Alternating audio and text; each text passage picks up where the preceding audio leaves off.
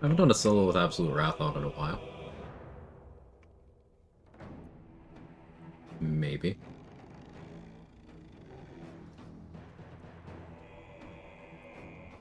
That's stuff on too. Possibly. Maybe.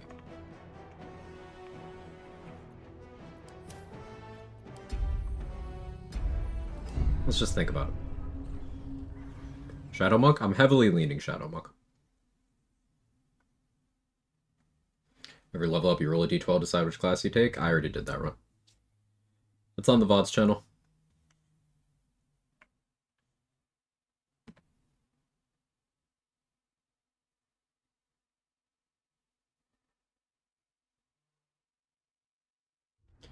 Shadow Monk, Vengeance, Gloom, the ultimate edgelord. I haven't watched the opening cutscene in a little bit.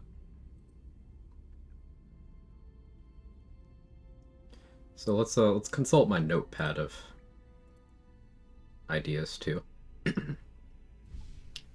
So I can cross off the Glamour Bard one. I don't want to do another Druid run back to back, and 3 of these ideas are Druid builds, so... Naycher, Cleric, Archer. I would need more sauce.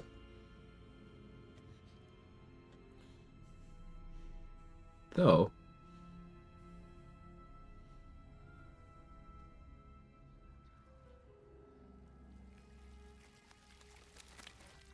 I'm thinking about it. It wouldn't come online until level 8. That's the real annoying thing.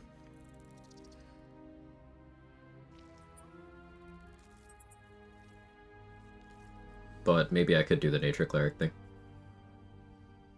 Naycher Cleric Stealth Archer. Alright, I'll make a poll. We got 3 things for you guys to decide between. I'm indecisive, so you can decide for me. One moment.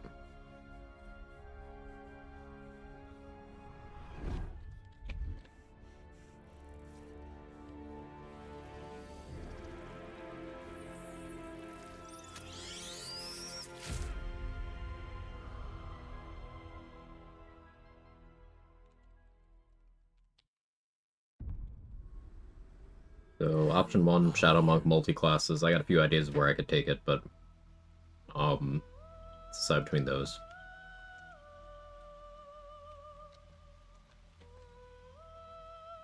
Naycher Cleric Stealth. And...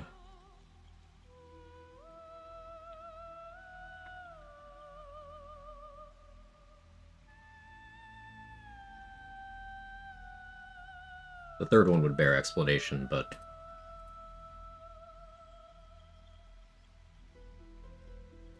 and I'm going to increase the vote cost here. Those of you that are regulars can still influence it, but... and I'll give you 5 minutes to vote here.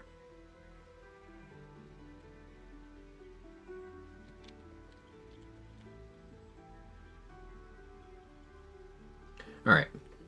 The options are Shadow Monk with various multi-classes. The original one that I had in mind was Shadow Monk plus Paladin, just because the aesthetic of like someone blinking in and out of shadows that pop in a Divine Smite at someone, it sounds like it goes pretty hard. But I could also do other stuff with Shadow Monk in that run. I don't want to force myself to commit to Paladin. Paladin runs feel like shit. Then there's Naycher Cleric, Stealth Archery. If you didn't know, Naycher Cleric does like the most damage of any Stealth Archer. It's really funny. It's like Naycher Cleric and Swashbuckler above everyone else. And then the third idea is no dialogue. And the way I would do this is any optional dialogue, I have to avoid it. Any mandatory dialogue, I have to pick the shortest line to ending it without ending the run. So that means if there's an attack button and it doesn't game over me, I do that. Or if there's a leave immediately, I do that. If those are not options, then I have to go with just the most direct line to no more talking. These are the run ideas in my noggin. I am voting for a Naycher Cleric. I think that's the one I'm leaning towards most. But I'm leaving it up to you guys.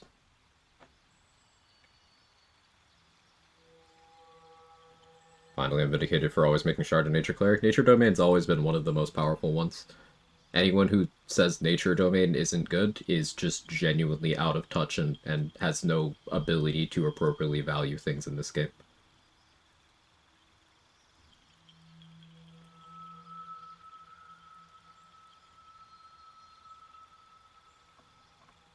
Someone has more points than me, clearly. Some people have a lot. I know RBF has at least 1 million. And I know there's a few people who probably have more than that. 5k for votes is mean. I want to get a real read on who wants to see what.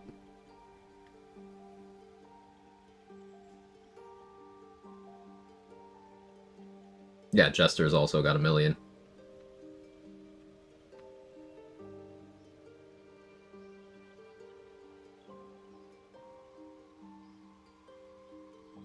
Always cash in 100k to give a homie a sub, and you're a real one for that. There is my hope for edgy Shadowbug. Here's the thing, Baldur's Plate. Me not doing the run right now doesn't mean it's never happening. These are just the ideas that I have rattling around the old noggin. I used to do a poll, like, at the end of every run, and then we'd pick between them. But in almost all cases, I ended up just doing all of those runs eventually anyway. It's just the order. Get back here, Shocker! Leaky spending points that way. You can't escape me! I'll chase you to the ends of the earth! Want to know dialogue because it fascinates me. It's something I've not put too much thought into routing. Trade has recently been doing a no-cum run, so there's a specific word that he has to route around.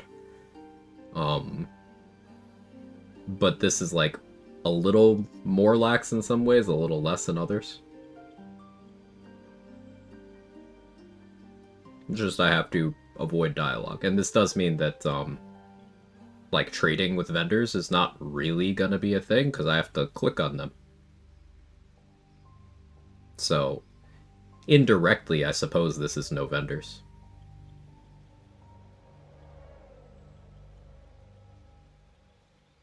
But there's a lot of buffs and such that I can't get under this rule set. A lot of things to consider. And just rest assured, I'm probably doing all 3 of these runs, just it'll be a matter of how soon I get to each one. A run usually takes me about a week.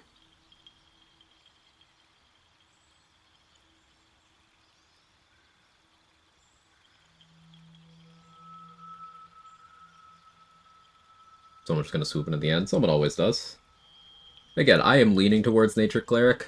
I would love to do that one first, but that's just me.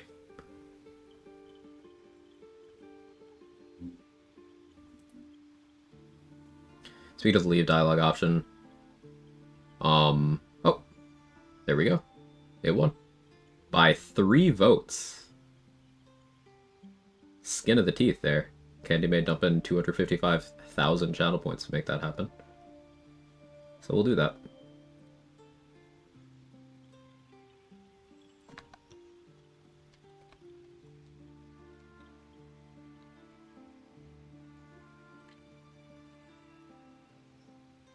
What do we call this run?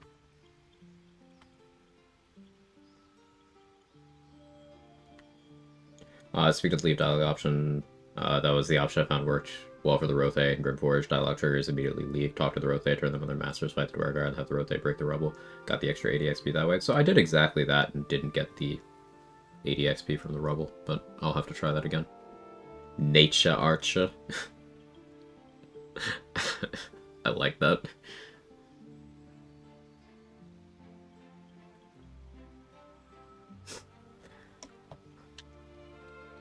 Oh, what if I just did...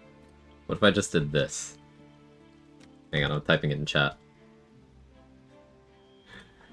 How's that for a tape?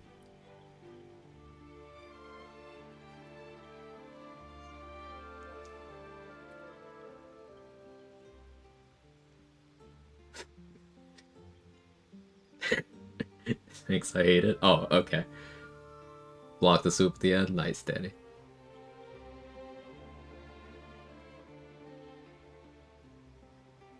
Both hate and love it. Alright.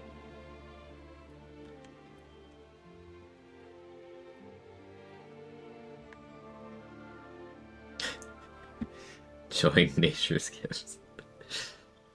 Naycher. Oh, the Valley Girl, Naycher. Edit run Naycher Cleric is very strong. Focusing specifically on doing stealth archer stuff with the level 8 feature. Edit build at least 8 levels of nature. Rest TBD.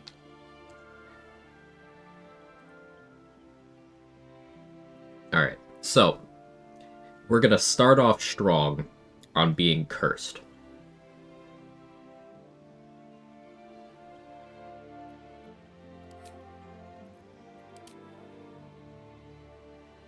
Play all origins, they're given class without respect for multi-class? No.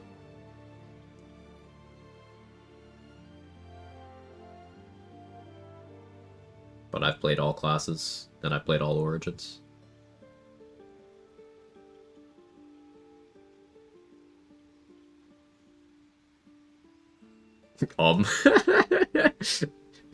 No.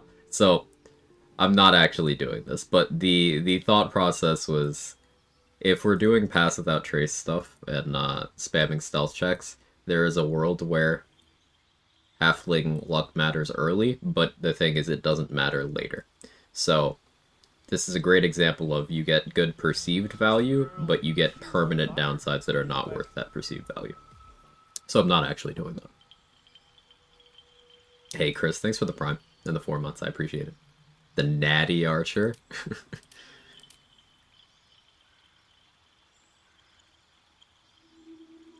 So if we go tiefling, we could pick up branding spite. And that'd be pretty saucy, even though that'd only be once for a long rest.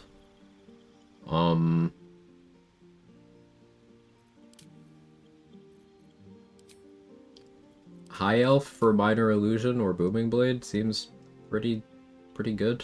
Booming Blade will matter a lot less later on once I have Divine Strike.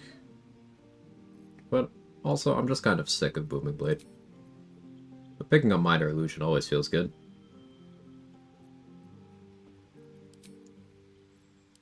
Do I need it, though?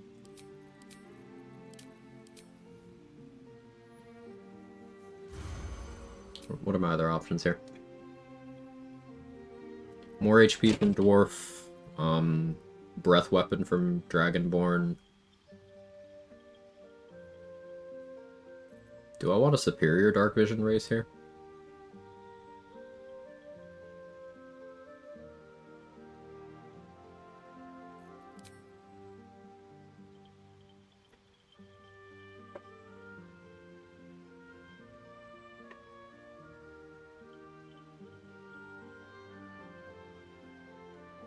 I could play this as Shadowheart.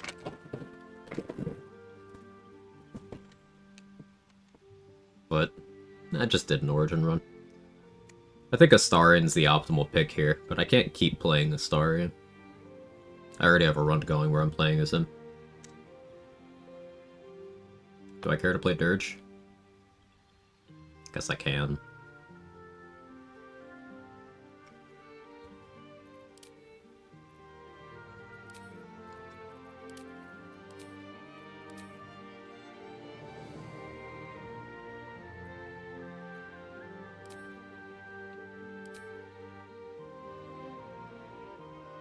I want to be big fella, but the animations are pretty goofy. So we'll be big lady. Pitchman Thar earlier for soul branding. That would be pretty good, but I don't have that mod on right now.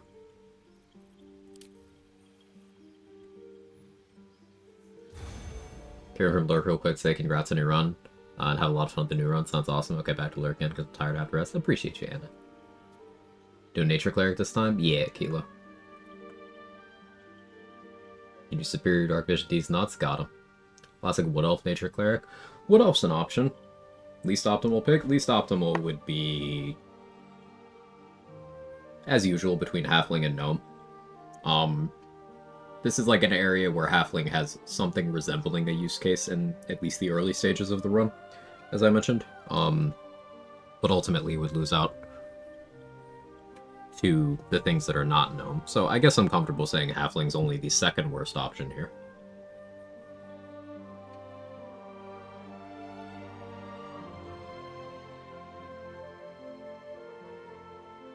Never seen you play a Drow? It's not much reason to pick Drow over the other elves. You get worse perks than the other elves. Sure, you get a use of darkness, use of fairy fire, but you need to shapeshift to get around some things. And you don't get like the movement speed from Wood Elf or the cantrip from High Elf. What are your thoughts on Half Orc in general? Very strong. Very, very good. I don't really care much for the cheat death because I don't plan to die, but it has saved me. You get Dark Vision. You get a very good feature in Savage Attacks, which is an extra crit die on melee weapon attacks. Also applies to retaliation effects that crit from melee weapon attacks, so really good for retaliation builds. Easily the top pick for retaliation builds if you are not willing to play a gold dwarf for the HP, or you don't want the HP, you just want the damage. So it's between those two. And if you're doing melee stuff, it's just real nice. Hey, loading screen, thank you so much for the 5 gifted. Very, very kind.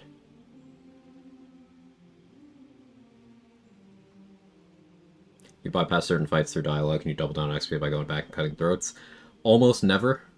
Generally speaking, no. But sometimes. Get appreciated, nerd. You got me. Thank you very, very much. Dwargar for Invis, is it any good? Yeah, Dwargar's very good. I'll be concentrating on other things, which is why I'm not, like, blocking towards Dwargar right now. But Dwargar is very good. Even for that sweet proficiency carrying capacity. Proficiency does matter here. And, like, we might...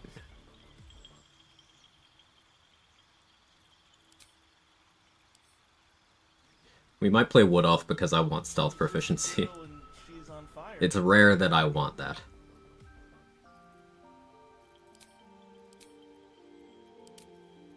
But I get the movement speed on top of that.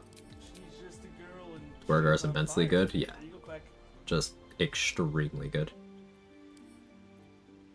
Yeah, we get stealth proficiency for free here.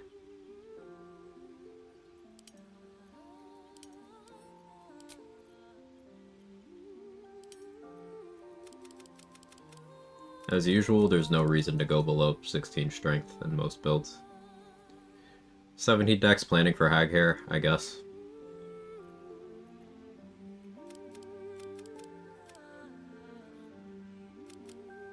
I'll have aid, I don't need constitution. Guess the optimal spread is this until I get Hag Hair. I allow respecs, so.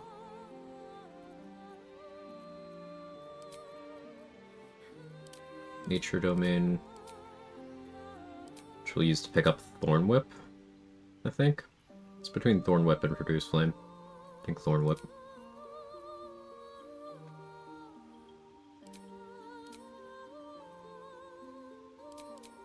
Guidance. Thaumaturgy, Blade Ward. Resistance is good, but we'll pick that up at a higher level. Hey, Kels, thanks for taking care of Kilo. Very kind. I do my closing rituals for end today. Take it easy. Thanks, Throbsy.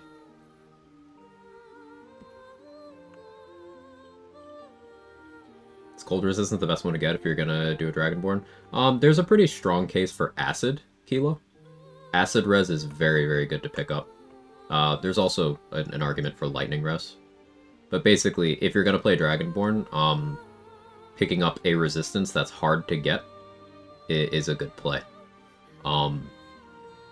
Also, fire is a bit redundant, because, you know, you could play a tiefling if you want that res, and also the fire breath weapons are the only ones for Dragonborn that are not action refreshes. So they're worse combat openers than the other ones. But blue Dragonborn is very good. White Dragonborn is somewhat good. Black Dragonborn is very good. I'd say blue or black are your top picks for Dragonborn.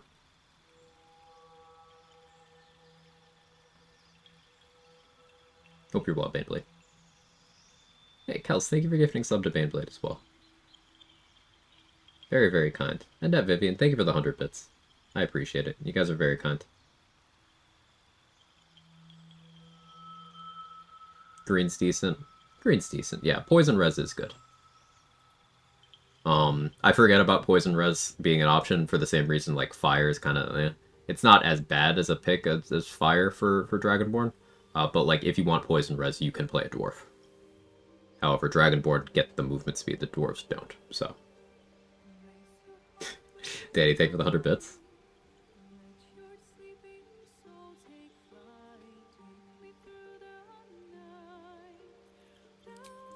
We pick an evil deity because it's mechanically advantageous. She's on fire. There you go, Quag. Go with Lolth. I feel like Talos is most appropriate here, though, because, like, Naycher. We'll go Talos. I don't play Dirge often. I'm just doing it because it's, like, slightly more XP, and I don't mind getting Intimidation proficiency for free. I would much prefer to play full custom tab and just play Soldier. Soldier's my goat. But this is fine too.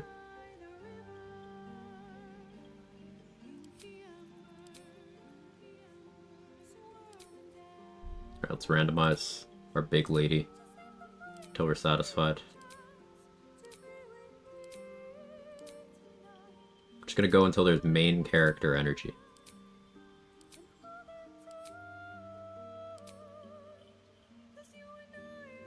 This looks like main character energy to me. I don't love the hair. Maybe we change the hair. Where to next? Let's hope the locals are friendly. I don't use that voice often. Hey, Kels, thanks for the 100 bits.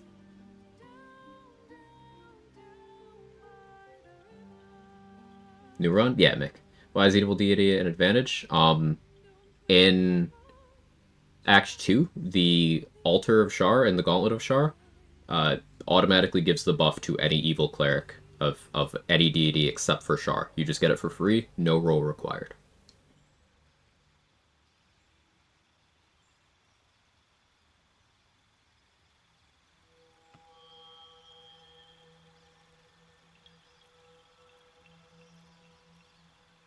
Hey, Seth, thank you for the 100 bits.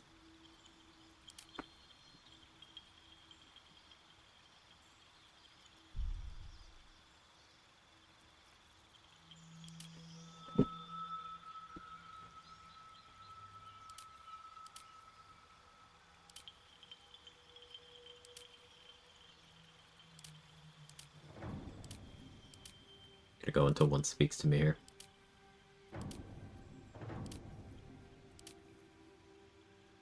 Anonymous, thank you so much for the gifted sub. Whoever you are, it's appreciated. Thank you very much.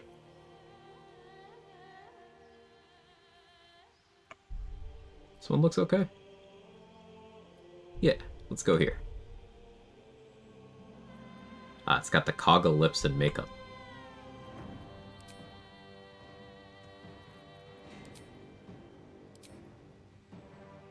She's just a girl and she's on fire. There you go, Quag.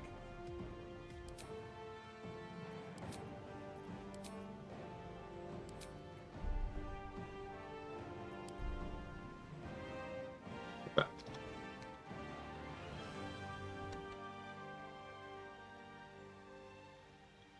Irish, thanks for the 100 bits. She's got that snake in her.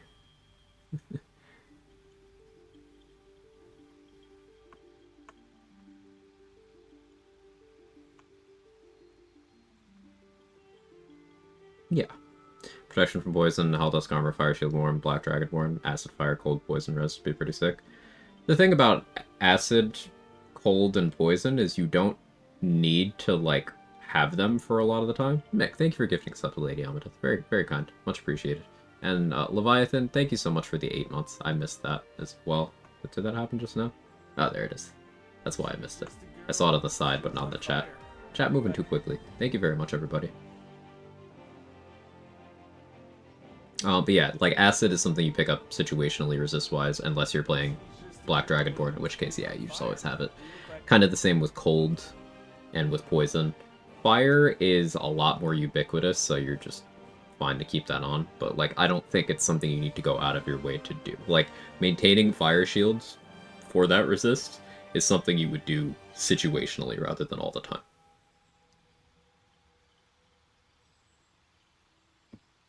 Do you hear something? I believe there's a Kevin near you. Alright, give me a number for randomizing Guardian. Is there a Kevin near me? There's a Jake over there. Oh, Kevin was under my bed. I just heard him come out. Kevin.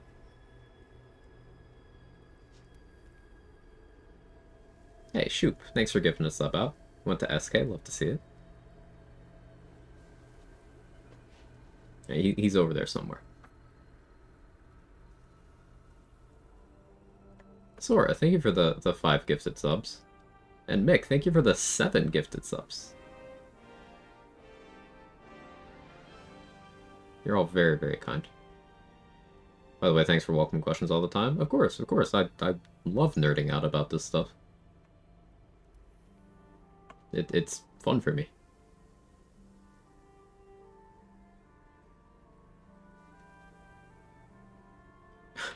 Irish, thank you for the 4,000 bits for the screen thing. You did this once before. I made that expensive so no one would do it, but then you did it. Thank you. Thank you very much. And Danny, thank you for the 5 gifted. Chat's popping off. Yeah, you guys are very kind. You know, I never ask, but it does literally keep me able to pay bills and stuff. So, thank you very much for all your support.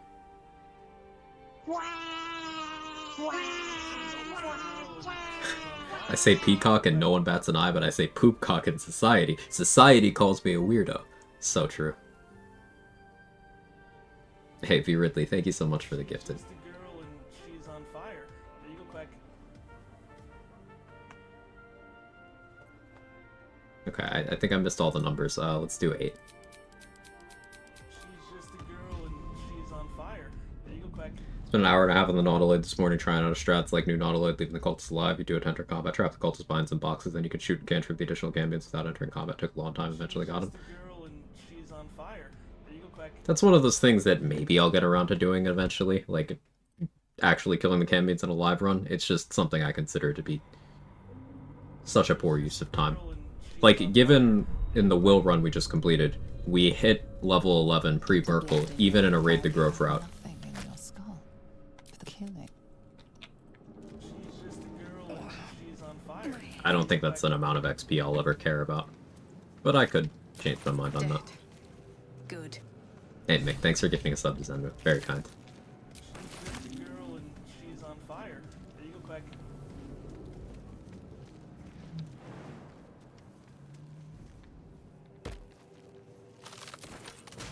She's just a girl and she's on fire. There you go, Quag. Alright, so we don't start with a bow. Unfortunately. She's just a girl and she's on fire. There you go, Quag.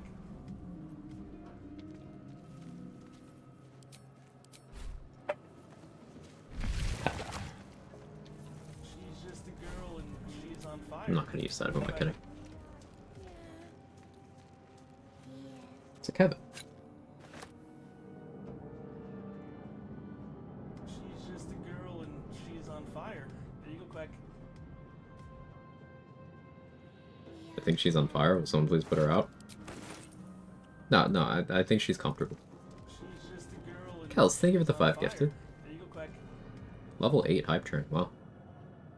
I really appreciate it, everyone. Help us.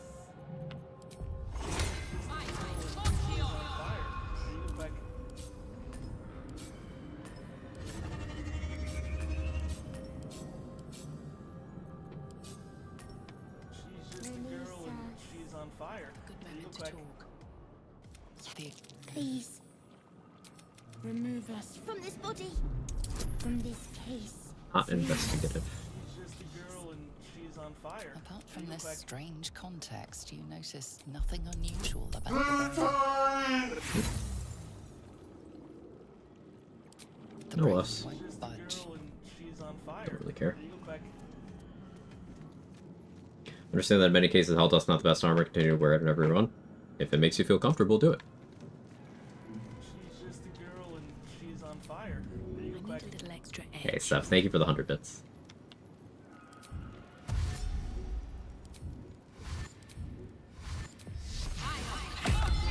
she's on fire. You look like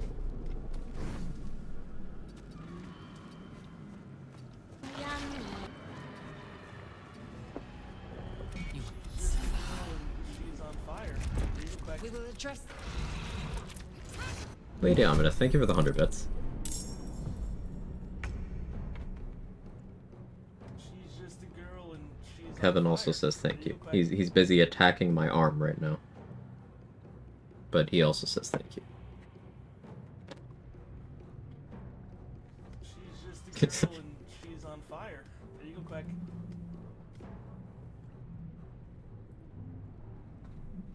It's slightly out of focus. she's just a girl and she's on fire. You look like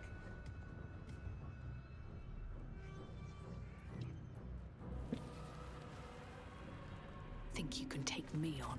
she's just a girl and she's on fire. You look Anything of use? I will ascend. Speedbot not alive, blessed. she's just a girl and she's on fire. You look like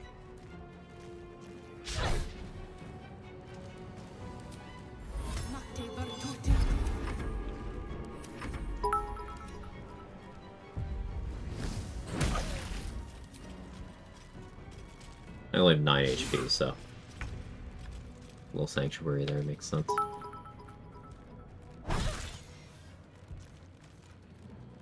Victory awaits.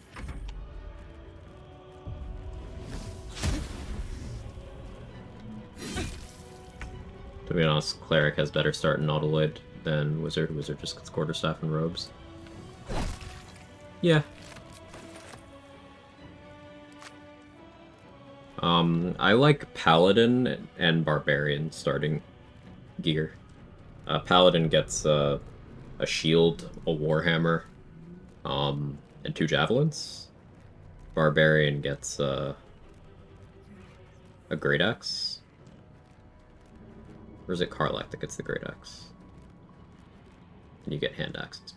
I don't remember, but either way, it's something good. I think you get 2 hand axes actually.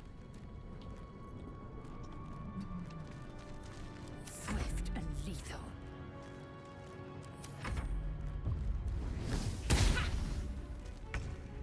If not both. They get a great axe. Yeah, early great axe is very good. Swift. You prove surprisingly adequate in battle. Thank you very much for the Now, massive hype train, everybody. Very well. Chew.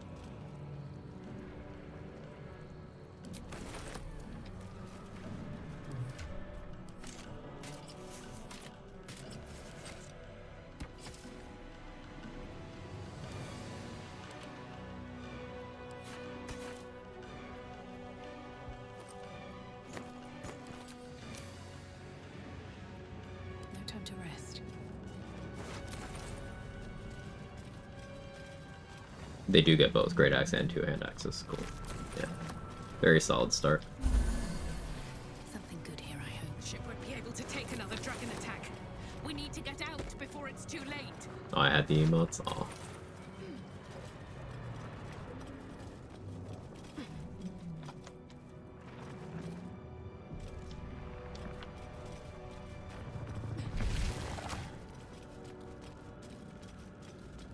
Mind flare machinery. Better watch what I touch.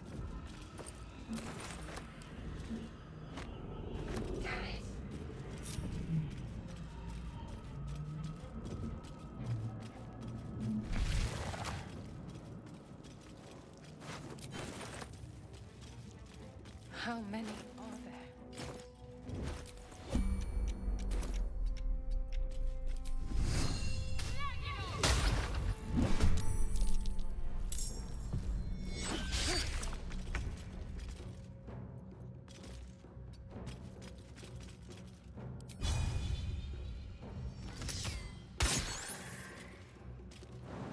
He's one. He's one. He's literally one.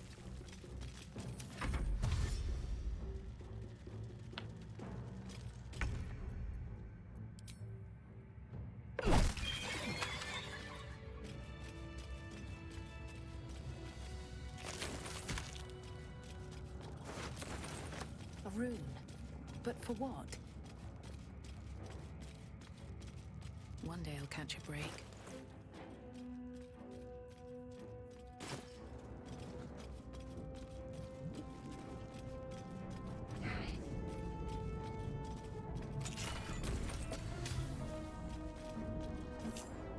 Blackets will be done. The console hums to life, so then discomfort fades, and another sensation washes over you. You've a ship. This hell. At last. Moving in. You're Dangers come? Let me come with you. I'm Naycher. She.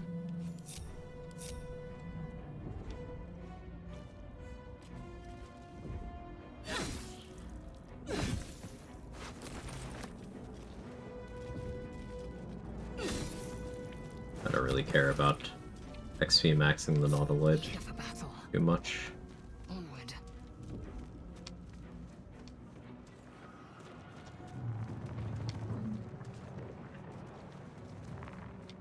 Slurp up a glizzy so hard right now? Uh-oh. Oh, you mean food. No, I got you. I got you. At least Yeah, this yeah, is same. interesting. Pave my path with corpses. Build my castle with bones.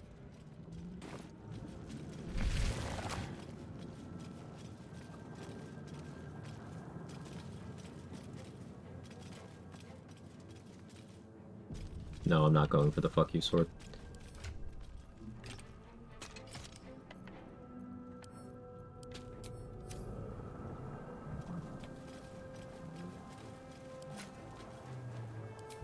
Now this will hurt.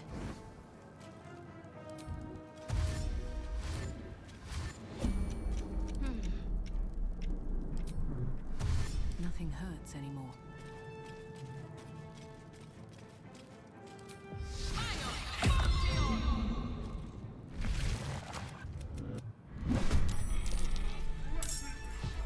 Is the inevitable bear romance run? No. We need to get out of here now.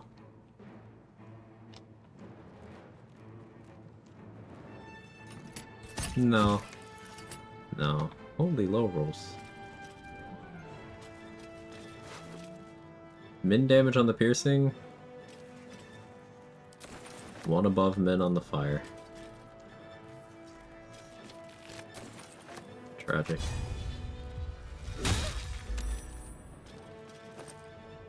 One day I'll catch a break.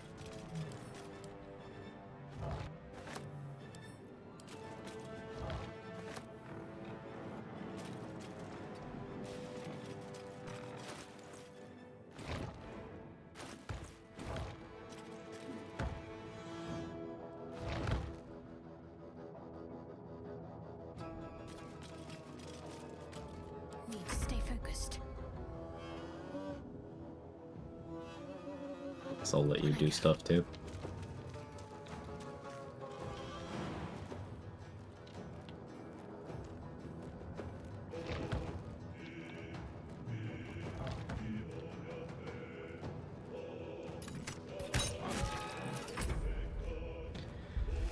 Did you do it for a Scooby snack? No. As earlier, it may have gotten lost among all these wonderful gift subs. But Cleric, Tiamat, Romance the Will, do we call that 2 steps forward, 2 steps back? Yeah, I think so. Can Champion Sword even the best weapon on the Nautiloid? No. But for a Klondike bar? Possibly. I could be convinced.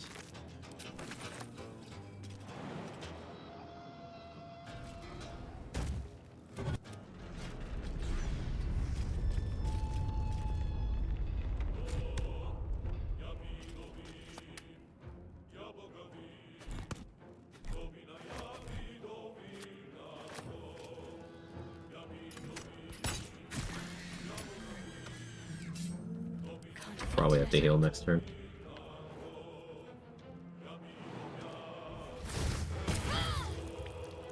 Onward.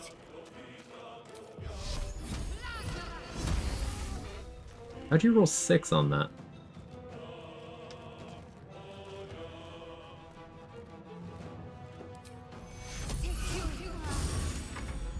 Impressive. What do you consider the best weapon in the Nautiloid? Either a smoke powder bomb or, just good RNG. So if you're lucky, you can get a speed pod. If you're really lucky, you can get a smoke powder bomb, jump potion, magic missile scroll, but probably the smoke powder bomb. Yabia my yabogabi till I yabogabi ba. Yeah. I agree.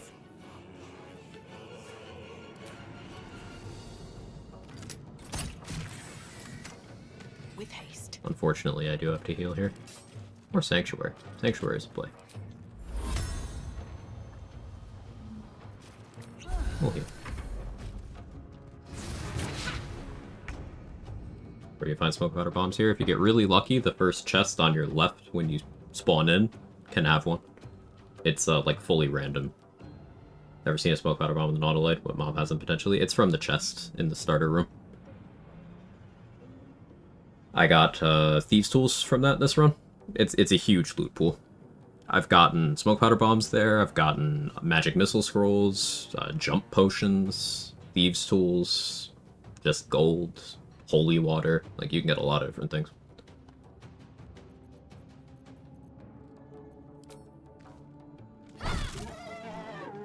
Heading there.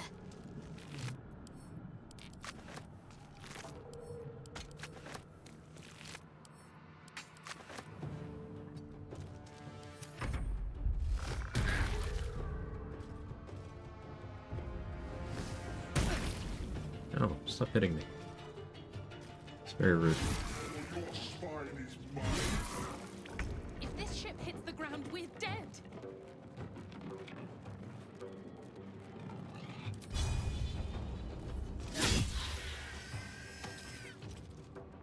Wasn't actually expecting to get the kill there. We take those. I need to reach the transponder. Which damage does Tusk attack do? Up to 5. Alright.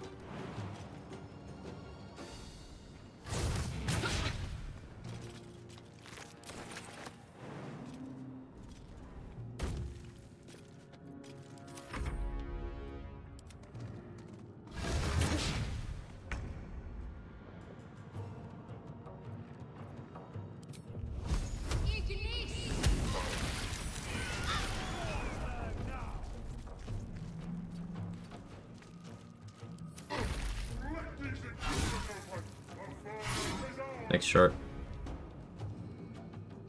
Appreciate you taking one for the team. I don't think I'm getting this Hell's Wars XP unless I crit. By 2-hand, maybe. Oh, goodbye. The helm's alien.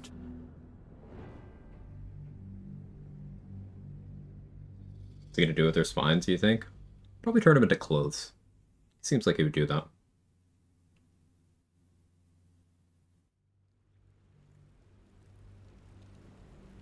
Imagine losing out on 3 Mayrina's worth of XP.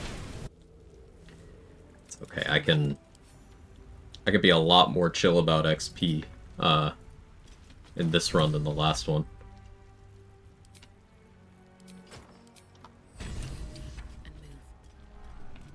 Do I sign level 2 right away? I could wait. You're alive. I thought we might have escaped, but wait, we need each other.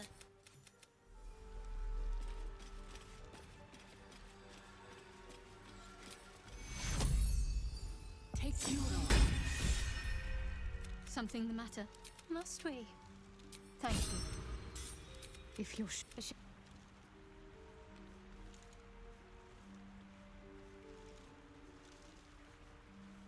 Very curious, what about Elemental Divine Strike so good? That's just the flexibility of applied vulnerability.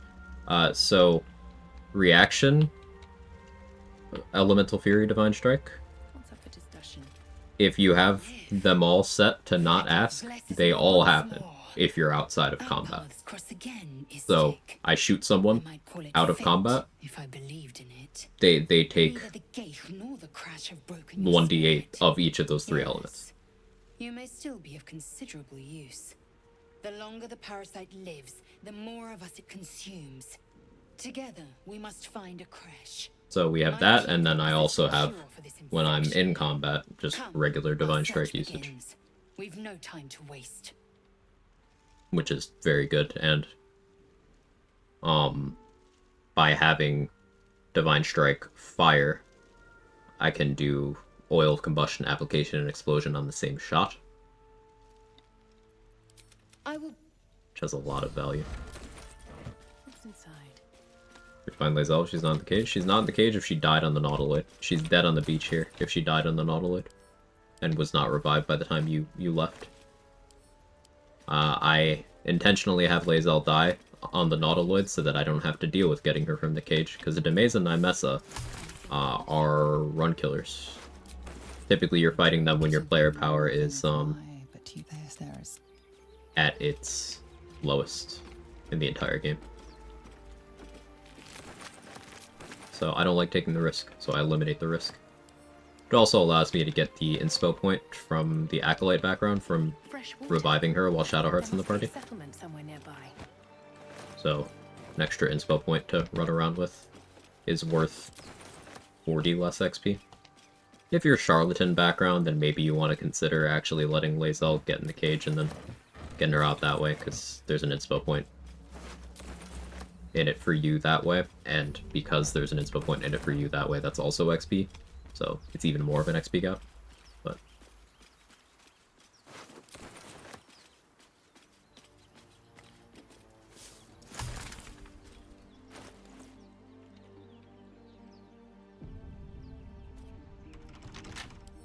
With a flick of check this out.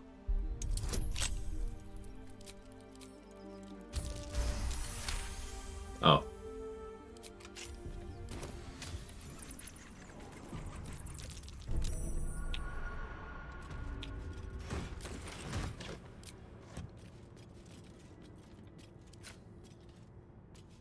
This place wasn't built for the living.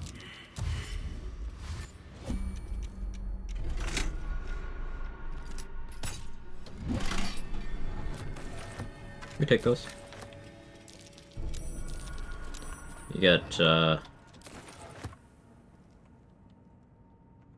XP for coming in here. Strange coin. I wonder what it's worth. But more importantly, you get all this loot. For the out-of-combat Divine Strike, did you use it from the bar? No, you just set them all to not ask, and you just do regular attacks.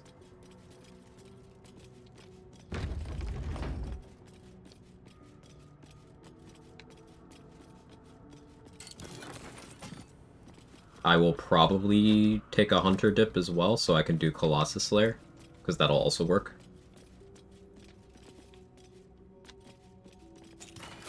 Maybe I end up going a rogue level for stealth expertise.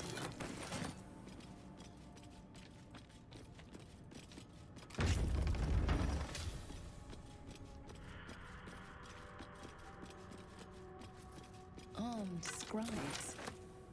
But no sign of a struggle.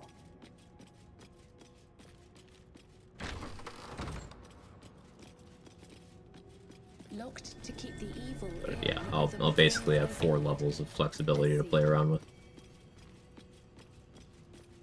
Maybe you could go Swarm from out of combat too. Ooh, I could. It's less than Colossus Slayer. But I could. Is there exploration XP in the crypt? Not inside.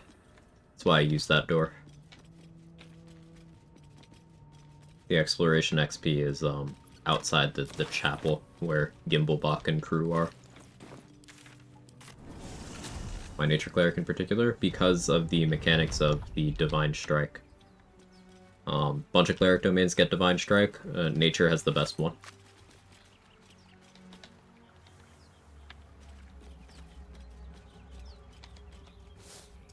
Another 4 levels of Naycher Cleric might go kind of hard.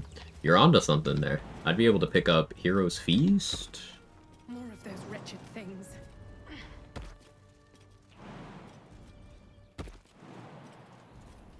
Maybe. Might end up being 11-1 Naycher Cleric Rogue. Pick up Hero's Feast that way. But I really do like the idea of picking up Colossus Slayer. Then again, playing into realism, I would just take Hordebreaker, wouldn't I?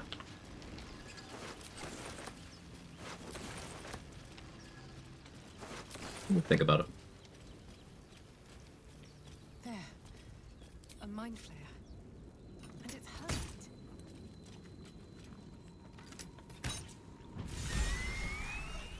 Monster. Death is too good for it. Ham Stealth Archer, maybe. It's so hard not to take Ham.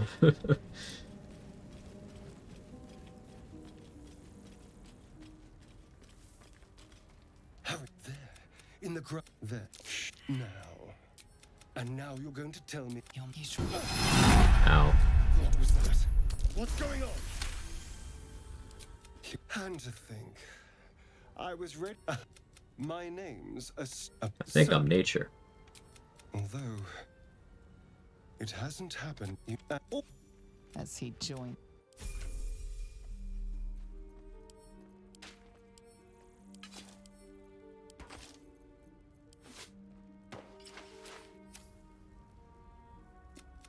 I like it.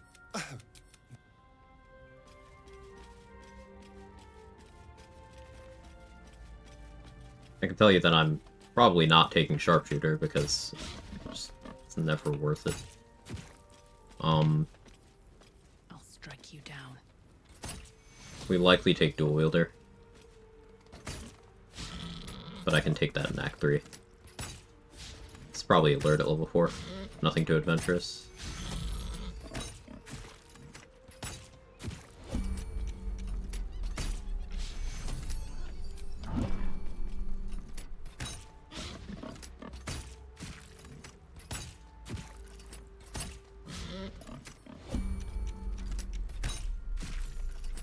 That took a minute.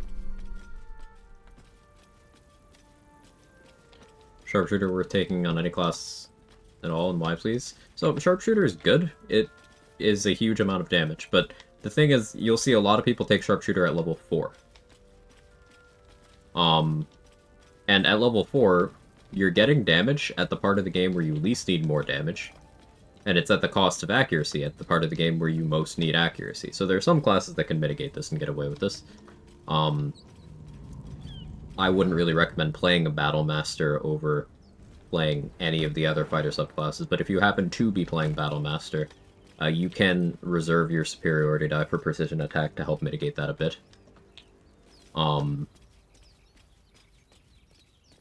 Otherwise, the accuracy is a bit of an issue. Battle Master is also a fighter, ultimately.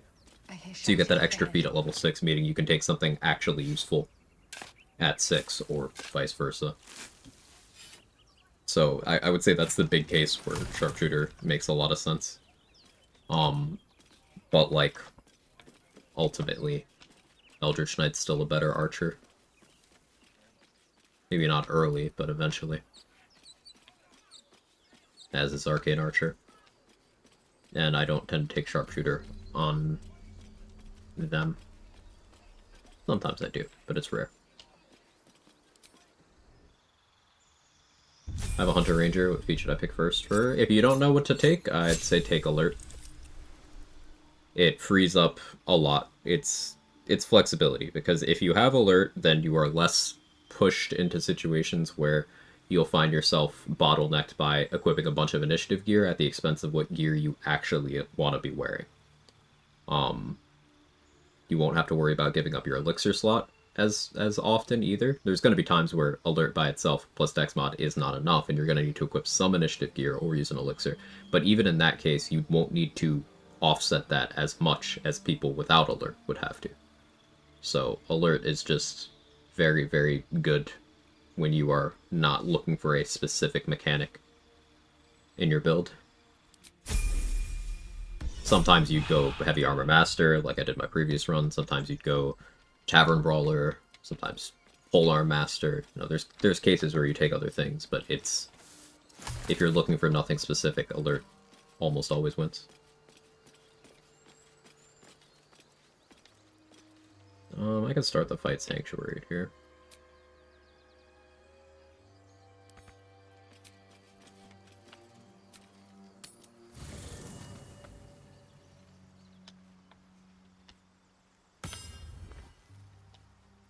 Infuse Kyber bite noises. I don't get the reference.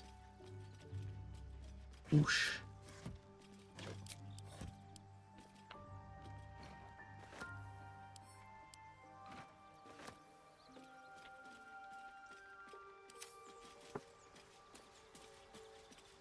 Sole reason I played a War Cleric my first multiplayer games because I didn't know Radiant Rogue's Sharpshooter before. Oh, and you wanted to help the accuracy problems? It's kind of you.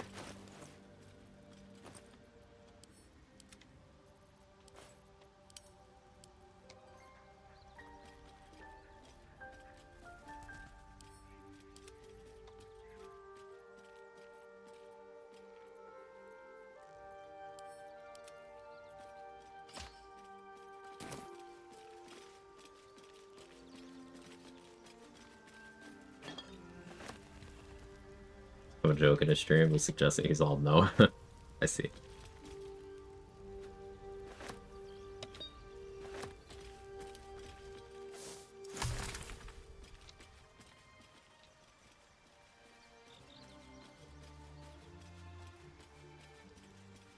Is alert the closest thing to a B-word feat? Yes.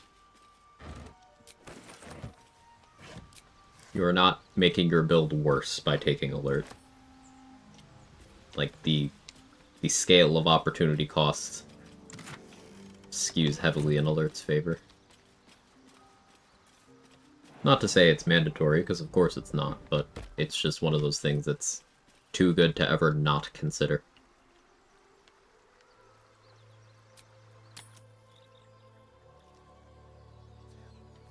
Hey, Happy Zero, what makes Eldritch Knight Archer good? Well, not only are you a fighter, baseline, but at level 7 you get War Magic, which allows you to engage with a bonus action, and you could use that bonus action to shoot like a special arrow or something, which isn't normally possible, and that preserves your actions for the actual combat, which can help if you're attacking from turn-based mode, and that would otherwise be difficult, and you'd be locked out of your extra attack. So you've got that for one, but also at on top of having just baseline wizard kit, so that's Enhanced Leap, Longstrider, Shield, mostly, if you're doing non-melee stuff. Those are the big ones. At level 10, you get a feature called Eldritch Strike, and it applies this condition called Stricken with Eldritch Inertia. And what that condition does is anytime you hit someone with a weapon attack, for either 2 or 3 turns, I forget the duration, you will maintain it permanently. They get disadvantage on all saving throws.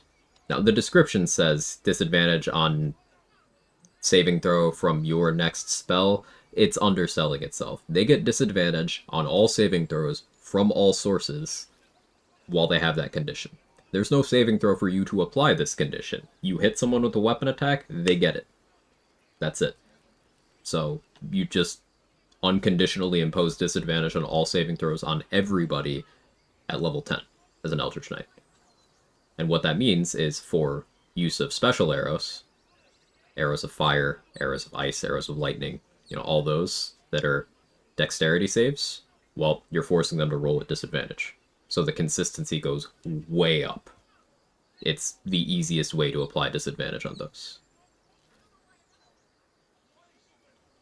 And that also means that you're imposing disadvantage on Constitution saves, which means if you are using a lot of poisons and paralytics, you're forcing them to roll at disadvantage. And mechanically, because special arrows are 2 hits in 1, if you hit someone with a special arrow and your bow is coated with, let's say, Crawler Mucus, because they're rolling twice at disadvantage and it's all simultaneous, they have to succeed 4 saving throws to not get paralyzed. If they fail any of the 4, paralyzed.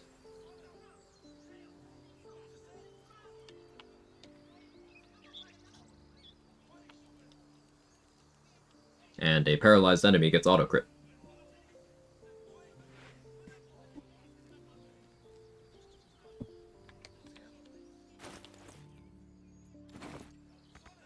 So Eldritch Knight is the most consistent archer and poisoner in the game.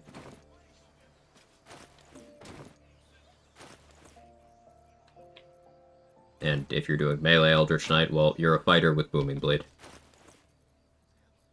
I think that one speaks for itself.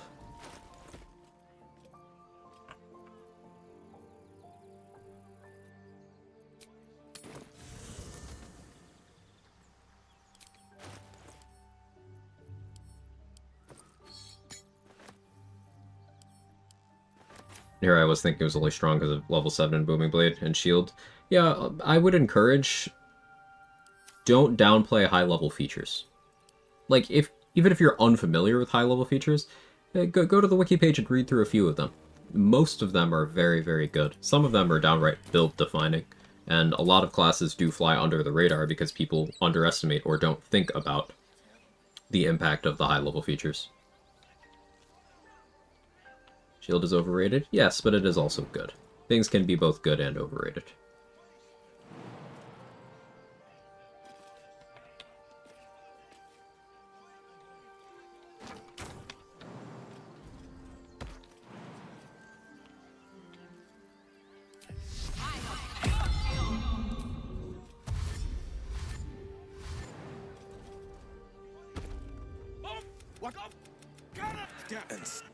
Could have sanctuaried myself. It was a little greedy, especially with this very bad initiative. But Zevlor was high in the order, so we're good. And he hit the Booyog?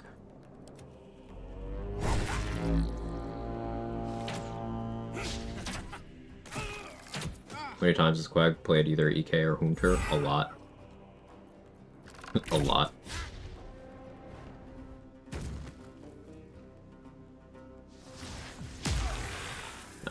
It's unfortunate. It's optimal if Zevlor gets hit there, because then he'll just kill the Booyog with Hellish Rebuke. But, still a solid start.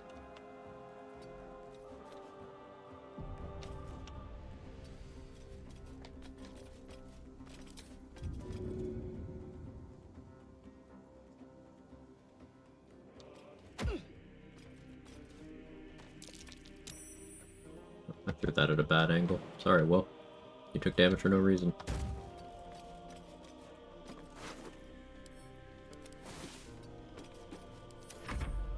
No Gloomstalker love? Gloomstalker is the worst ranger subclass.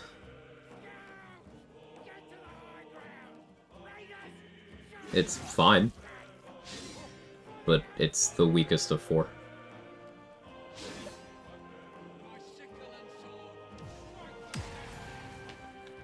Insane rolls, Will. Holy.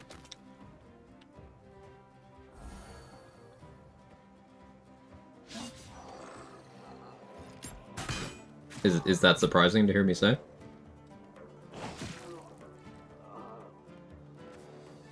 Alright, let me explain this with a question. What makes Gloomstalker good? Go. Hey, thanks for streaking, Superman.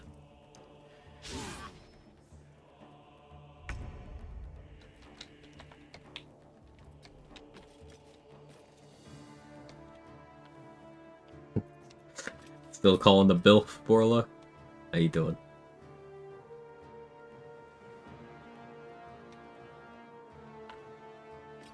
This calls for careful footwork. Every last one of you!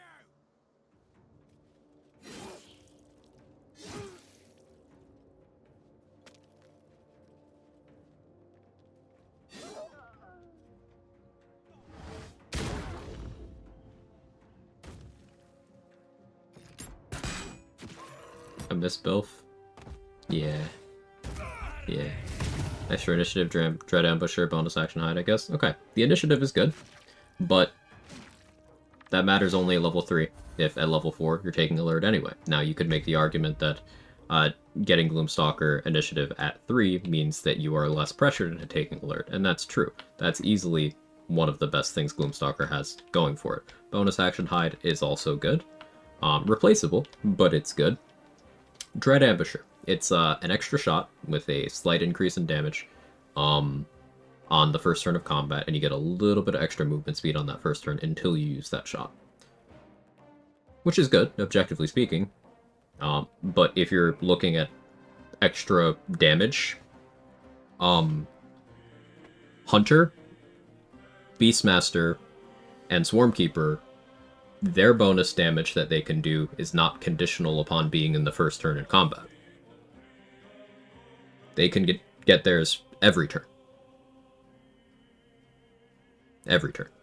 And also, if you are out of combat, Gloomstalker doesn't get anything, whereas if you're doing the cookie cutter stealth archer stuff that a lot of people really latched onto, well, Hunter can trigger Colossus Lair on every attack outside of combat. Swarmkeeper can trigger their swarm on every attack outside of combat, whereas Dread Ambusher can't work in that environment either. Additionally, the very popular thing with Gloomstalker, because it has no high-level features of any value at all, is to multi-class it with other things. What is it most commonly multi-classed with? Rogue.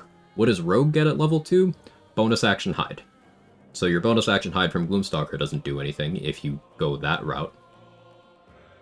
And if you are doing a multi-classed Rogue Ranger, you can go Hunter, have more features than Gloom, thanks to picking up either Hordebreaker, Giant Killer, or Colossus Lair. Giant Killer's the most niche of the three, but Hordebreaker and Colossus Lair are both just objectively better than Dread Ambusher. So what does that leave you? Tiny bit of movement speed until you use the Dread Ambusher shot? Sure, but keep in mind it goes away if you use the Dread Ambusher shot. So it's usually got to be the last thing you do, which is counterintuitive to the idea of doing a Nova burst everything down setup, because you have to save your biggest shot for the end. You get to the Dark Vision, which, sure, Dark Vision is good if you're not already playing a race that gets Dark Vision. And you get the Initiative, which is good. The Initiative is good. I have nothing to say about that. That is easily Gloomstalker's best feature.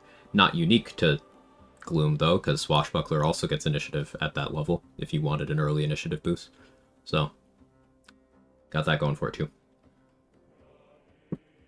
But all this combines to paint the picture that Gloomstalker is the training wheels class. It's very good if you don't know where to get any of those things. Movement speed, initiative, action economy, dark vision, concealment on your bonus action. If you don't know how to do any of those things effectively, sustainably, efficiently, cheaply, reliably, yeah, Gloomstalker. But as soon as you do, it's like, why would you play a class that gives you these things you could already do when you could play a better Ranger and do those things anyway? That's why Gloomstalker is the weakest. Not bad, because Ranger doesn't have bad subclasses. It's just Gloomstalker is the worst of the four. You can go like Hunter Assassin if you want to do the same build, yes.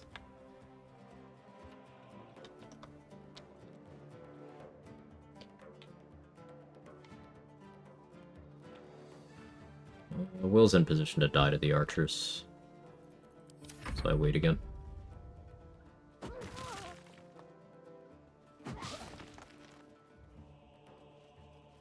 I did update my title, right?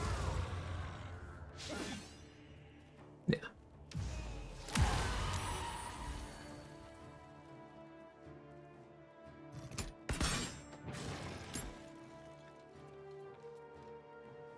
Hate all the subclasses I like. Didn't say hate.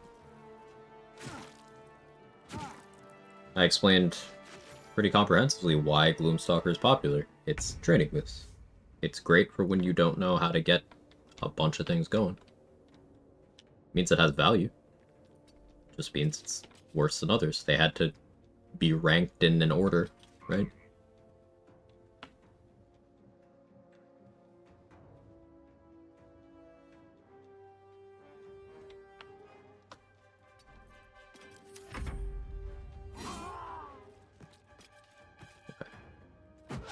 We did need Will to go down there.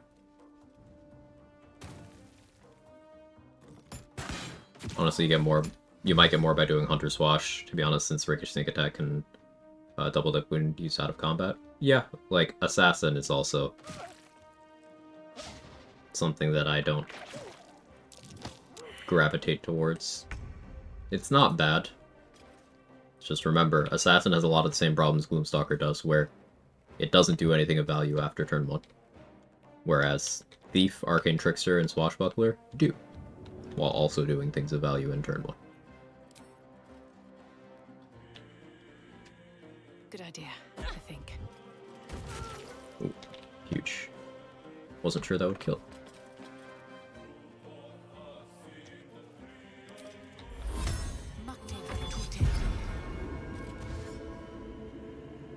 Hey, Poppy. Welcome back. It's the number 1 Ranger subclass, Hunter.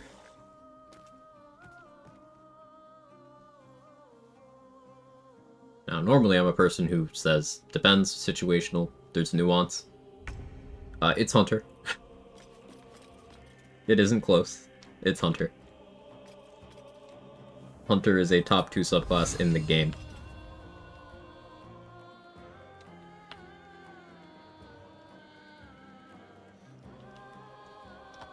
Breathe quiet. Move with care.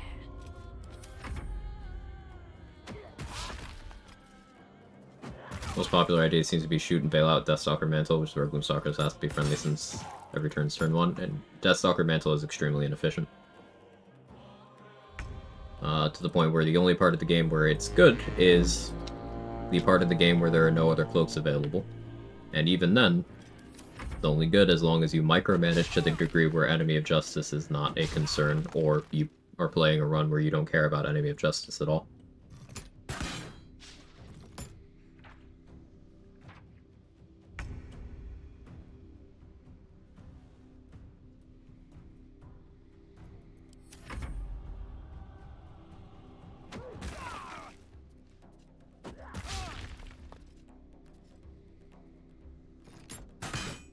Abjuration. What's the other one? Abjuration Wizards, that's my guess. I put Abjuration Wizard at 3rd, actually. The other one's Eldritch Knight. Eldritch Knight and Hunter Ranger are generally fighting, title of top dog in terms of number of situations in the game they completely brutalize. Now, again, I hate best without context, nuance, etc. There's always going to be cases where other classes can do certain things better, but those two are your workhorses that will never ever fail you.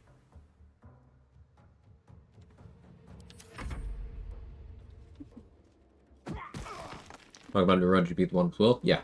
I beat the game about an hour and 20 minutes ago, something like that.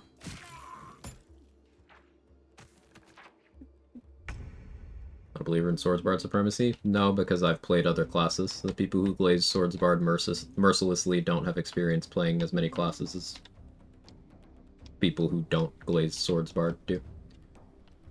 Swordsbard is good. It is nowhere near the level of power of Hunter or Eldritch Knight. It's not even close.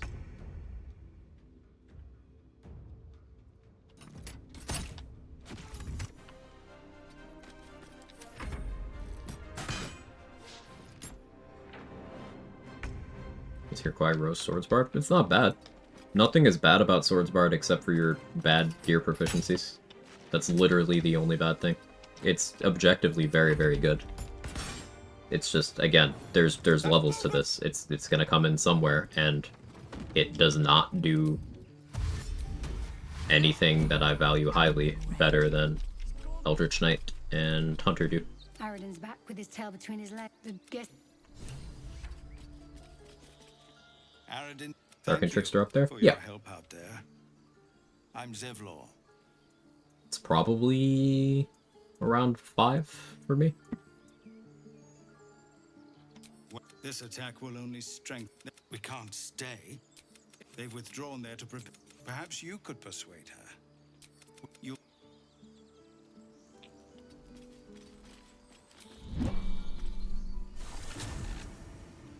Currently playing Tiger Heart Barbarian, it's fun. Sucks on Act 2 though since nothing bleeds. Even if nothing bleeds, keep in mind Tiger's Bloodlust still is an AoE, a spammable AoE. Normally, Cleave is a once per short rest ability confined to certain weapons. Tiger's Bloodlust is you can spam it as much as you want as long as you're raging with whatever weapon you want. So it's not just good for the bleed. Wanted the easy path.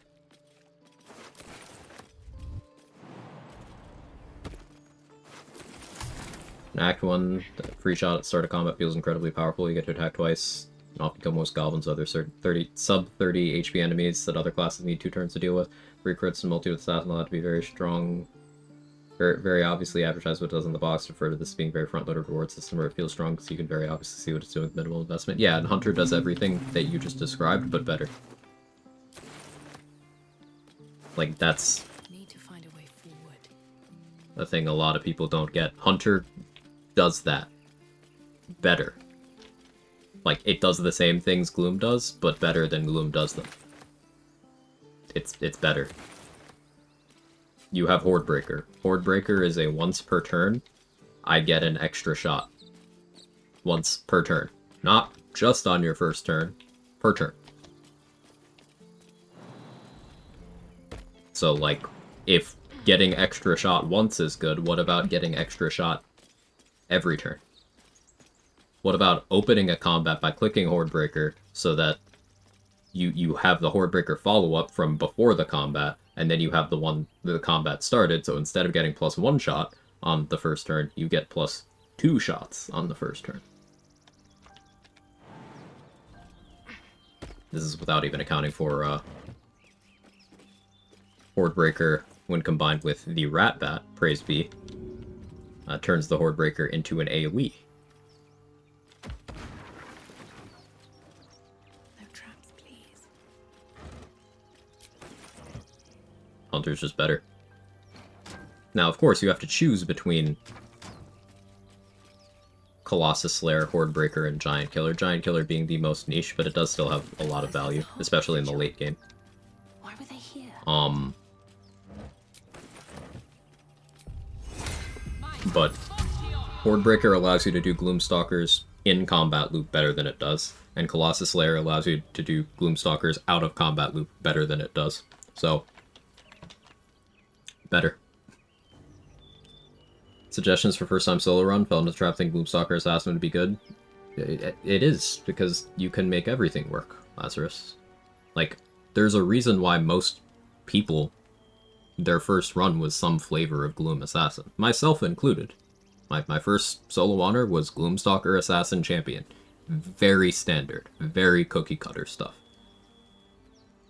My opinions on these things have shifted as I've gained more game knowledge, but I did purposefully refer to Gloomstalker as the training wheels class. Like, if you're just getting into things, it gives you a high degree of early game consistency in a way that you don't need to know how anything works. You can just do stuff. That's why it's popular. And people confuse ease with power. It's not better than the others, but it is easier. So you can absolutely do that. Everything's viable. Remember, like, you can do this game as a level 1 character. So of course, any combination of classes would work. Perception failed, that's sad.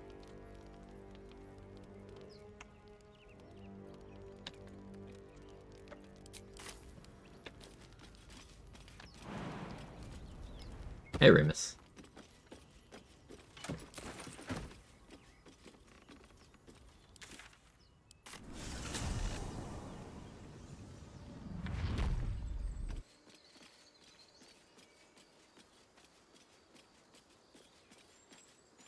We doing the Naycher Cleric thing.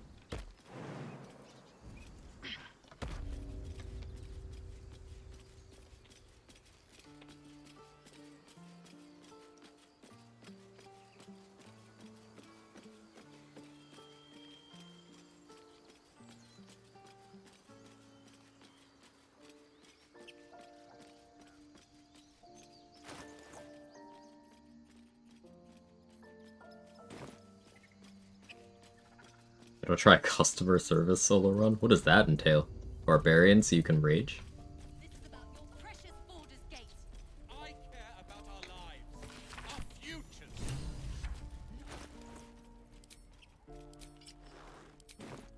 Take that back. Right. Did an off-stream Naycher Cleric Archer in my Act 3 is Cold Snap Marco. It was Phil. Yeah, I'll not I'm gather looking our forward to love. that. Can we all... Or yell louder. That's fine too.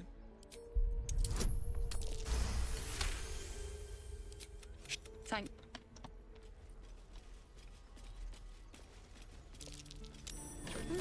What's that? I might do Snowburst Ring with Drake Throat Cold. He stares right past you. Like, we really go in on the stealth archer tropes here. Oh, that's a one. You look. Played all the subclasses being discussed. It's making me want to do a run with Eldritch Knight, Hunter, Aberration, Wizard, and Swordsbark for face. Do it. I think I have enough knowledge of the game to even try it solo and not have to finish a run with every class, just looking for something fun and not too hard. Like, I know you're fishing for a specific recommendation, you're not going to get one, though, because, like, I can't tell you what matches your playstyle, and ultimately strategy matters more than, like, build, than gear, than everything, than class. It's strategy. So, the starting point is going to be something that you are comfortable on and feel engaged by.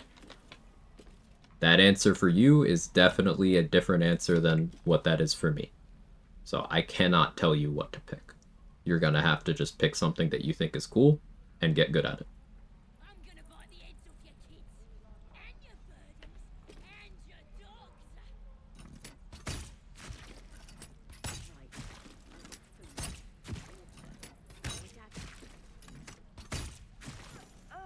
Well, maybe another reason I could have played Dwarf was for the faster crossbow animation. I can always disguise for that, though.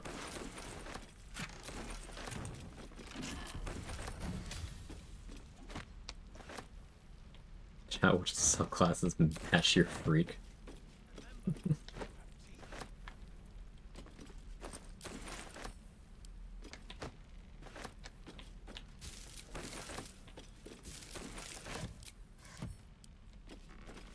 Is Minthara considered a subclass? Minthara is more of a dom class.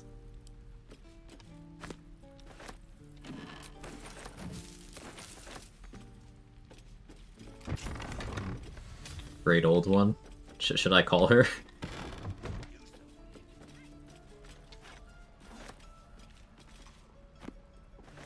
Shoes. Where are my boots?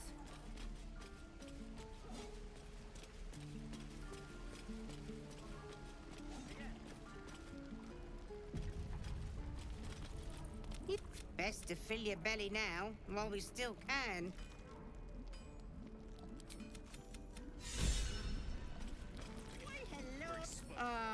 Thank goodness. Auntie Ethel will sort you out. I've lotions and You take a sup at that. I'm sorry to go on about it. Then let all down. Were you hurt recently? I've ne'er a potion. No, do you need anything? Hey, bother.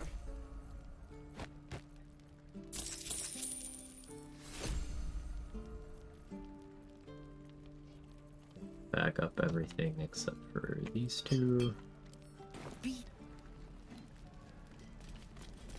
Oath of Conquest fits Minthara. Yeah, I keep saying this, but like, the fact that we got Vengeance over Conquest is a travesty, both for player power reasons, because Conquest is actually good, unlike Vengeance, and also, like, Conquest fits Minthara as an Oath way better than Vengeance does, narratively. There is even an enemy Conquest Paladin in Act 3. Like, why didn't we get that? I complain about this all the time.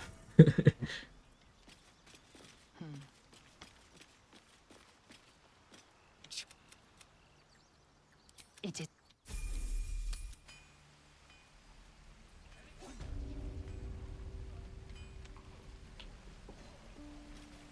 Who's the Conquest Paladin?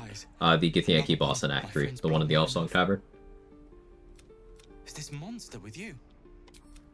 Lower. She has Aura of Conquest, which would be crazy if we got it. Gods, deliver me. The locals prove compliant. The Tiefling was clear. By covenant, I can say, you will educate me. Did not know this. Yeah, it's pretty cool.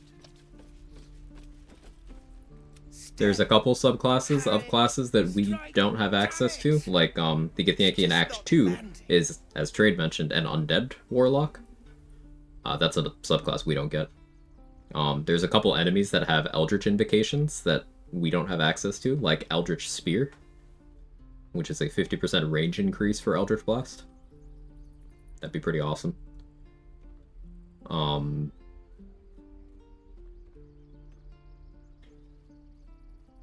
some NPCs have like homebrew combination sort of features, like all of these Zents and guild members in the big hideout fight in Act 3, they're all homebrew.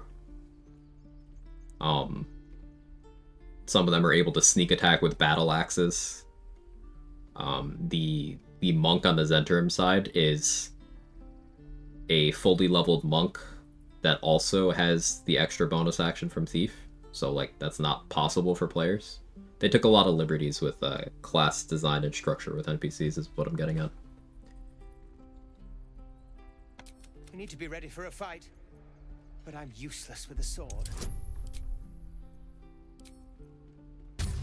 Why did I put the guidance name in it? You really know what you're doing. Oh, yeah, but I'll keep at it. Swivel and wait. It is imperative we locate a creche. Yeah, then you have ceased to exist. The first symptoms. Fine. The library was a gift from Vlakithus. Yet we still collect. Are you sure? Dollar has quick toss. Gith Warlock sounds so weird to me. Can't picture Gith Yankee having an Infernal Patron. Doesn't necessarily have to be an Infernal. Each Warlock subclass is a different patron in this game. Like, the Fiend is an Infernal. Like Will is a Fiend Warlock, with Mizora being his patron. But you have other ones. The Hexblade is a creature from the Shadowfell. Great Old One is Cthulhu, or something of Illithid persuasion, depending on which you prefer. Archfey is something from the Feywild.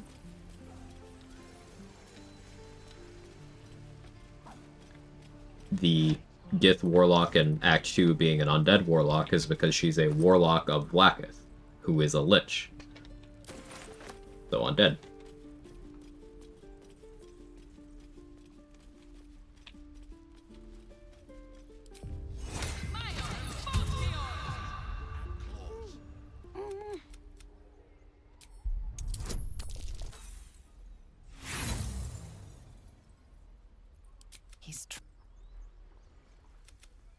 He nods, then reaches. If you fail enough here, you can just pay 10 gold for the XP.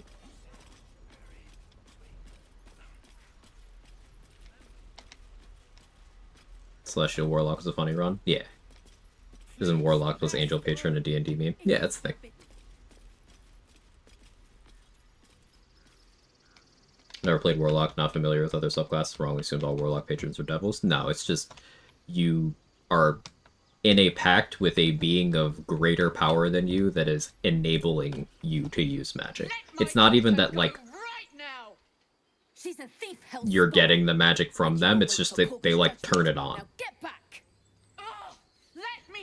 The distinction matters because there's been a lot of discourse about how Will's contract is different than a regular Warlock contract and Mizora's next level petty. That, like, a regular Warlock would not lose their powers. But Will does. Trek through the 9 hells. Now Arabella's being judged by a bunch of...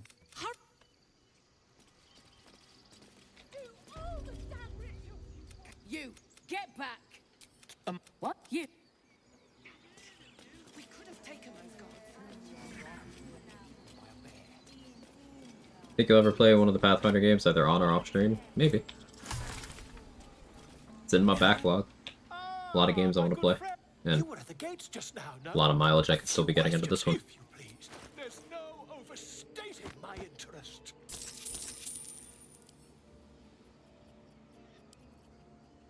Now, I could get Attitude with Volo to use him as a vendor, but, like, I could also steal from Volo to use him as a vendor. I know what y'all be doing. But we are going to buy the Whispering Promise while we're here. You search your mind, but remember nothing you... And the dragon they had marching in the... Last question. Then you'll be... The scandal. I'm just preparing to head to their camp as we speak, in fact. But He's been quite I got that XP from Kaldani already. There's also Garrus waiting the wings, yeah. I smell drama amongst these adventurers. It's basically the meme of giving a little creature a gun and say, go ahead, do a crime. Yeah.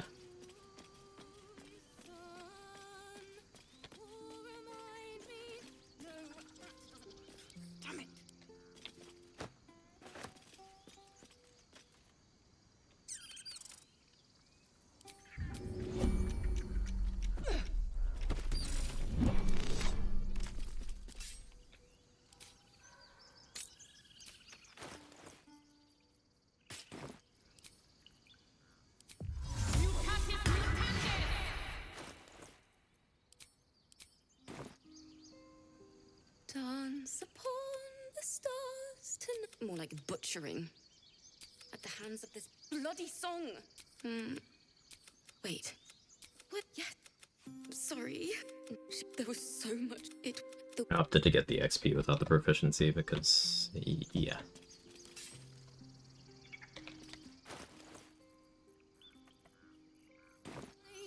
Smile and pain will fade away. Words of mine. Your action. It's still rough, but my song. Never set my opportunity attack to ask. Though I find out.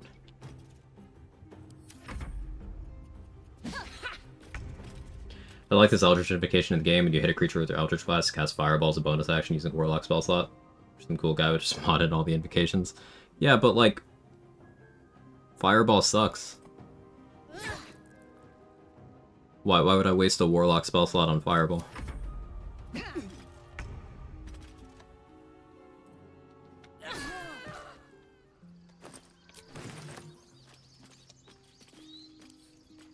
You know what you could do instead of Fireball? Play Fiend Lock and use Scorching Ray. Much better spell.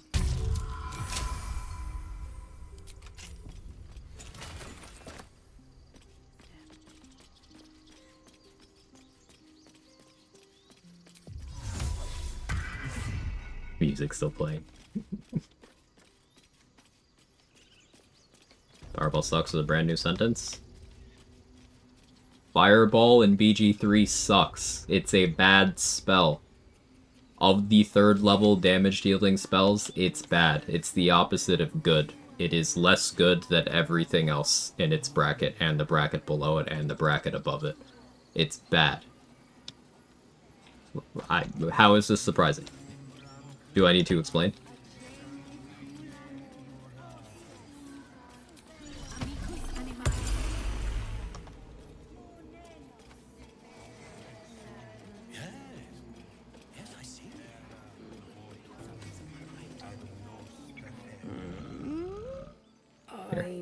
I'll bite. One moment.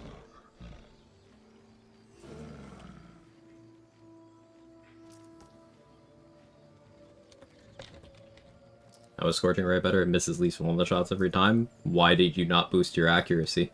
Why are you not critting your Scorching Ray? Why didn't you make it hit?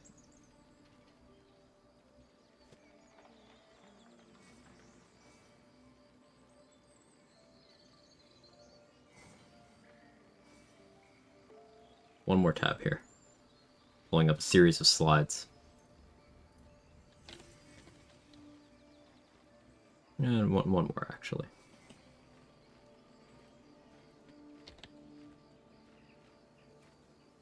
Okay. So, this is far from the most exhaustive list of Fireball and its analogs, but let's get into this. Fireball, 8d6 fire damage. That's up to 48, assuming they don't resist fire, assuming they don't succeed the dex save, and assuming you max roll. So, huge range of damage. A lot of things in this game have good dex. So, until you get good spell save DC, don't expect them to fail. And even if they do fail, still a huge range of damage. 8d6 die is a wide range. Fire resistance is somewhat common, so that's something you have to worry about, but we'll compare fire to fire here. Scorching Ray. Scorching Ray is 3 rays, before you upcast it, by the way. 3 rays, each is 2d6 damage. It's an attack roll, meaning each of the rays can crit and double up. So a level 2 Scorching Ray, provided you crit all 3 of the rays, is doing more than Fireball's high rolls on an average roll. That's without gear investment, because attack rolls are very boostable in this game with a variety of things, and multiple instances of damage are generally better for dealing damage. I think things like Callous Glow, things like lightning charges, but then also think spells like Hex, think late game gear like Crater Flesh Gloves.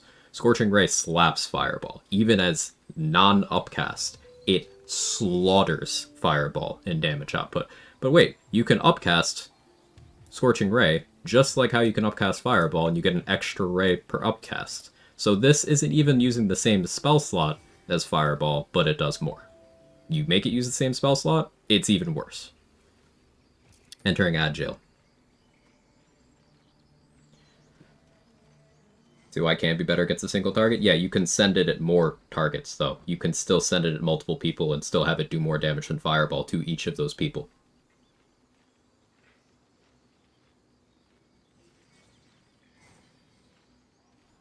Like, it just does more. I don't know what to tell you. But let's pretend we live in a world where Scorching Ray isn't just simply objectively better than Fireball 100% of the game. Lightning Bolt. Also a 3rd level spell. Same damage die as Fireball, but across a wider radius, because you're, instead of confined to a relatively small AoE, it's a beam that goes a full 30 meters.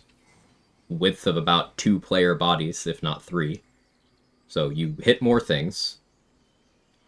It's easier to apply lightning vulnerability than it is fire vulnerability. Just a water bottle and you're good to go, for example. So you can double up the damage on this to the point where you don't really care about the dex save or the wide damage range, because your damage floor is doubled. Now, you can apply Fire Vuln, it's just a lot harder and more action economy intensive, so at the point in the game where you're looking for a I don't want to do this encounter anymore button, that you're going for the easier one. That's this. It's on most of the same spell lists, it uses the same spell slot, it's in a more favorable damage type, it's better. Let's look at another one, Glyph of Warding. Glyph of Warding, you have all of these selectable variants. You have all of these damage types, meaning you can pick the correct one for the correct scenario, but you also have a knockback one, if you're trying to knock things into a chasm, and you have a sleep one if you're trying to do crowd control. It also upcasts. It's just better than Fireball.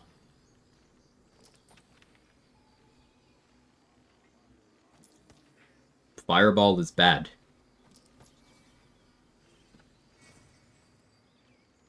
And this is also without looking for the other elephant in the room of Arrow of Fire is stronger than Fireball. Arrows of Fire are available in unlimited supply at level 1. Everyone can use them. No gear proficiency required, no spell slots required. You can just do it. And these are better.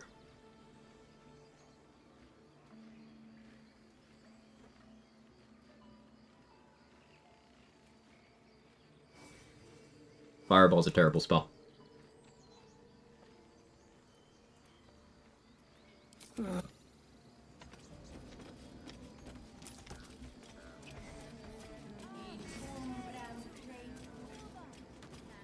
It is a waste of the resource that it requires.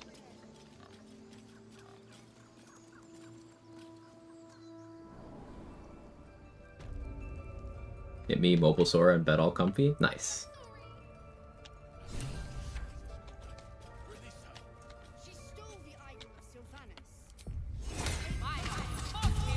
If you're gonna try to do damage with a 3rd level spell slot, even throwing out, you know, Scorching Ray, once again, let's throw out Glyph and Lightning Bolt too.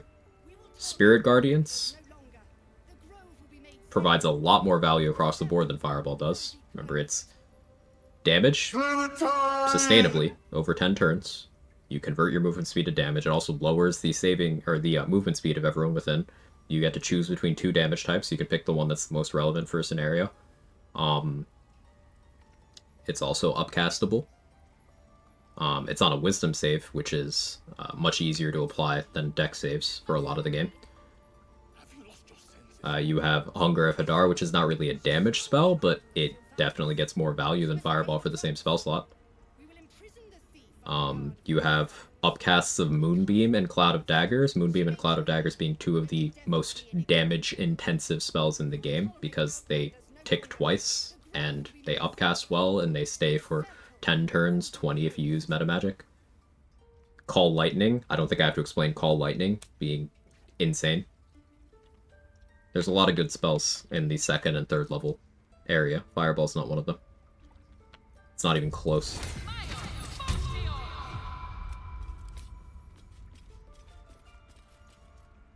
I'm not gonna go for the snake knockout XP. Lazy. You have no guts and can't do it. The snake. The death of a child. A timeless tragedy that never grows old.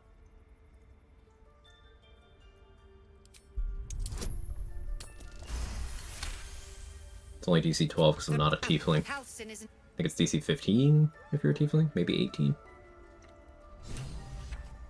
want a Fire Circle AoE spell that's better, use Flame Strike instead, cooler and better. Yeah, Flame Strike might be 5th level, but it's also, like, actually good, because much like Ice Storm, it's 2 instances of damage. Meaning you can apply a lot of stuff to it. Lightning Charges, Callous Glow. If you have Rhapsody, Orin's Clothes equipped, you're applying that damage bonus to both instances. Put Gaping Wounds on the target. They're going to take more damage from both instances. I didn't mention Smoke Powder Arrows. Those also slap Fireball. Like, massively. Smoke Powder Arrows are also, like, evasion doesn't work on it, so it's actually guaranteed damage. Even against things that have evasion, which can cause them to take 0 damage from Fireball. Is Wall of Fire useful? Yeah, Wall of Fire is good. No matter. None of this can happen while Outlanders in teachings of Sylvanas. The Viper. This tale. Is mayonnaise still available? I'll ask the mayonnaise. Get back to you on that one.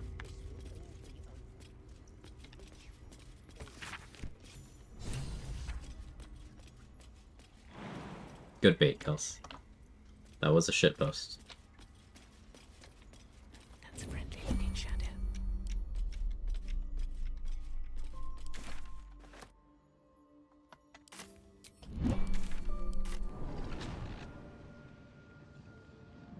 Time to press ahead.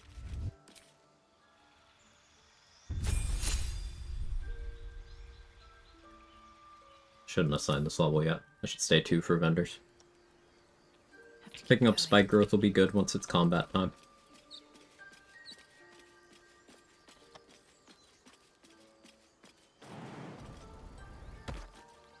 This calls for careful footwork. Would best Scorching Ray build be? 11 Hexblade, 1 Hexblade, 11 Fire Sorcerer? No, no. 10 Evocation Wizard. 1 Hexblade, and then 1 level to do with what you please. A caster level of some kind so that you get 6 level spell slots. You can make an argument for ditching Hexblade in order to pick up Sorcerer meta magic, I guess, if you prefer that, but no Hex is a shame. As is no Hexblade's Curse, but 10 Evocation Wizard. Draconic Elemental Affinity is Empowered Evocation at home, because Draconic Elemental Affinity will apply your Charisma modifier as additional damage to each of your rays, but it just applies to those rays. Empowered Evocation applies your Intelligence modifier as additional bonus to your Evocation spell and all other instances that are considered part of your Evocation spell. So what that means is, once again, going back to Crater Flesh Gloves. They're Act 3 gloves, you get that extra force damage whenever you crit, right? You're probably familiar. Empowered Evocation goes on those, because they're a separate instance of damage.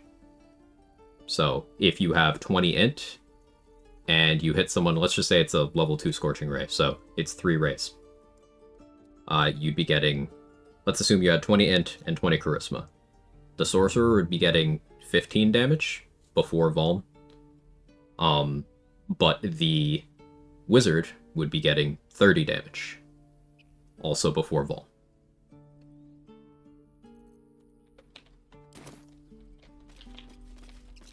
So it's, in many situations, twice as good.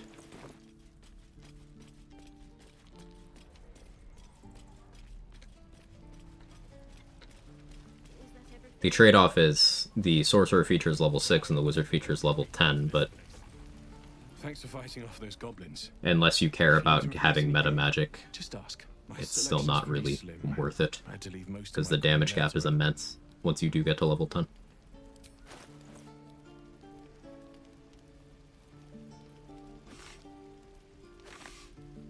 Guess I'll get attitude with damage.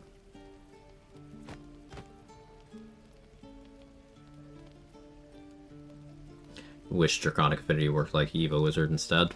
Would be nice, but it doesn't. Draconic has, you're the caster that gets Armor of Agathis while being a full caster without having to take magical secrets. So, like, you got that.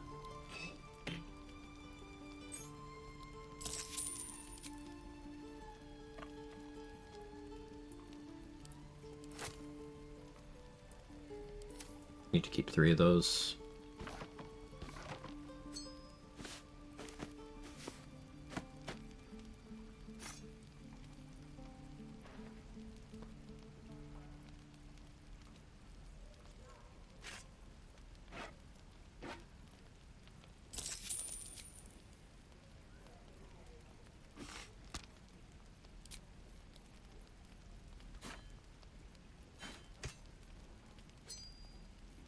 Oh. Whip that. Thank you.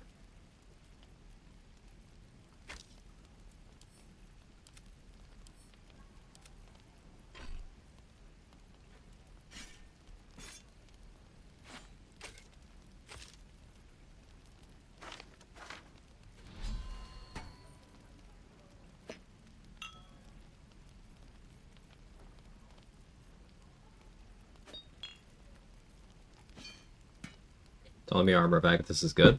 Yeah. You make someone hit you, they take big damage. There's no variance in the damage, they just take big damage. You can make retaliation damage builds, hit enemies for hundreds of damage. You can make enemies one-shot themselves with said builds. I might have a clip handy.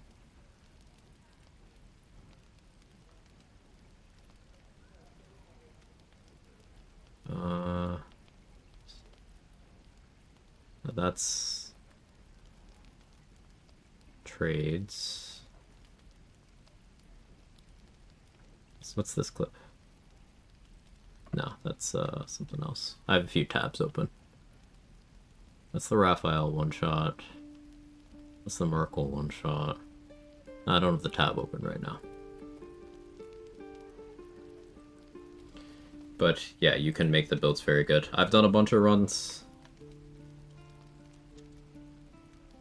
There's my VODs channel. I did a Lorebard Karlach run built around retaliation damage, and I made Orin one-shot herself.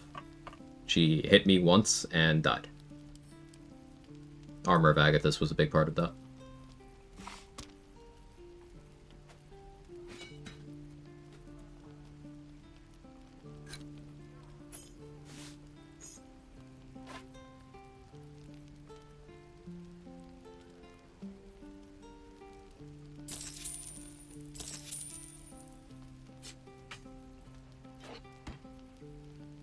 Ah, thank you, Say.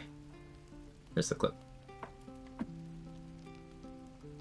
I'll show it on stream for VOD watchers' benefit. Spoilers for the Karlach run I did, I don't know, 6 months ago, more. It was a while ago, maybe last year. Time's a scam.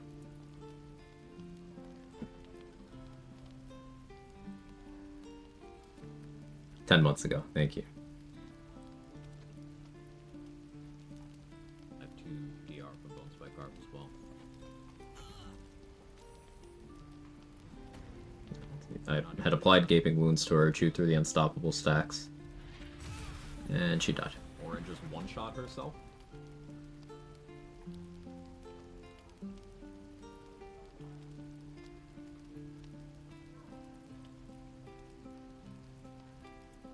See if we can get the moment.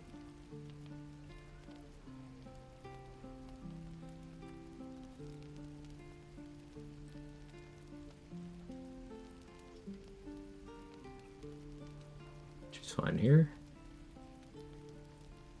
And now she's not. Retaliation damage is very good. As far as I know, an individual hit against you peaks somewhere around 600 damage, but that was like pre-patch 8, so it probably goes substantially higher now.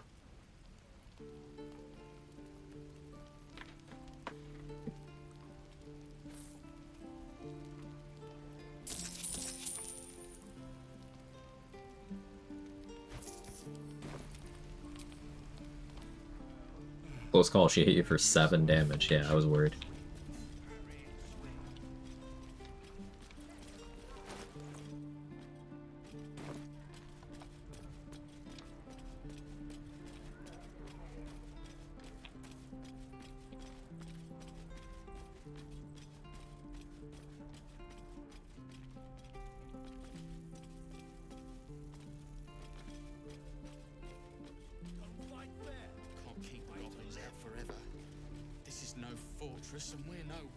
Dabbled some with Retaliation in my last run, not big brain enough yet to really optimize, just lose my temp HP so fast, which I need to work on. Yeah, it's a balancing factor. You need to be tanky enough to maintain your temp HP and not be in real danger, but glassy enough to successfully take damage if you want the effects like Bone Spike Garb and Flesh Melter Cloak to do their damage. You also need to maximize enemy hit rate against you while effectively managing things like archers that you maybe don't necessarily want them to hit you as much.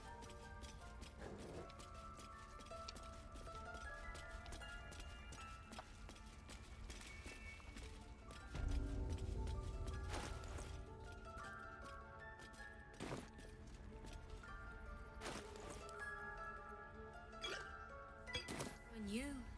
I see you. Just there. Now. You seem healthy enough. A tadpole. Come. We need to be quick. This way.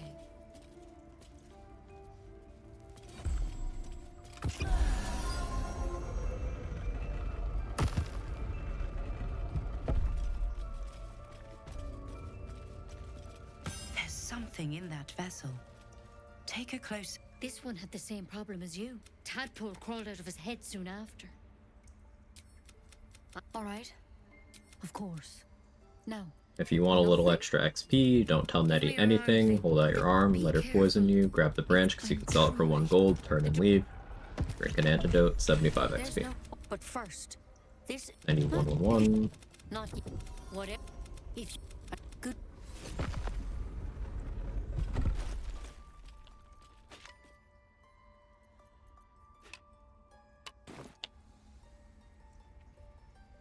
Gotta go honk shoe. Good night, Mick. Thank you again for earlier. Really appreciate it. Can't risk being in open view. Take it one step at a time, Nettie. Come on.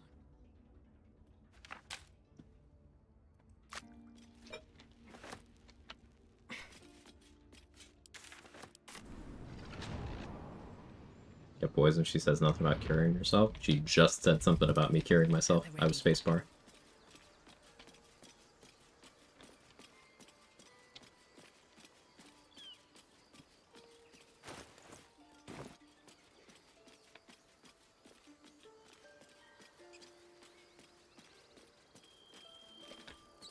As long as you promise to take the wyvern toxin she gives you, if you experience worse symptoms, she'll let you go without a check after that.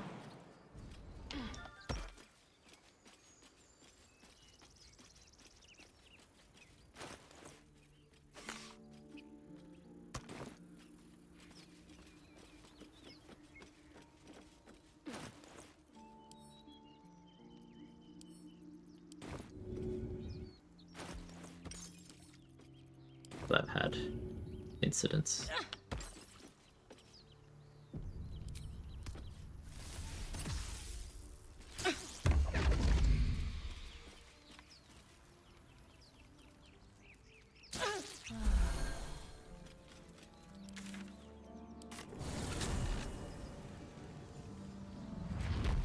Hey, Missy, how are you?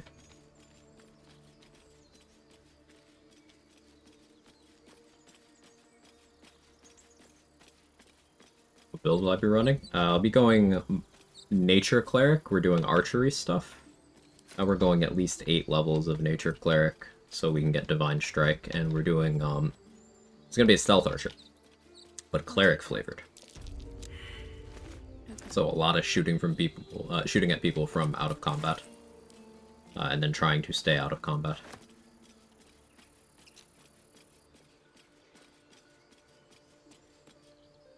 People up ahead. Something's wrong.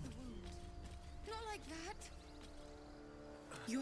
A strange symbol glows, marked on their flesh. The injured man locks up your... Do you have orders for us? What? True soul. Absolute. Strange power. Why let its host's memories go?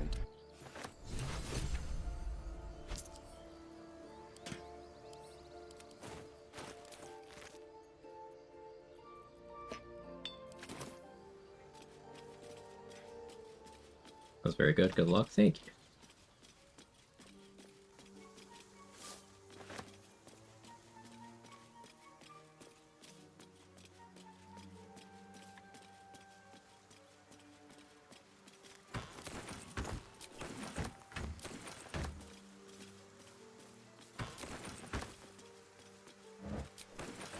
Dead goblins. Dead travelers. Follows are anonymous, but I like your name.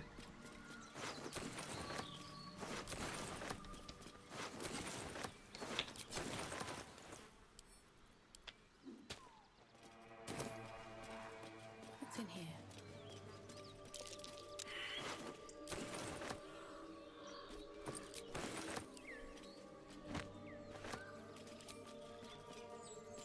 Let's disguise as a drow here.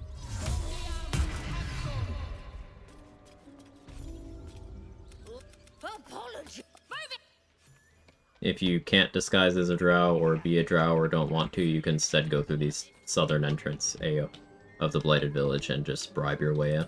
Same result. Just costs you very little gold.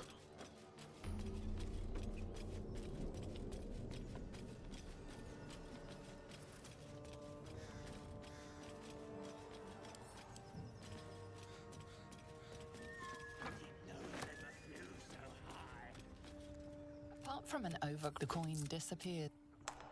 These webs are everywhere. I don't want to play Naycher Cleric, don't want to play the game. What do I do? Any attention. Knife in the dark. It's a relatable problem.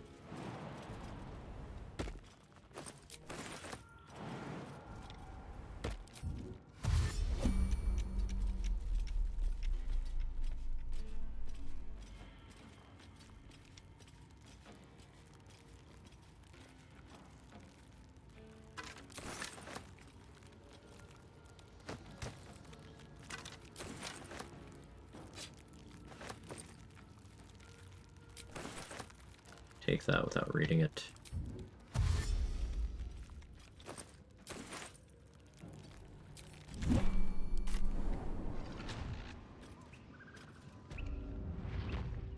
I know I could have done some additional looting, but I'm gonna do this while it's still top of my mind. So you want to go down there, go back up, then you read the book. Then you go down. Extra 15 XP that way. Then you read this book. Another 15. Anything of use?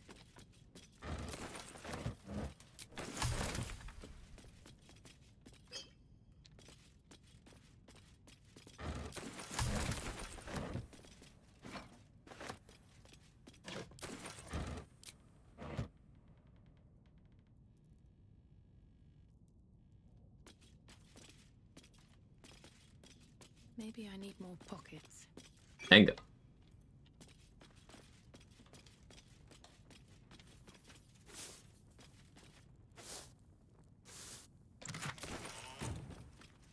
I'm trying to figure out how early I deal with Ethel this run.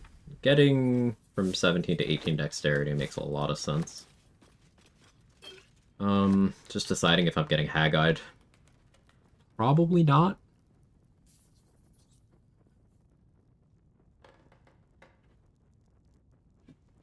I like the plus intimidation. I don't really care about minus perception. But I don't want disadvantage fighting Ethel because it'll take an extra 2 minutes of my life.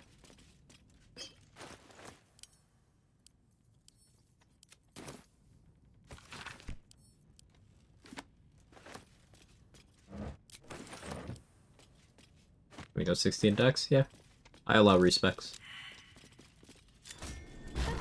I often respec after I deal with Ethel so I can correctly allocate my stats. Not always. Sometimes I'll do no respecs, but this isn't one of those times.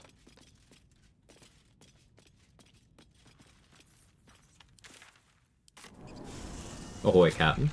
Hey, Retsy, how are you?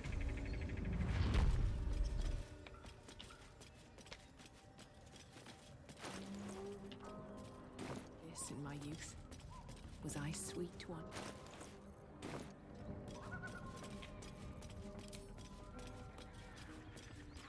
Alright, we're gonna back in drow shape.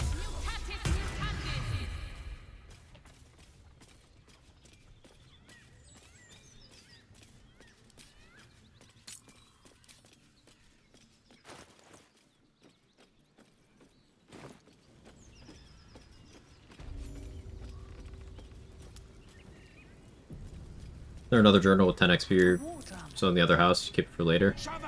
Yeah, it's part of a different quest. I can do that whenever. I didn't do everything that I like doing in Blighted Village. There's that other journal for the Masterwork weapon. There's reading the blueprints for the Masterwork weapon. There's the dagger from the meat. A bunch of things. I don't do it all at once. Go to the crypt before or after the Goblin fight at Grove entrance. I mean, I went in before. I didn't fight before. And depends what part of the crypt you mean.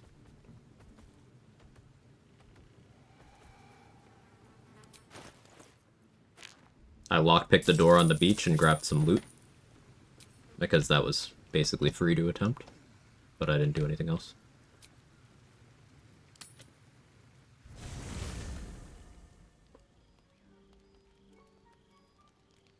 Return for new run? Yeah, Eve.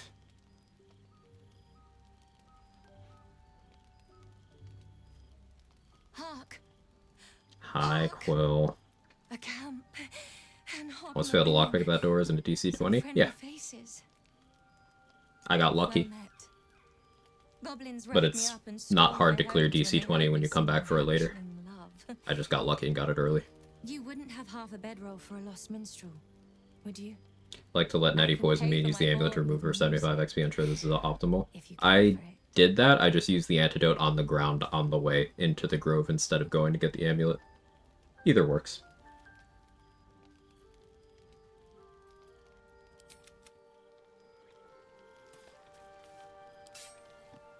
If everyone else minds their business, I'll be fine. All right. Just come out. XP. Been this way before.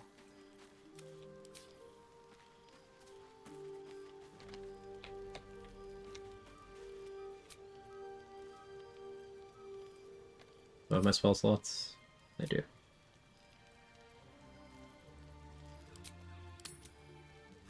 Thanks, you're welcome.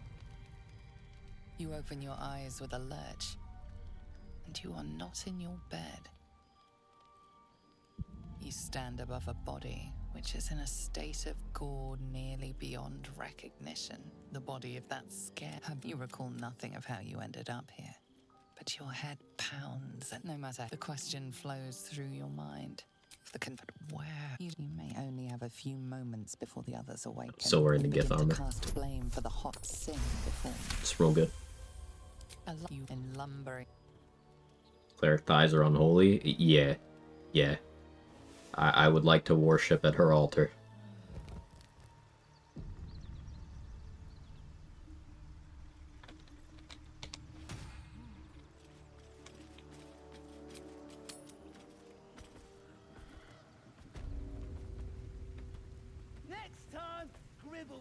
Good, I don't know how it became go pooed, except my rolls always go pooed. What?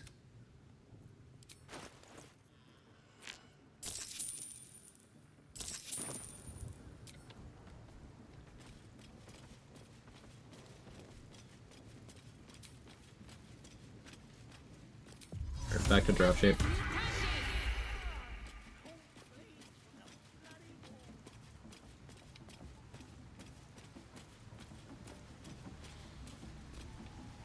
The voice of the vision cloud, then the vision. My power.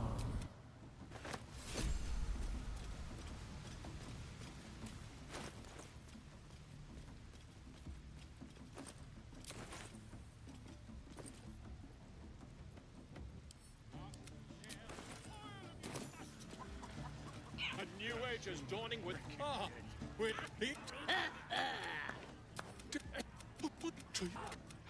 Wait now. Welcome, your greatness. I've got some good stuff if you're looking to buy. Buy Swarzy shoes, good for getting around the map. Also sell him a backpack so I can bag up his greater healing potions in case I want to buy more later. Gloves of archery makes sense. A little expensive right now, so we'll wait. We'll actually buy those on the way when we come back. Yeah.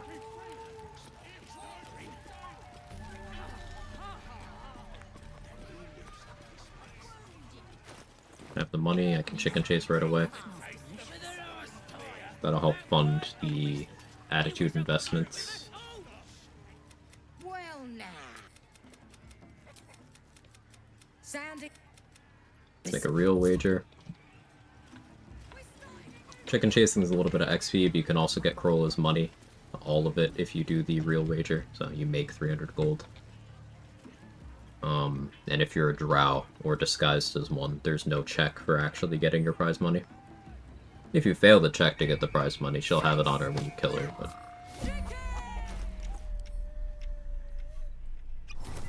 If you have Speak with Animals active, you can just tell the chicken to run through the posts. No check.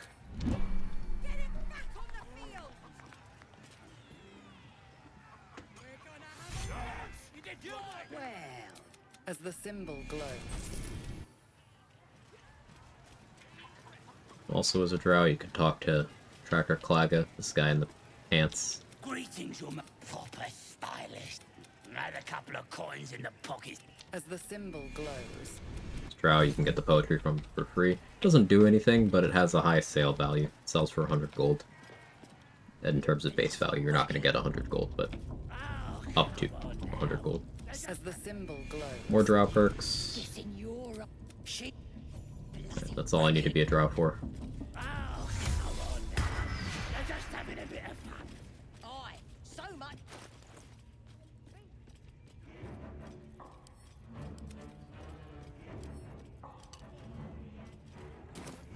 Smells like burnt flesh. Priestess Gut needs to touch you too. Priestess Gut always has Burning Hands, 2 denominations of healing potion. Actually, I think this inventory is completely fixed, all of this. But I always try to buy this potion of greater healing, because they're a little rare at this point, and I like stocking up. You ready? Break. As the vision dissolves away. So maybe I could help. Oi, priestess, we want the mark. Priestess Gut needs to touch more. Grasp more life. She can touch mine. I'm so selfless.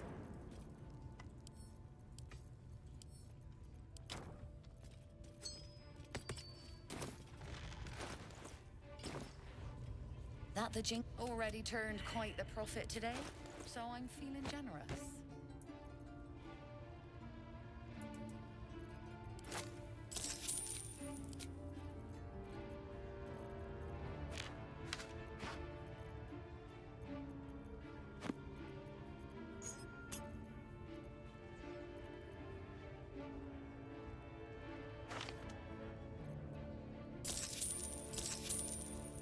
Yeah, we'll grab a jump potion.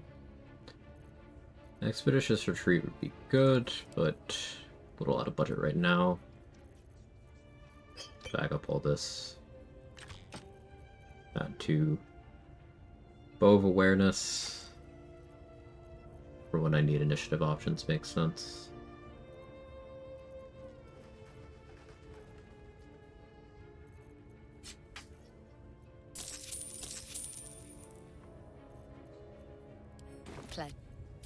Got stuff from camp to sell. Had the owlbear cub unexpectedly wander into my camp. Yeah, that can happen, depending on what you do at which events and in what order.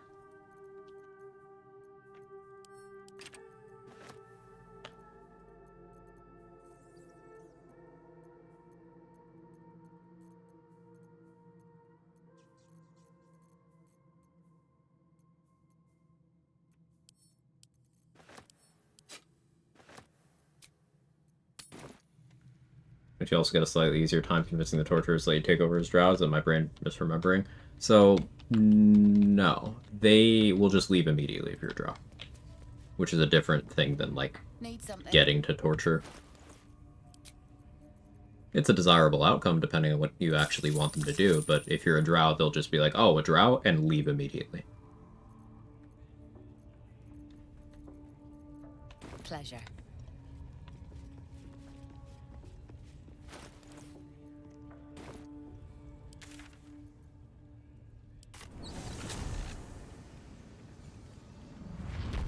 Run to the bathroom real quick. BRB.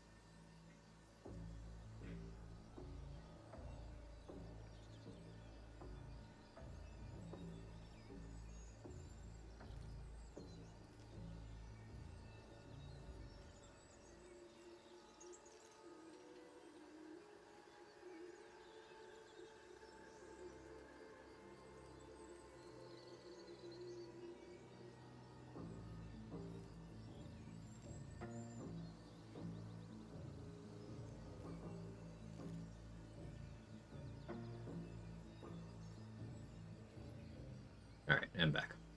Hello. I think my favorite part about the Goblin Camp is that if you're a Lulsworn Drow, your racial dialogues to immediately want to smite that heretic Minthara. Not out of the goodness of your heart, but because heretic smiting is simply higher onto your to-do list. Yeah, I like that dialogue a lot too, Leaky.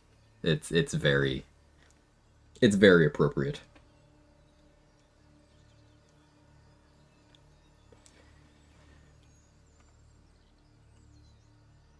I smell it. Drow must be some cruel, evil bastards. Oh, yeah.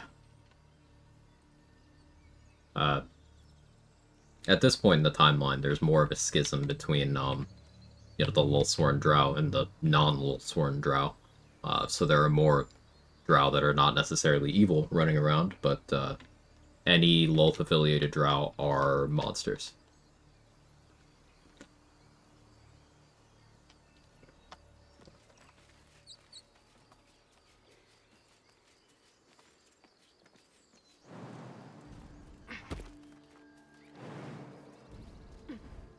Yeah, fabulous flow. Hey, RJ.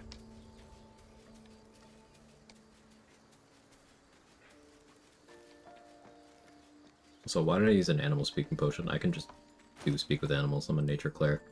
Let me sell that.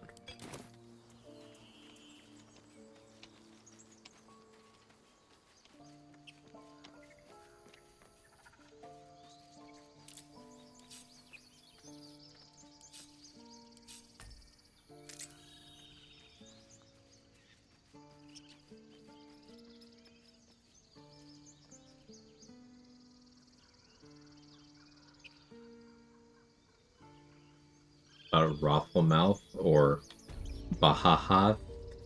I'm only a little sorry. You should be more sorry than you are. One of them is shedding more. It's making my nose itchy. Well, is there anything Guess it is the cold Act months, fast right? if you do.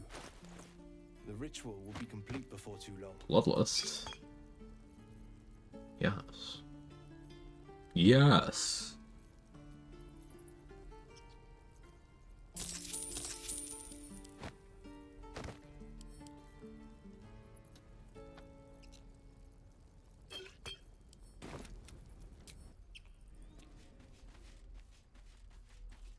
There's a bunch of tieflings I should throw in chasms, but that's not something I need to do right now. Can wait.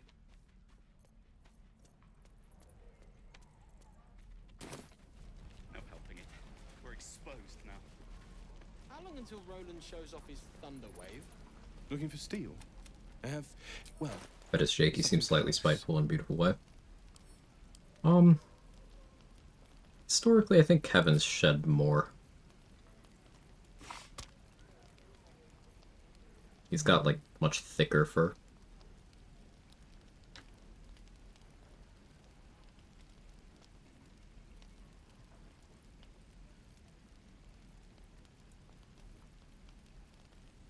Also, yes, I got some thick fur for you right here. It is the cold months, etc., etc.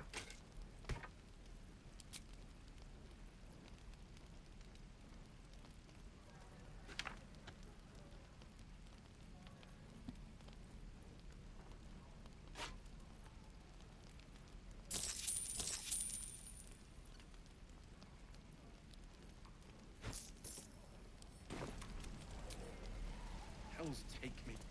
What I wouldn't do for better tools. My dagger. Any questions, children? Hello, Petal. Need anything? Any lotion? Never click the dialogue attack here. Wonder if it even does anything.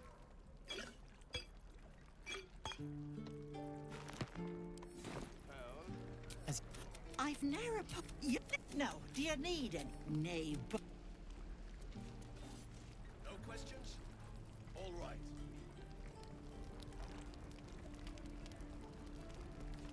Don't be grumpy, Roland. Trader appears encouraged. Scowl on your face, I find a troll. You're an idiot. Excuse me. We're exposed. No questions? All right.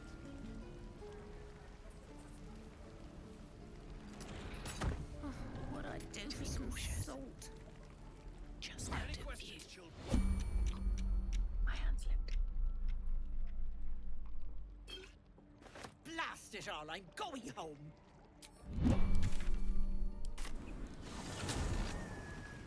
What? Thank you. With haste.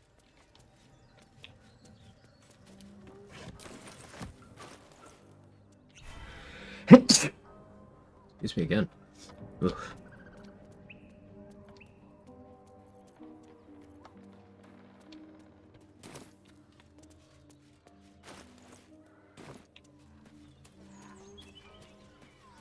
Like I said, cat's shedding.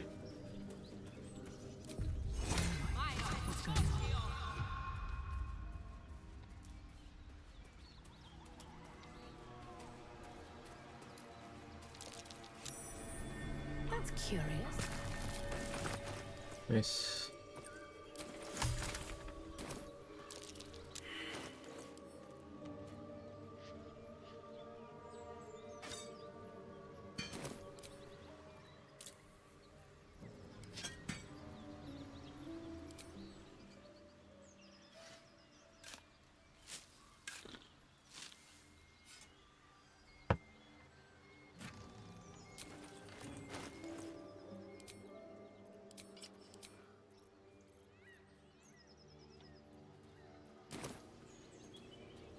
Vigilance Elixir is a very good pickup there.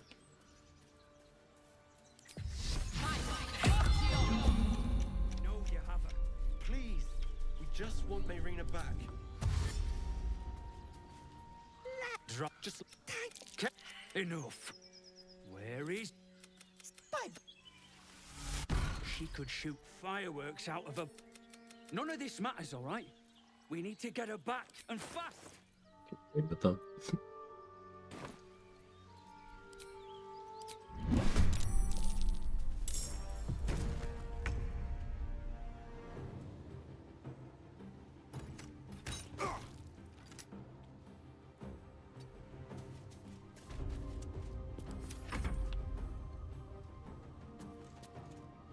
I'm doing this for 2 XP. Also, dialogue attacking there breaks Joel's AI. But getting the quest by siding with the brothers means you do get XP for seeing through the illusion. So I'm going to try to succeed that roll, but...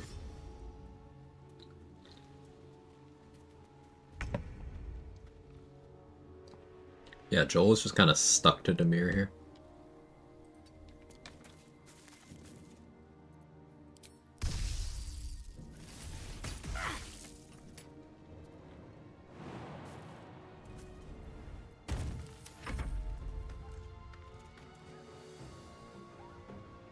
But it's the most important 2 XP in the run. Absolutely little fun. There have been multiple times where I've been 1 XP off of a level, so I refuse to just entertain not doing these little micro optimizations.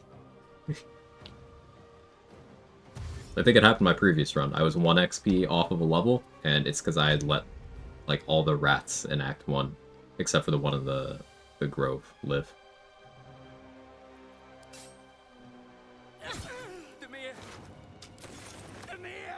Oh, he was French. He had a baguette.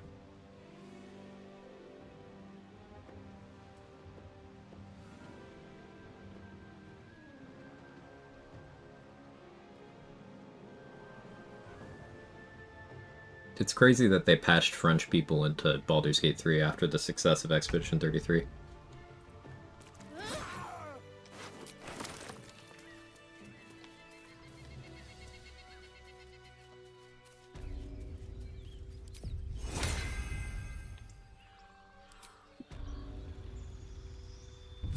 Cost me 600 gold to max out Blurg and Dareth. It's fine. I want enhanceability for this.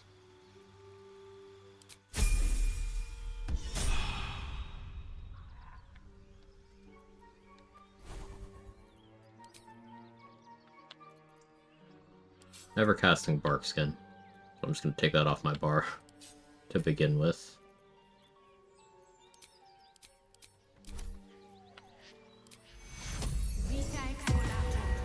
Aid, because I like having HP.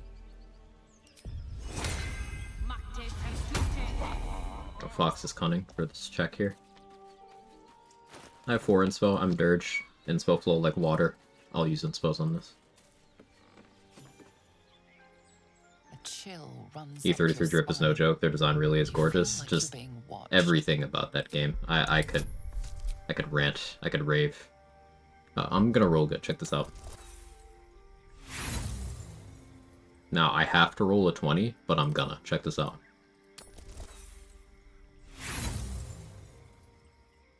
No, watch this. Now consider. But now for the real roll. Okay. Well. The place has a I didn't actually want to succeed. I was testing you. You passed. Very proud of you. Minus 4 inspiration. Now, I wouldn't have dumped 4 like that on a check that I had almost no chance of succeeding if I wasn't playing a background where I can get them back very quickly. I'm playing Dirge. Inspos are free.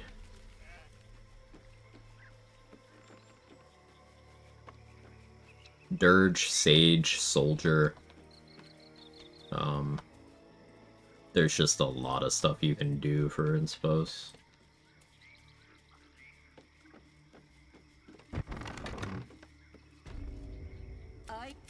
You'd best have one hells of an apology for me, young lady. Oh, you know, but gods grant me patience.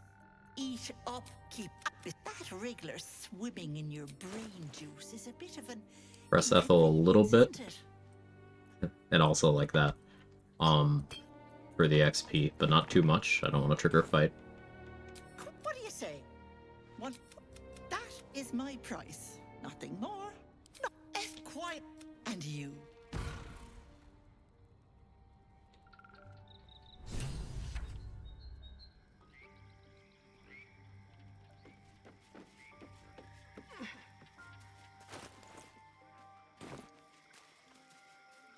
Fresh sweets are warm. There for refresh buff, that's 10 HP.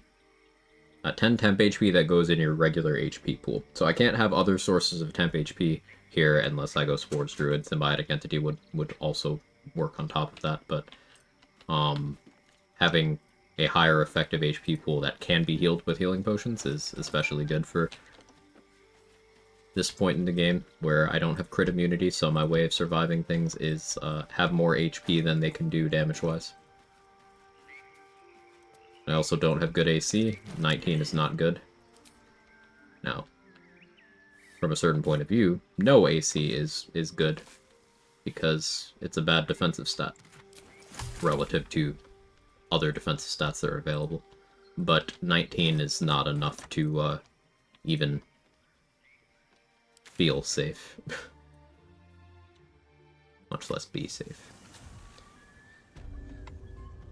So all that is to say, I want HP. We're gonna hang out with this buff on for a bit.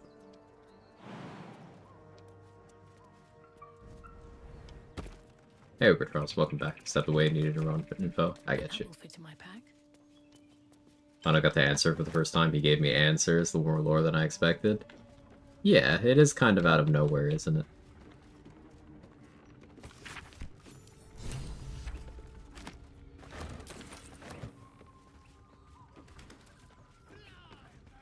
Dwarven Draconic Sorcerer with tough. Why Draconic Sorcerer?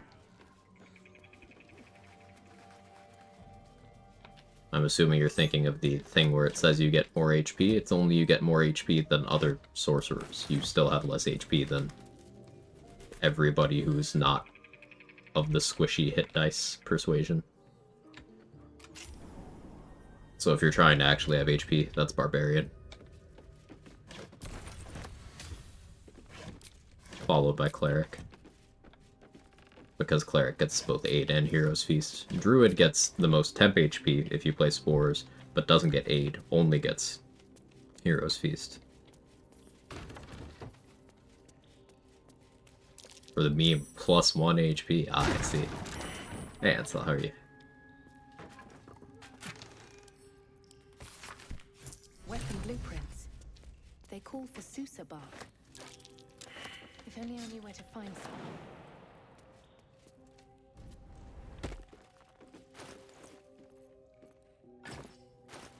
I have a bunch of chests.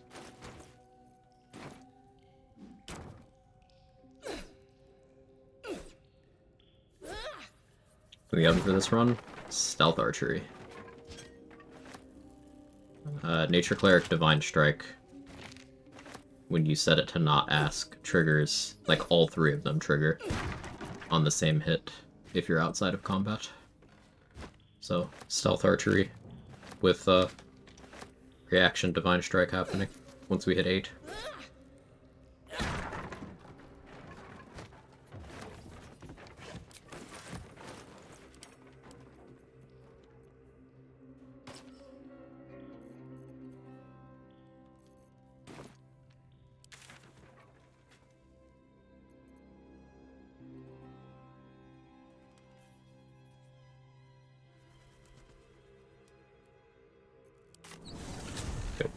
Got a bit angry today when I read I love Druids, problem with Druids, they suck in the early game, especially you don't play Circle of Moon subclass, but my wall of text had a positive effect. Hey, you got through to someone? That's great. I thoroughly dislike when people make claims such as that one. Like, Druid might be the easiest of the early game across all classes. Like, what are we doing? I have something to ask.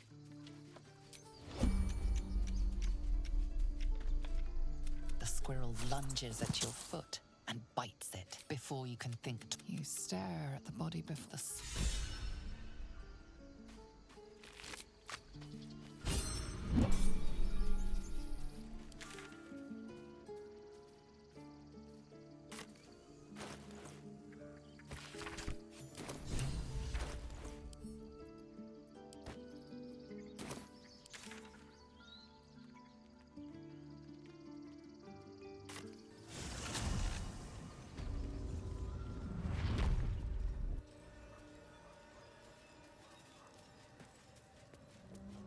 Yeah, it's funny how many people I've seen independently come to the conclusion that for, like, murder hobo runs, kill everyone runs, Druid is one of the most desirable options. Say and I both used Druid for our no loot runs that we did substantially differently from one another, but independently both came to the conclusion that Druid was the play. A feast fit for an ogre. You notice a peculiar dagger protruding from the tough. My Dark Urge just insta-punt it with no choice. If you have Speak with Animals on, then you have dialogue options. You notice the blade is at an angle thanks to.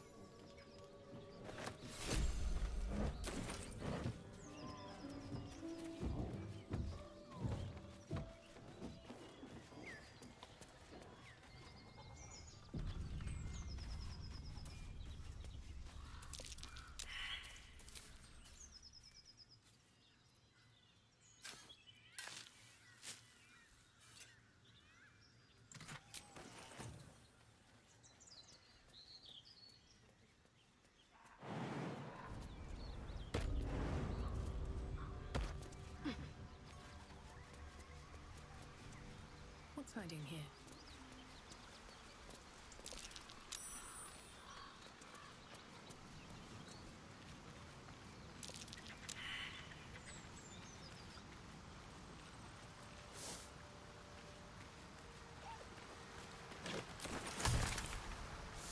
It's good that they patched in a Tiefling companion for this run. It's a shame there wasn't one in the game in my last run.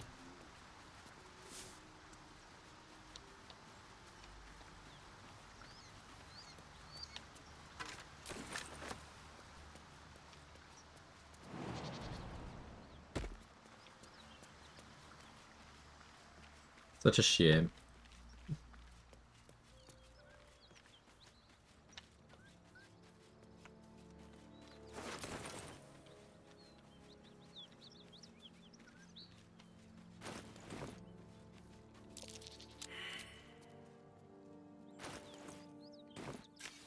You probably wear luminous armor. No, I'm kidding. It definitely also has disadvantage on stealth, doesn't it?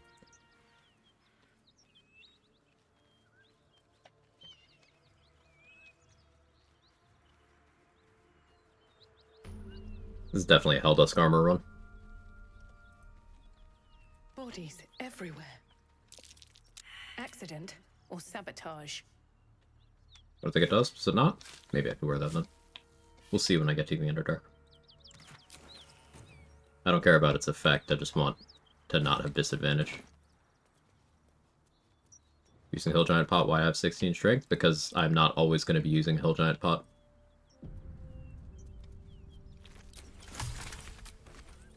Currently I'm using a Hill Giant Potion so I can throw people around and have better jump distance. I'm not using it for anything else. As soon as I am in a situation where I actually want to do stuff in combat, I'm switching elixirs. Vigilance, Bloodlust, Colossus. The approach of dumping your strength and getting with elixirs is bad. I know some people, particularly Redditors, are adamant that it's some OP cheat code. No, it's just actively shit. You're limiting your flexibility, and flexibility is everything.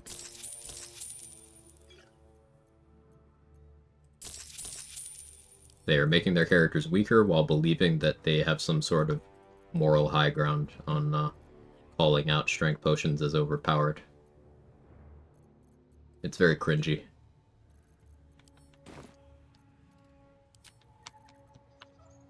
Breastplate +1 also doesn't have disadvantage. Okay, yeah, I gotta seal that then. Let's go do that now.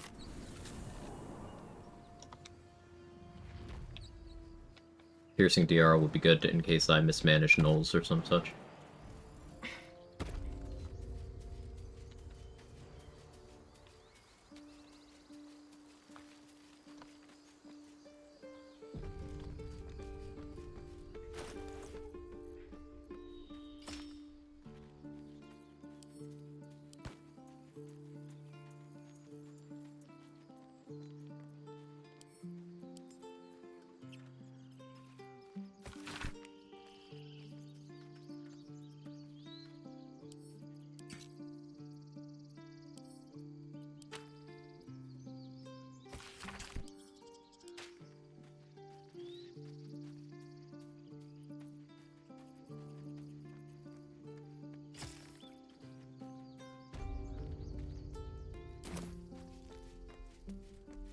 If there's heavy armor, it doesn't give disadvantage.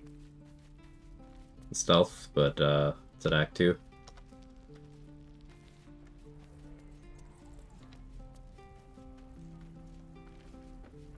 Protective plate.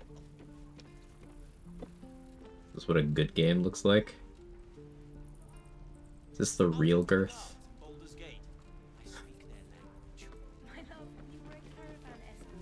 If that is you, hi Girth. Good to see you.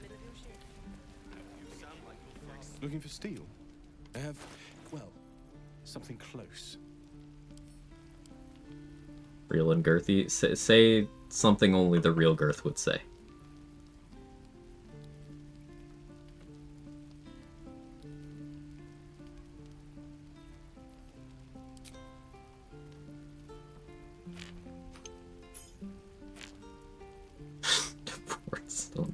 That doesn't narrow it down.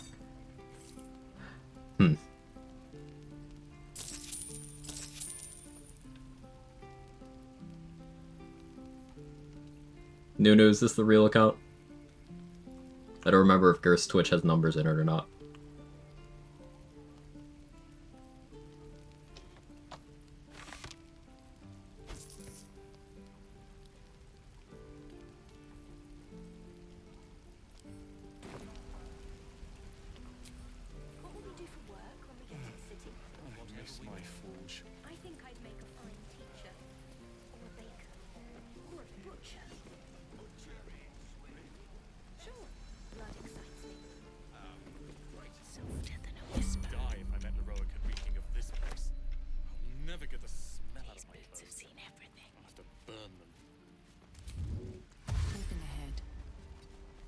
Sorry, kind of off topic. Don't be sorry. Planning on doing a duo soon.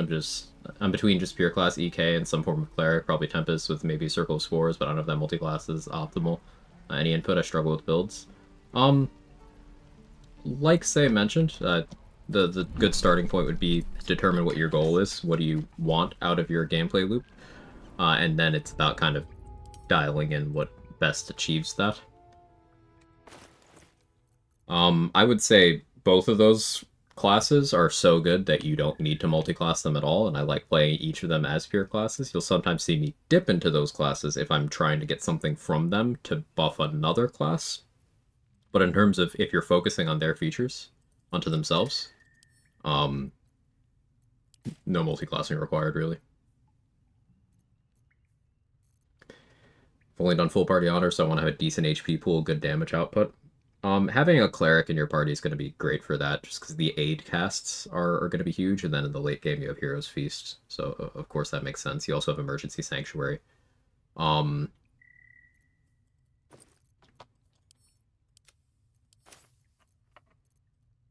Spores Druid is just good at everything. I will say, if you are getting comfortable on, like, if you're just getting used to reducing your party size, you might not want to go right into the deep end of having no extra attack users.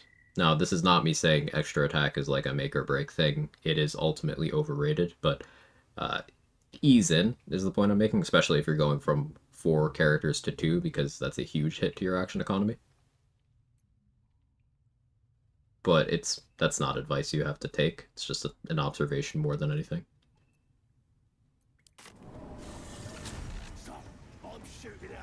Have fun bashing's probably EK. EK makes sense to me. Helm of Baldwin, a no-brainer over Grimskull Helm. Am I missing something? Maybe medium versus heavy? Medium versus heavy. Grimskull gives fire resist if you need that for whatever reason. Grimskull gives you a use of Hunter's Mark. And there's the elephant in the room of Grimskull is in Act 1 and Baldwin is in Act 3. So, access. But in almost all cases, you'll find yourself replacing Grimskull with Baldwin in Act 3, provided it's available. If you're in full party, you probably want to keep both around, because let's say for whatever reason you didn't craft the crit immunity items with the Adamantine Forge in Act 1. Let's say you made weapons or something. Then your immunity you're looking at, in terms of available ones in the game, it's just the 3 helmets. So that covers 3 out of your 4 characters, if for some reason you did not make an armor piece.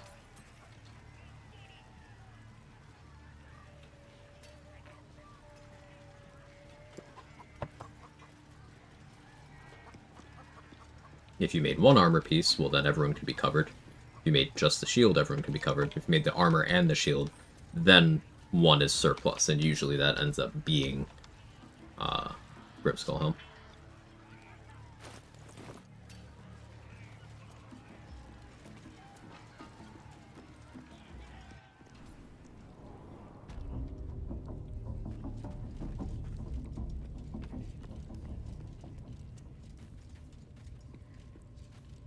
Of course, anytime spell. I will say Tempest Cleric is some of the most fun I've had playing this game.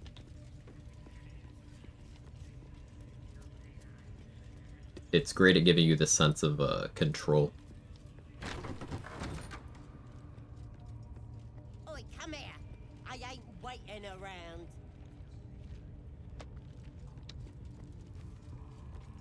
Breathe quiet. Move with care. She's still alive. The easy path. Softer than a whisper.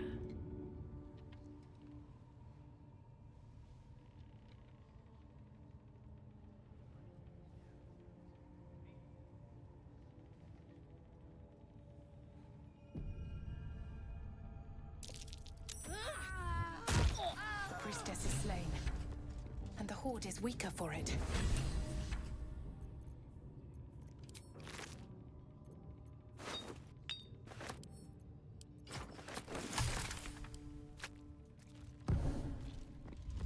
Always room for more. Didn't realize there was Mustard Pixel from Gut Start Position. It's the OG Mustard Pixel. Hey, Sentinel. Made 2 Splint Mails, and with Grimskull had 3 Heavy Armor Master Fighters in my party. Hell yeah. Can't tell you Big Lady or Half-Orc. Big Lady. Big Lady, Wood Elf. Something over there. Better we'll crack that open. This chest is just gold. I'll simply sell it.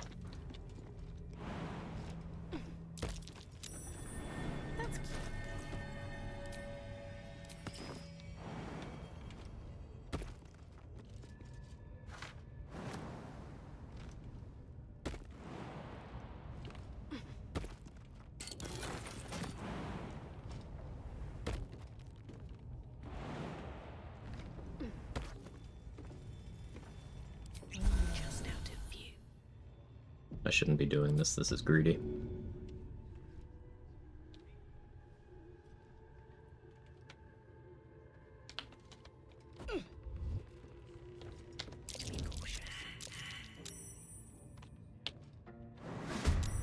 Exactly why this is greedy.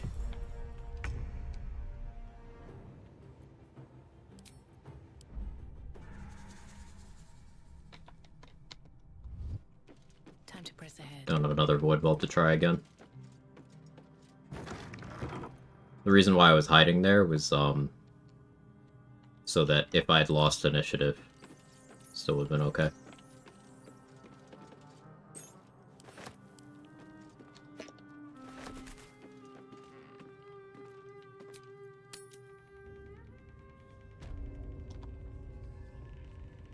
Don't want to draw any attention.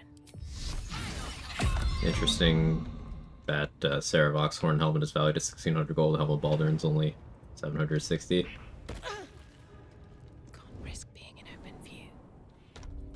Baldurn sucks. I mean, Sarevok does too. Yeah, that's all I got for you.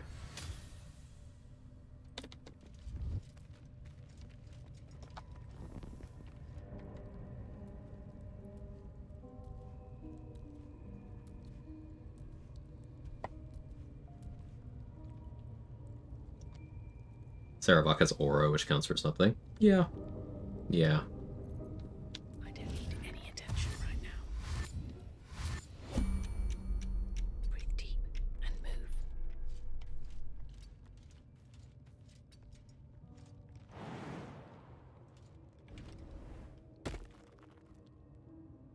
That's stuck on her body. That's a first. You've set foot in a restricted area. How did you see me? That's not how sight cones work.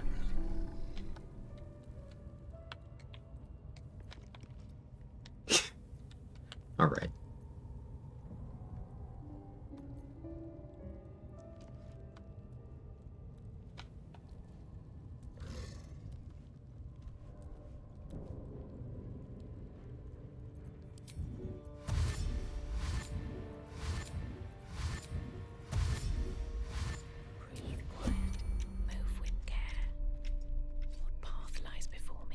want that Misty Step amulet, but she's making my life difficult here.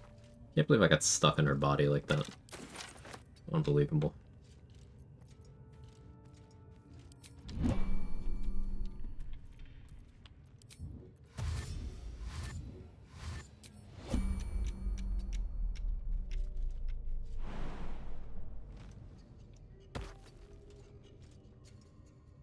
So much harder without Minor Illusion. I miss it.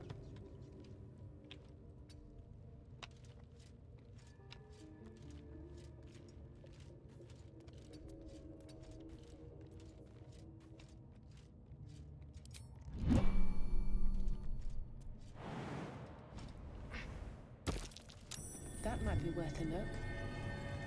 Very well.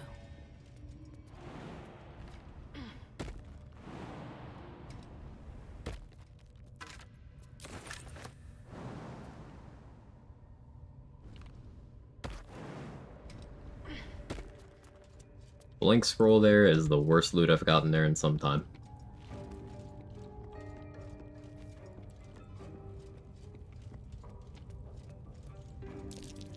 What kind of contraption is this?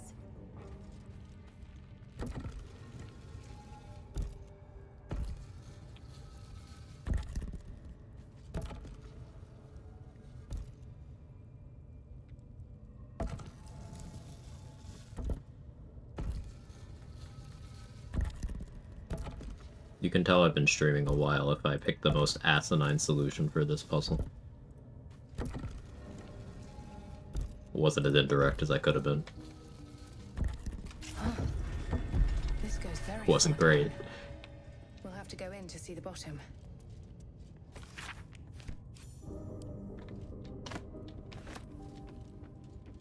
Seems simple enough. To the swamp and goblin camp in one long rest, learning how to stretch resources. Very proud. Very proud of you.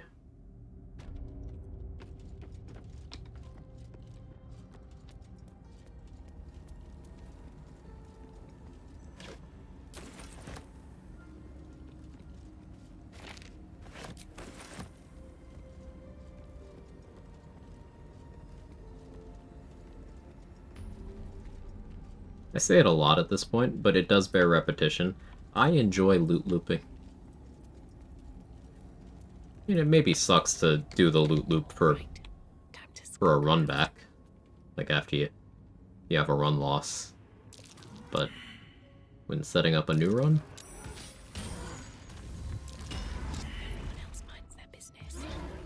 cut that a little close.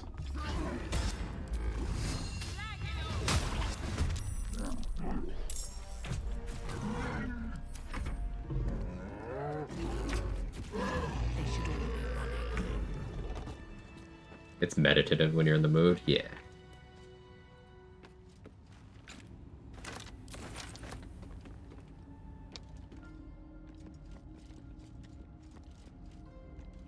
There's a lot of satisfaction in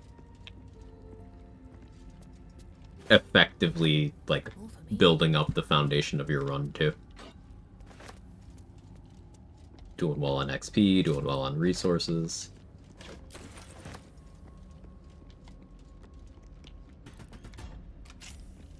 Hey, doing it back-to-back when early post-loop game doesn't work out. Yeah, the Will run we completed today was the one that I've had to loop most on in quite a long time. It's been a minute since it took me attempt 3 on a run, which is good. It means I'm getting adventures with my build concepts, going out of my comfort zone. Sometimes it does mean I'm making silly mistakes, but I think having a couple run resets more than usual is a good thing. Means I'm being pushed at the end of the day. Slender drow blade impales the stone before you, leaving a silent That's a 1. vigil. Hey, Lola. No matter how you grip or tug, the sword remains firmly lodged in the stone. This blade was a warrior, the drow.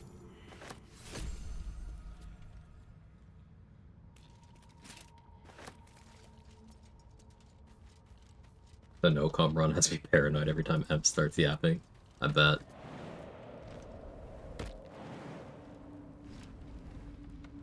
This calls for God.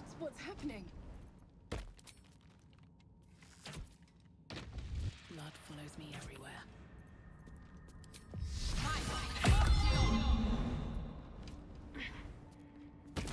Careful. An interesting animation. Mushrooms down here can't be trusted.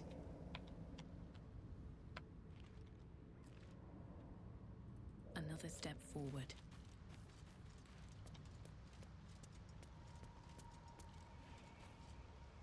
The use. State your purpose. And the pussy.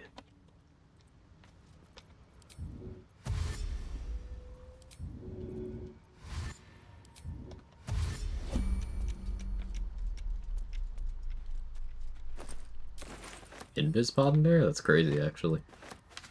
Have I ever gotten an invis pod in there before?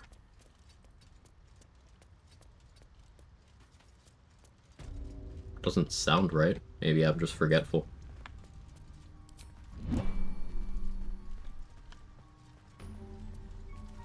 Yeah, I feel like we have to permit fuck ass once a day control. I want to have a word. It's more often than you'd think. She'll need an antidote soon. Ah, why are you helping me? But I... Carl's got... Not... I got away, but not the other. What is the... Have the soul. I sense your resolve. You do the circle a circle. Yeah, Automod's very stubborn about fuck ass.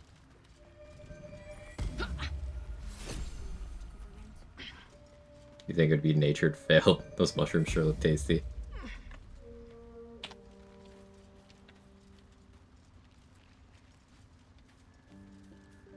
Seems you see a fella on his own on your way in.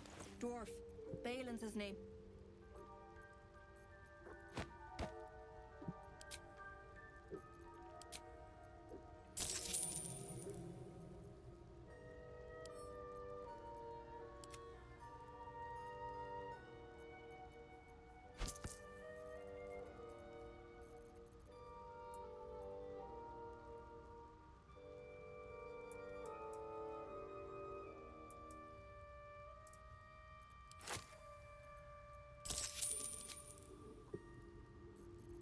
Go, that's max attitude with Dareth. We don't sell that.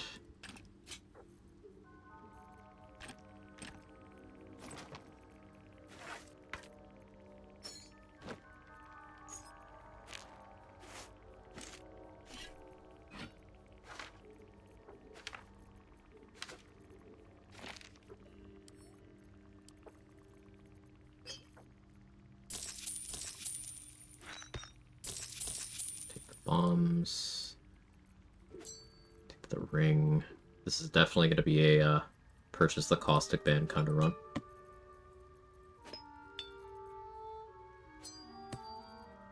Just not yet, of course.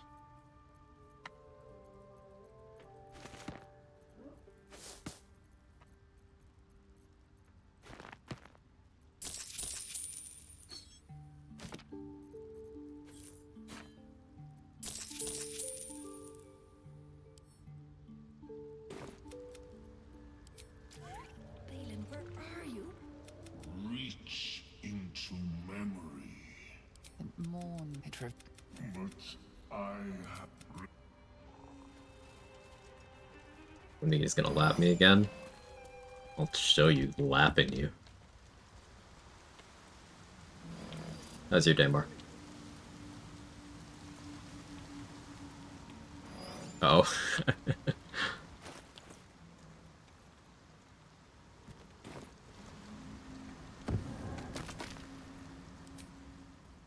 Silence. I am breathing. 8.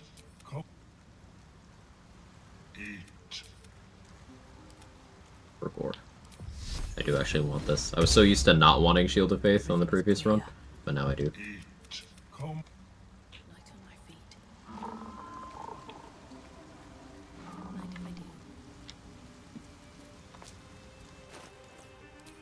I was shopping with... Shopping with Smuggler's Ring on. Pain. I gotta stop doing that, man. Putting it on the bar so I can see if it's equipped or not.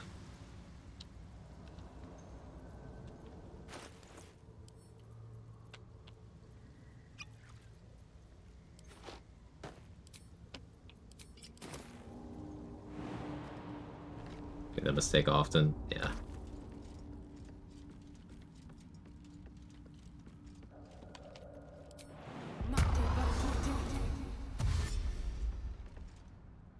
Stop! You recognize the name. Scroll.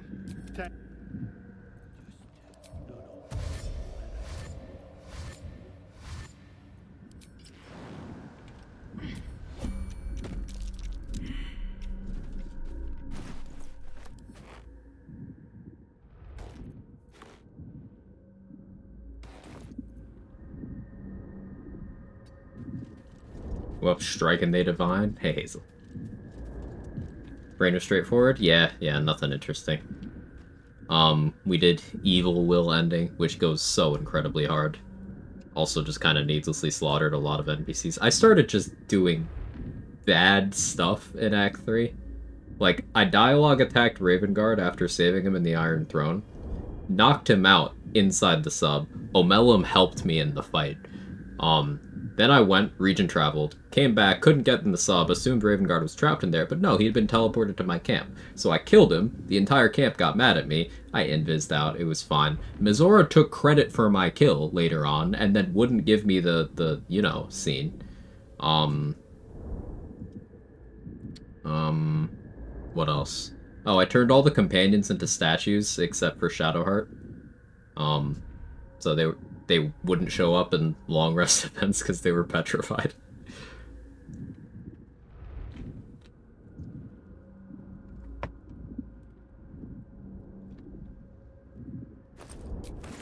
What are you doing?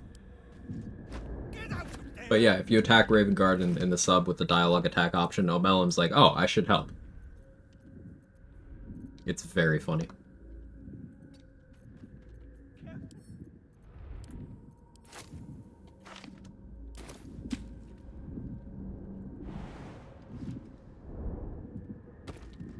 Statues, flesh to stone? Yeah. Evil Will gets his own ending. Is that true for each companion? Each companion has their own origin-specific evil ending. And then there's also a couple of ones that are available to everyone. I'm all right. God. I can finally breathe. Ah. Right, as ta.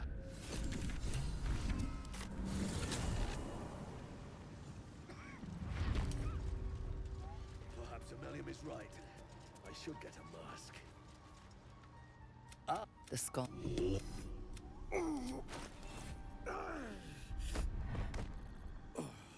Or perhaps not. Your mind is far more complex than that of the fungi. Not by much, brother. I have 8 It's not that much more complex.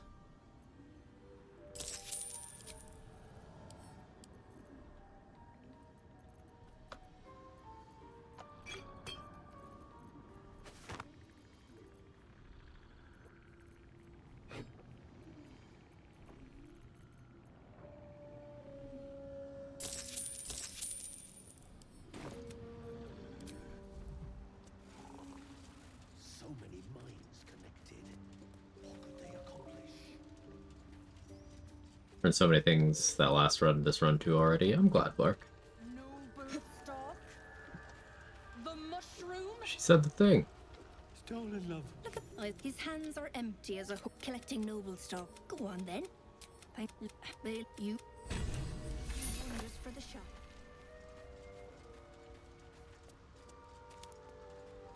BG3 has a very odd approach to Latin and other archaicisms. Yeah. Fungi, geezers. It gets a little it gets a little weird sometimes.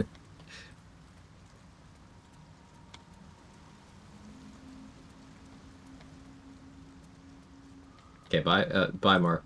Let's have a look.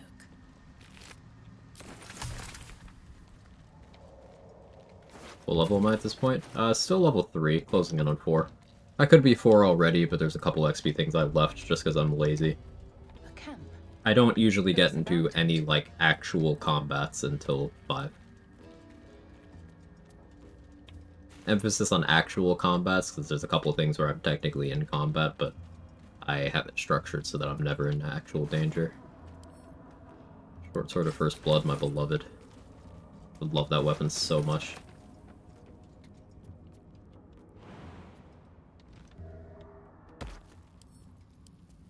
You can jump up this side to grab that chest without triggering the boulette spawn.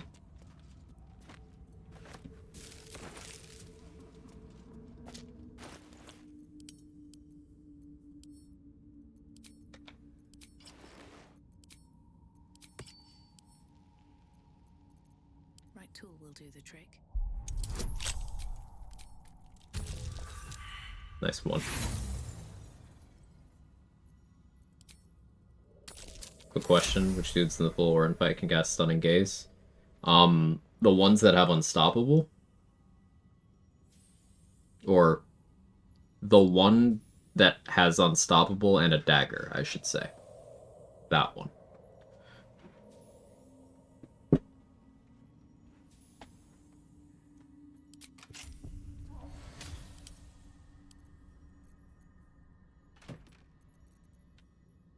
It's a stealth +1. Maybe we wear this. Get to look cool.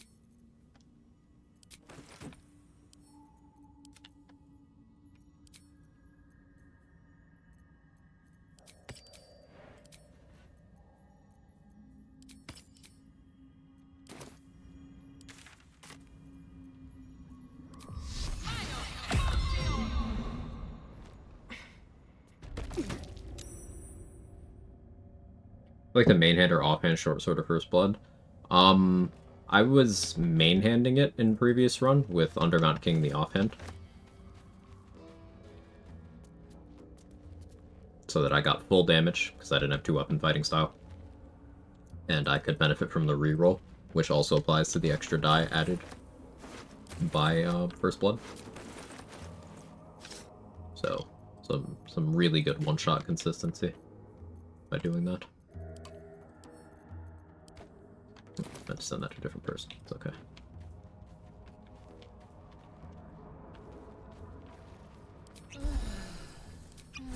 Low roll on that first potion.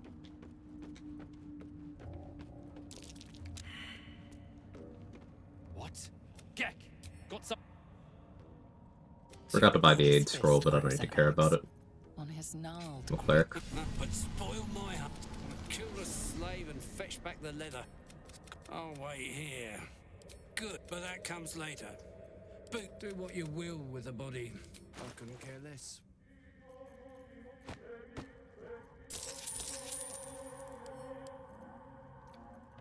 Bag up these so he can't cast them.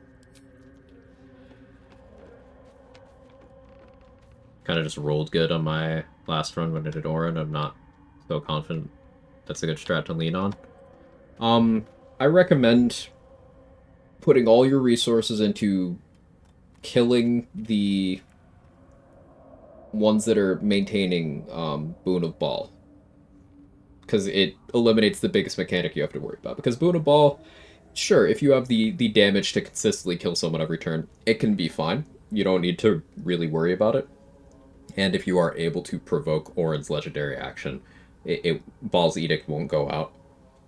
That's fine. But it is going to maintain the unstoppable stacks on Orin on every one of her turns. And also, if you ever lose control of your character and Ball's Edict goes out, then you're dead.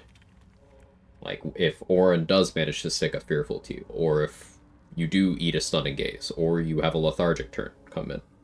So I would really recommend prioritizing just getting rid of all of the cultists that are chanting so that you don't have to deal with that mechanic at all. Orin herself is a lot less dangerous, provided you have prone immunity, crit immunity. You need both. Reason why prone immunity matters is because Orin will auto-crit you if you're prone, through your crit immunity.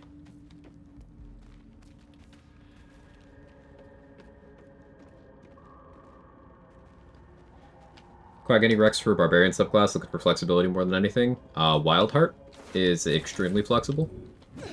Because you have a lot of things you can select. You choose your animal heart, and then you also choose your animal aspects at levels 6 and 10. So, very customizable. And a lot of those bonuses are things that don't require you to be raging, which makes it an appealing subclass for runs where you don't want to rage all the time.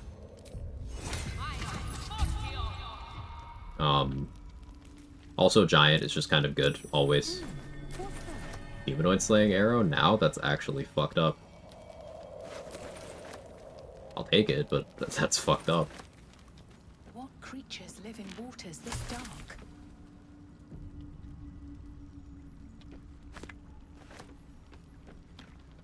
Thanks, Quag. You're an amazing person. You're going to the good place. Oh, thank you.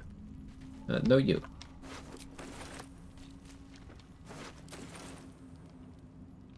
Or was that a threat? Or are you gonna send me to the good place?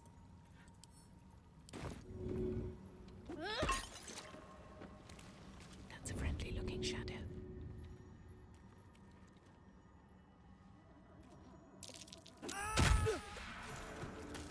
Walk in death.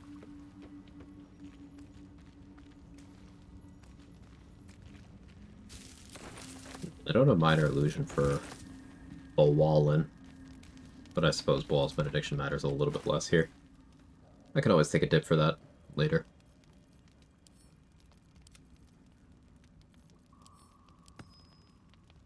I have attitude with all the vendors I care to.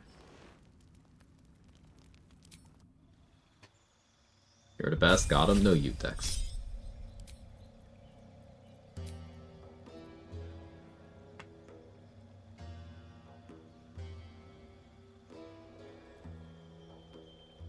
Suppose I don't want these because of stealth reasons.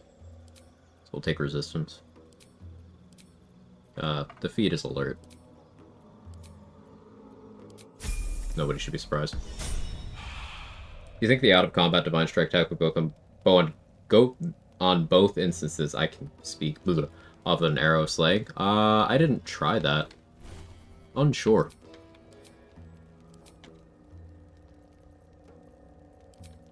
Unsure.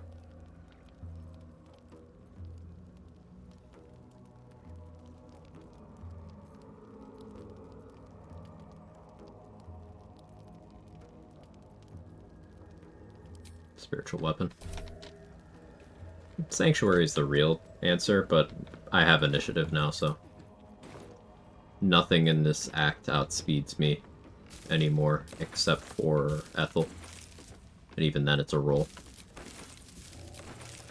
Yeah, sword spiders can also outspeed me, but I can gear for that.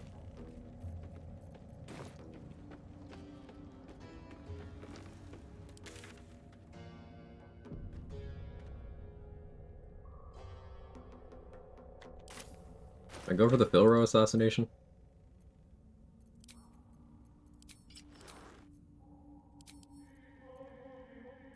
I've not been doing great in terms of scrolls. Let's hit the well and see what I pull over there.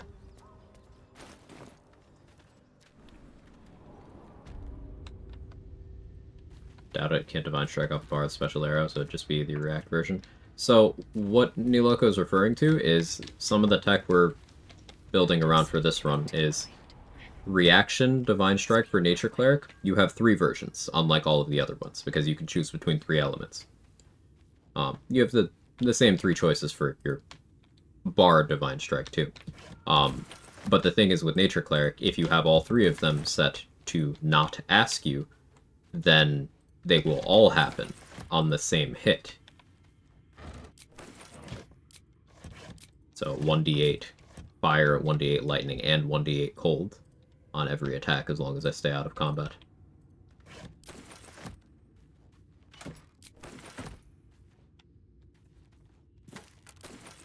Just hoping for Cloud of Daggers from that. Nope.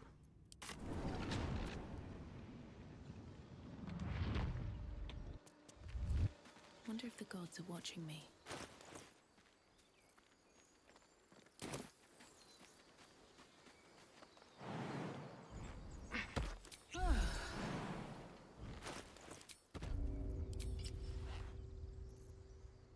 I haven't grabbed Crusher's Ring yet, but that'll have to be fine. What's next?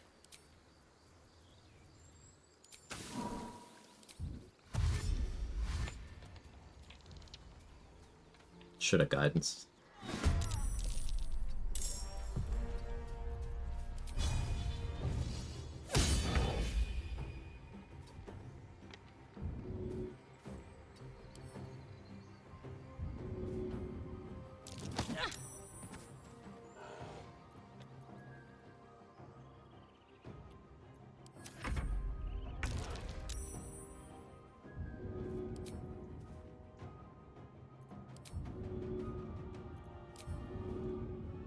And away I go.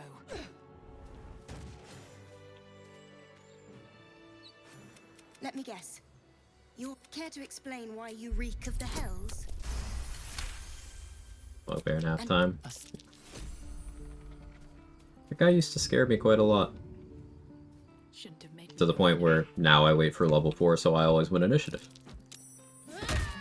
Action.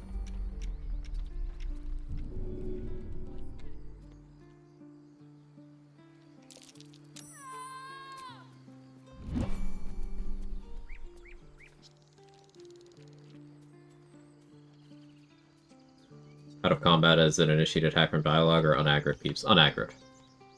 I don't know if that's a stupid question. It's not. As long as I'm, like, I'm not in combat right now, this gameplay state. So not turn-based mode, not combat, just this. That's curious. Is she fine? Yeah. Maybe. And it's Naycher from the top rope! Might be useful.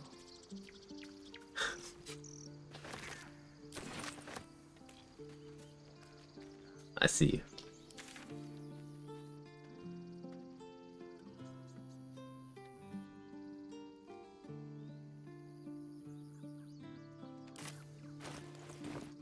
Need to get enough money together to buy the ogres. Things Quag does for 1 XP. Hey, this is not just for 1 XP. This is also for a corpse. I like having a corpse next to this waypoint. That's terrible. I like having a corpse next to this waypoint so that if I ever want to make an enemy dead zombie, I can just go over here and make one. Utilitarian. I rarely do anything for just one reason.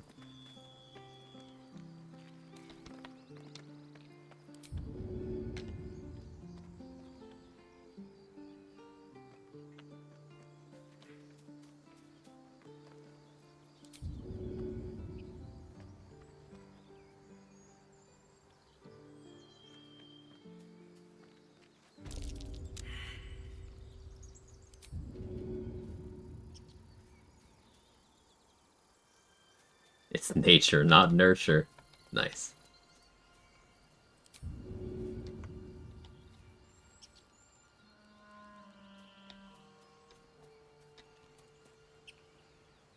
Would Nurture be a wizard archer? Because nerd.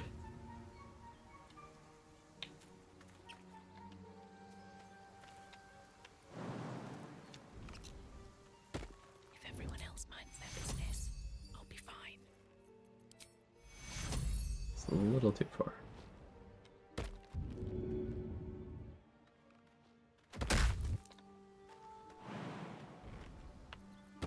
Can't risk being in open view. Take you. So These boots have seen everything.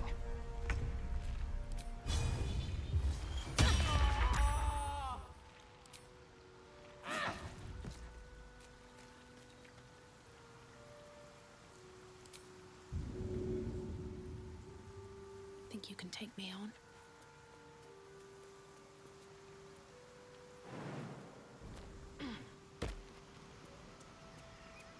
Out of sight, out of mind. Take you. All right, time to skulk about. How much further can I go? Only meager understanding, but I'm here for it. Glad you're playing Cleric. Know you like that class? I love Cleric. Breathe quiet. Move with care.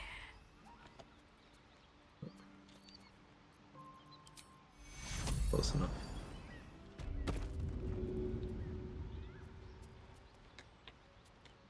Does Naycher Cleric believe in toilet paper canonically or no?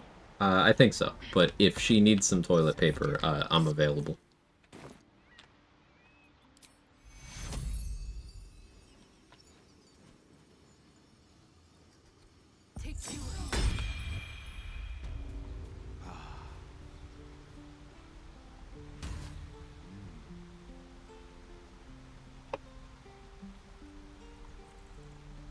It's me. What else would I have said, Control? These boots have seen everything.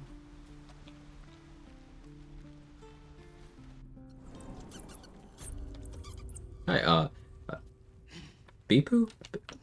Bipu? Please correct me. I like getting names right. Welcome in. What was that for? Doing this to Will? This is so that he gets into his default position in the Grove without walking through the Exploration XP spot in the front door. So that I can save that one for as long as I want. Doing it this way stops his AI from breaking. If you were to just kill him, pick up his corpse, and then, like, jump over and then drop him where he's supposed to be, even after you revive him, his AI won't actually function. We're civilians now. So this keeps it intact. With respect, sir, being a Hellrider is for life. They can't take... They can, and did. Avernus changed things. Cutting to the Let me chase. get used to that.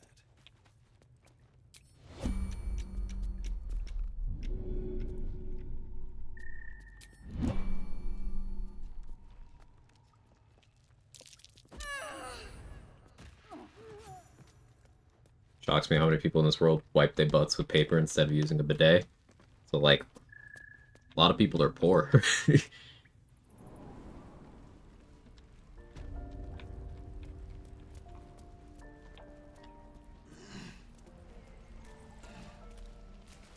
It's me, I'm people. Looking for steel? Well, something close.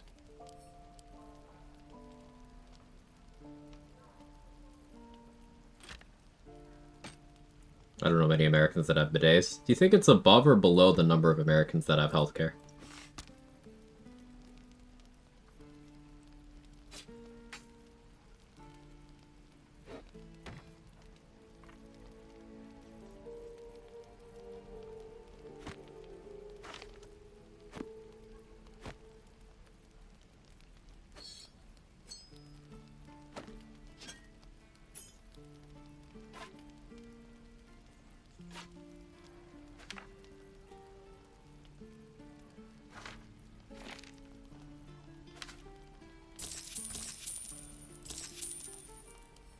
Well, I have a bidet, but not healthcare, so... Hells take me. What I wouldn't do for better tools. If you think about it, a bidet is healthcare, right?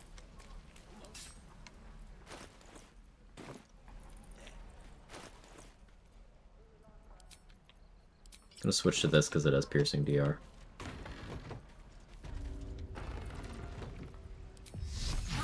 I'm gonna bite the heads off you. Shoot before you...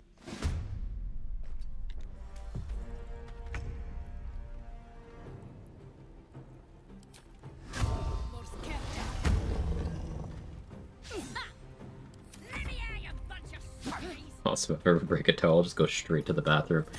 You could be like me and break a toe in the bathroom.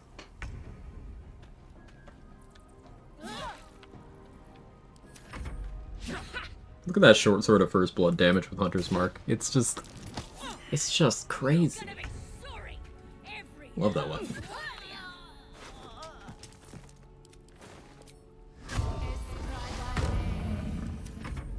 Is that before or after the litter box? That was more recently than the litter box.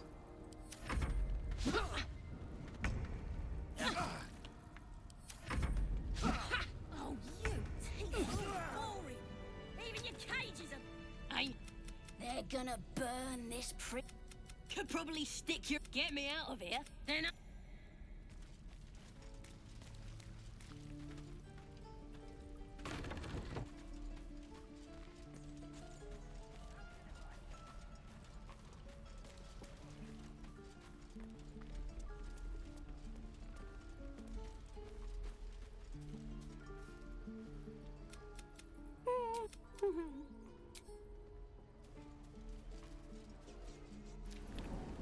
Just use leaves?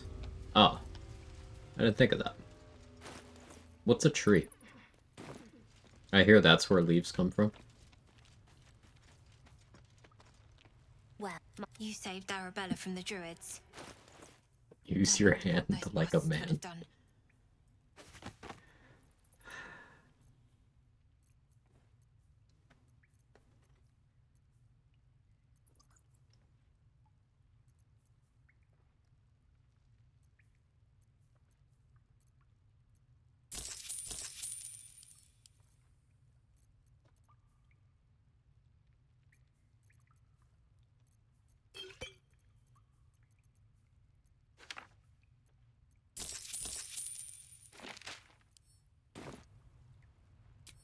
and we're happy to...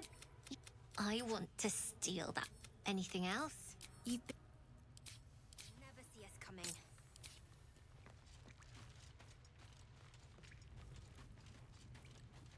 He's stored in the balls, that's true. Friendly-looking shadow. Get in and out. Whack-a-mole. Just out of view. Should mind my step. Can't slow down.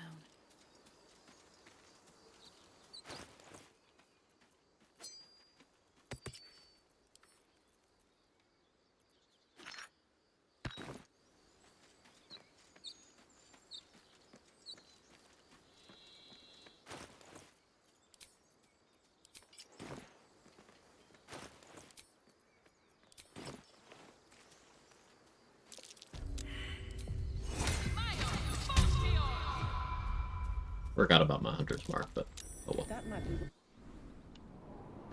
Have to keep going.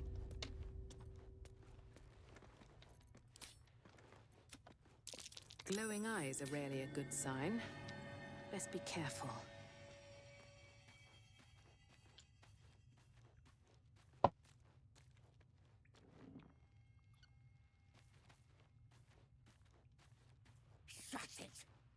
Okay, for once I have good stealth.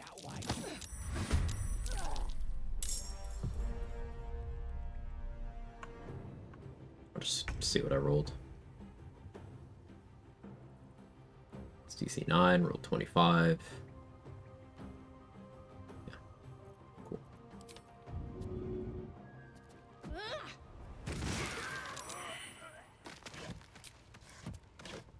As long as you succeed that hiding check there, you get the surprise round, and a bomb is almost guaranteed to kill all of them.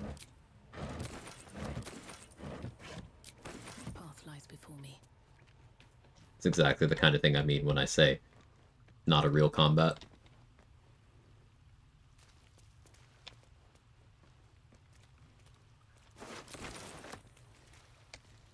Very glad COVID got people in the habit of not touching others, because a lot of people don't wash their hands. I mean, a lot of people didn't change course there.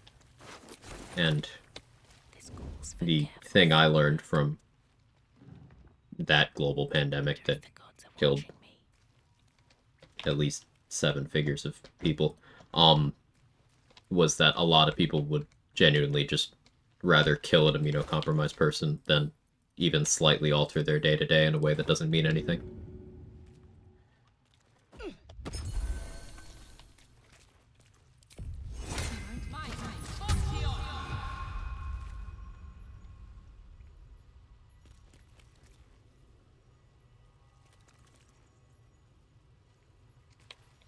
Oh, thank you, thank you.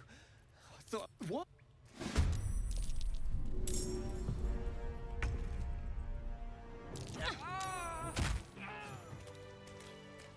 To be cautious.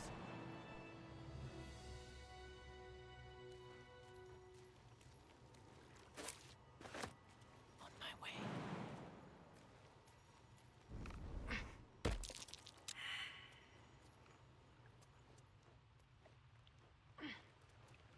Very true. Disabled still masks immune system. Yeah, I'm the least immunocompromised in my household. Still am, just I'm less at risk than someone with no immune system and a cancer survivor. But we're all still very careful, because we have to be.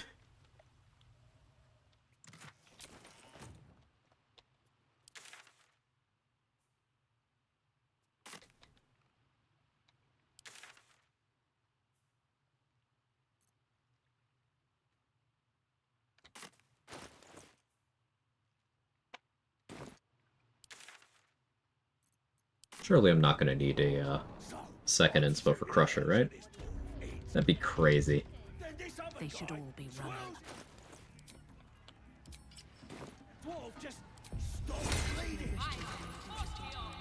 Put this for the piercing DR in case I need it.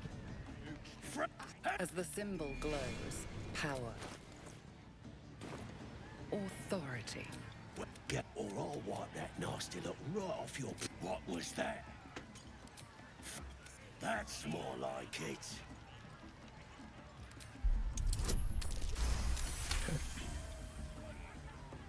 I do too, wish more people did.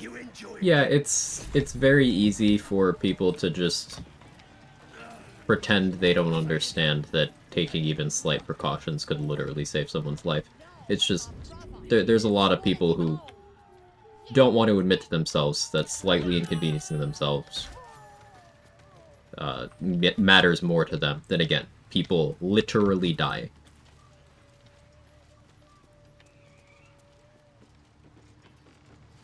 In some ways, people will show you their true faces, and make sure to believe them.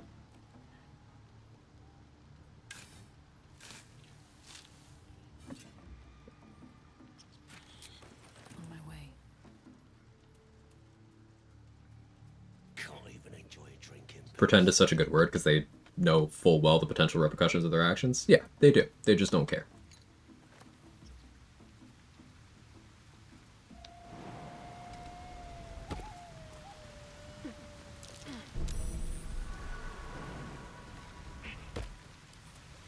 Don't give me trouble now.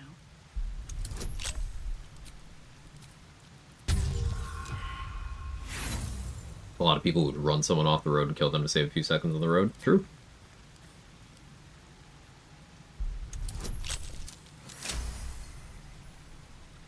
Same people who hated masks are suddenly okay when the secret police uses them. For a lot of these people, it's about the suffering. Like, the cruelty is the point, the hypocrisy is the point.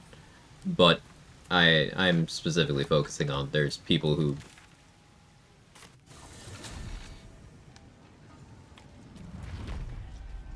they're not actively malicious in the same way as the, you know, ICE Nazis are. But they would do absolutely nothing to help you either. So it's its own brand of awful. Got the better of them. They're practically unconscious.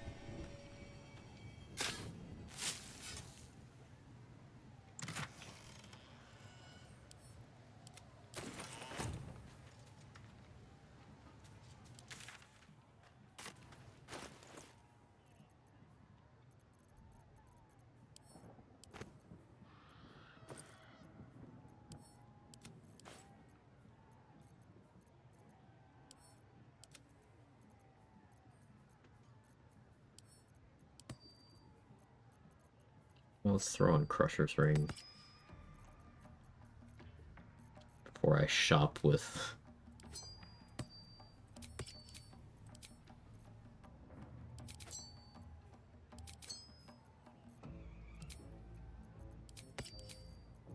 Smuggler's Ring on again.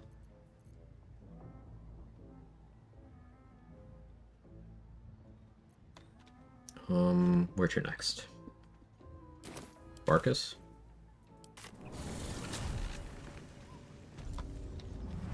One day I'll catch a break. Period. So refreshing to hear good takes for once. Florida's unkind. I'm sorry about the whole Florida thing. Hopefully one day it's a little less Florida.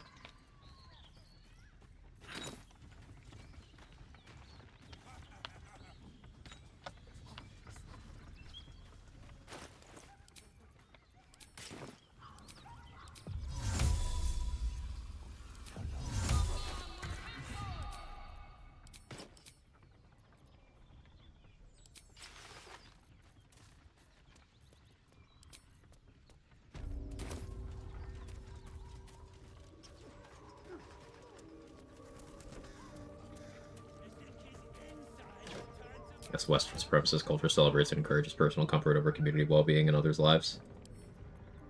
The funniest thing to me is seeing these people who are like gleefully cheering on the suffering of others fully expect sympathy when it's their turn to suffer. Like,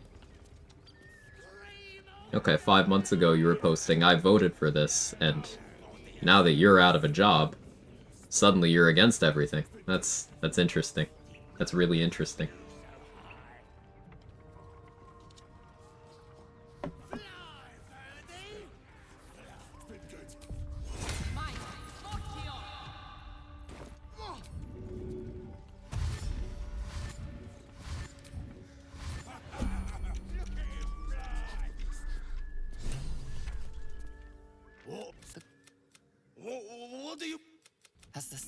glows, power courses. No check here if you are both branded and a drow.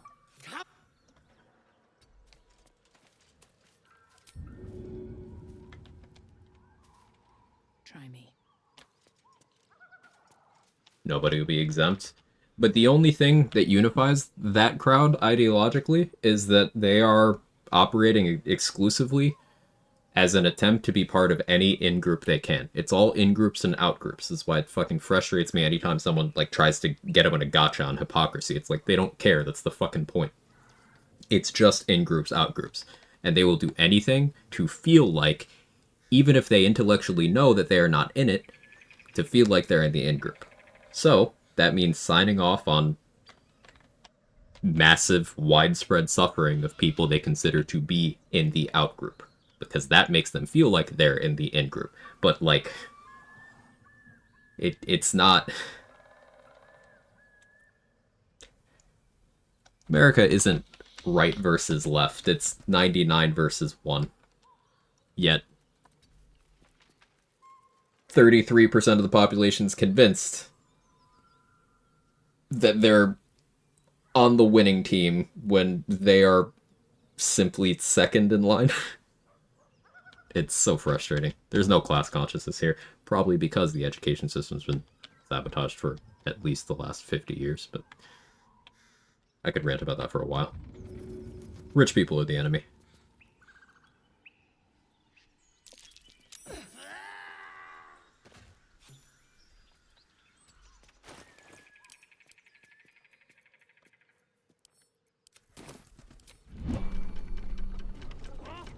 Second in line is a huge stretch. Second behind lumping in all of the undesirables as first. There's a lot of groups ahead of them, and they're counting on that.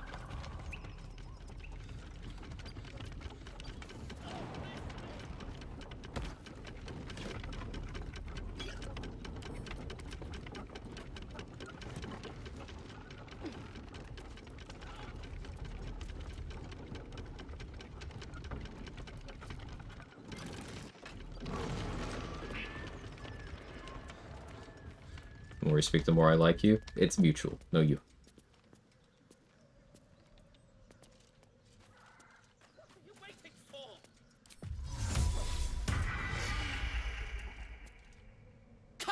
Okay, for my hot takes. Alright, so like that's you, cause like hot, so I take? I take. I take. Well, get on with it. You saved nothing. Take my pig. But on that note,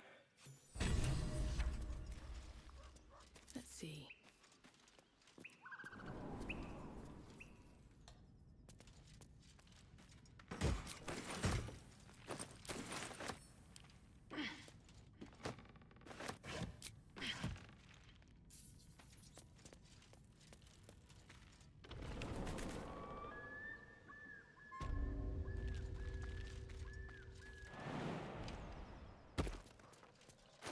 Alright, not much to say here. We're just doing pretty standard loot loop stuff.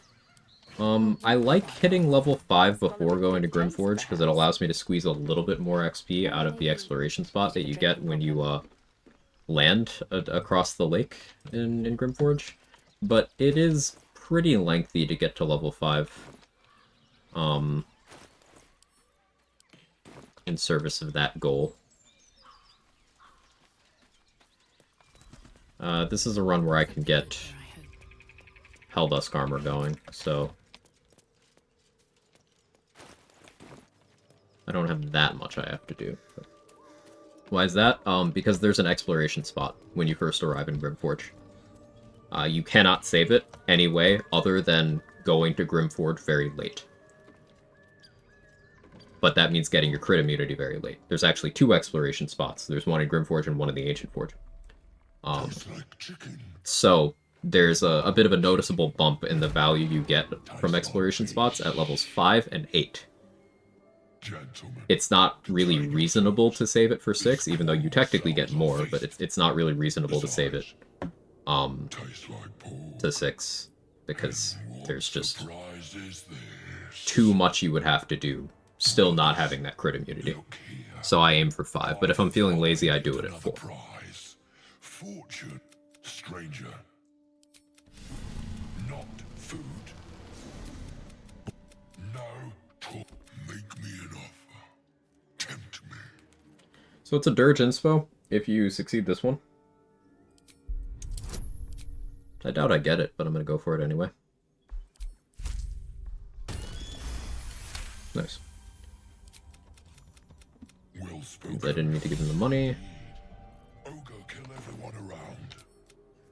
Yeah, I still get the XP, and I get the extra 25 from the inspo. That's curious.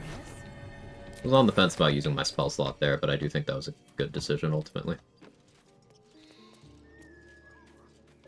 Just roll good.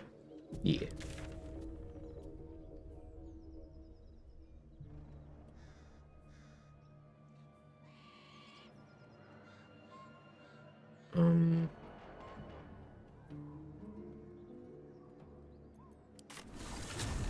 Let's prep for doing Helldusk stuff.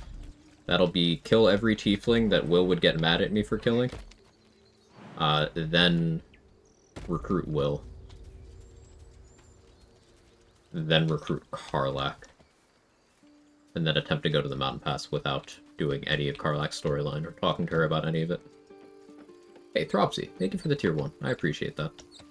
Very kind of you. Hope you enjoyed the emotes, the ad-free, all the good stuff. Thank you very much for the support. The support's been unreal today. I really appreciate it, everyone. I try not to bring it up too often because, you know, it's a downer and stuff, but, like, I do use my Twitch money to survive. So, thank you very much. Need anything else? Just some bits and bobs I no longer need?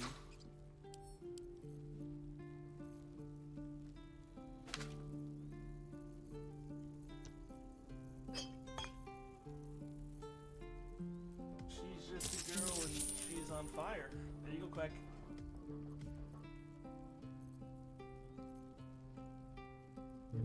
Yeah, I could use a Darkness Arrow. She's just a girl and she's on fire. There you go, Quag. Hey, Dex, thank you for the 59 months. That's a long time, man. You deserve it? Thank you. I'm glad you think so. It's for the cats. Relatable. I hold no illusions. Cats are the selling point. I'm just their handler.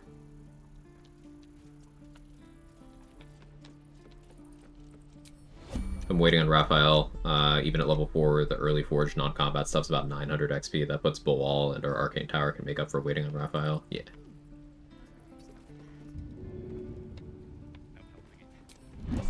You could go really outside the box in Oathbreaker.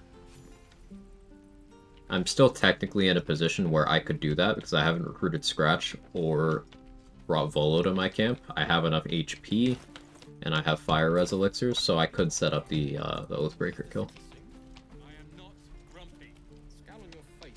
But that would take a while. It's not something I need to do. But I can explain the method real quick if you're curious.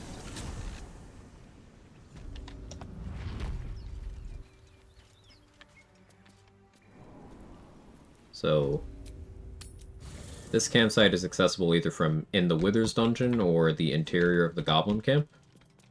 Oathbreaker Knight hangs out, like, here-ish.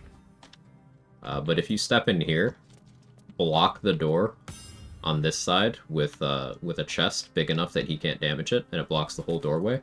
You just stand out here, you close the door, you end your turn here. When it's your turn, you open the door, you shoot at him, you close the door, you end your turn. He has 10 spell slots, and he will use Hellish Rebuke. So you need enough HP to survive a max roll of Hellish Rebuke. And then enough healing potions to heal that back. So that means you need at least 21 HP, I believe. Because I think it's 2d10 if you have Fire Res, so it's 20.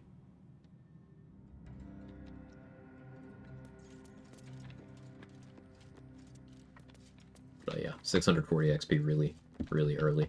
The only downside is any companions you have recruited will get mad if you, like, attack him. Or if you initiate the fight in a way they're helping you, they'll get killed, but at least they're revivable. But I wouldn't recommend doing this with Scratch or Volo here because they could get perma-killed.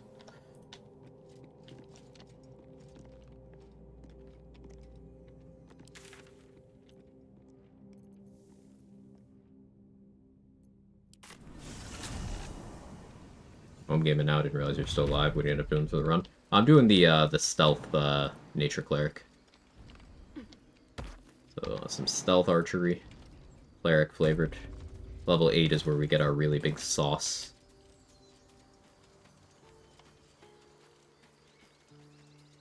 This Hellish Rebuke math with Fire Res? Yeah. You can get a Fire Res elixir guaranteed on the beach. It's in the chest by the exploration spot. If you have enough strength, you could drag the chest out of the exploration spot without triggering it. And there is always a caustic brine and a Fire Res elixir in there.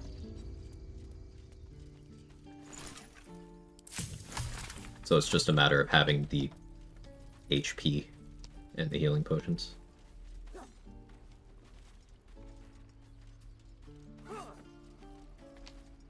Everyone's first Skyrim run.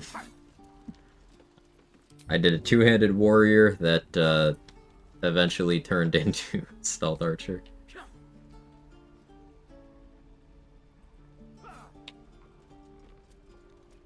Take your time. Roland, my love. Roland's great. He's got a great character arc.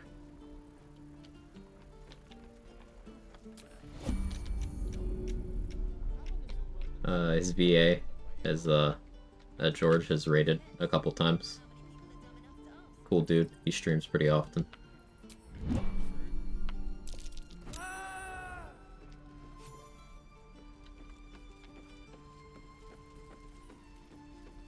helping it. We're exposed now.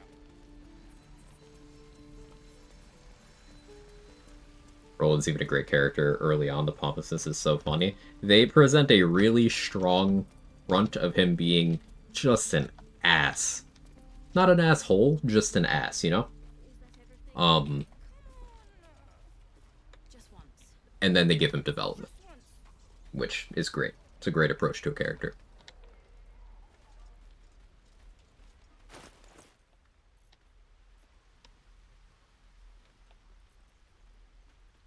Ooh, we have Dark Amethyst tie. I'll wait until we have clothes that's gonna be like long term. Then we'll use that. But maybe we dye this. Let's see. Oh, I like that. I like that a lot.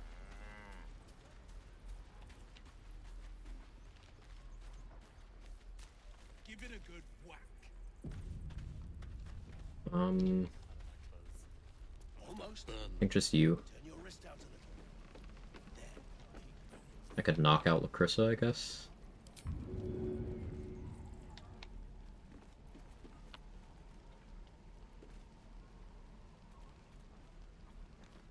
Do I have a favorite color? Just like in general?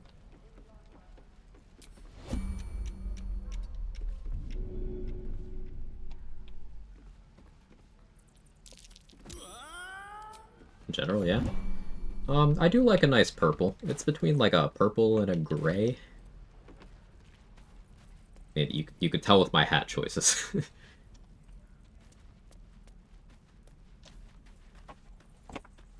These are my main two.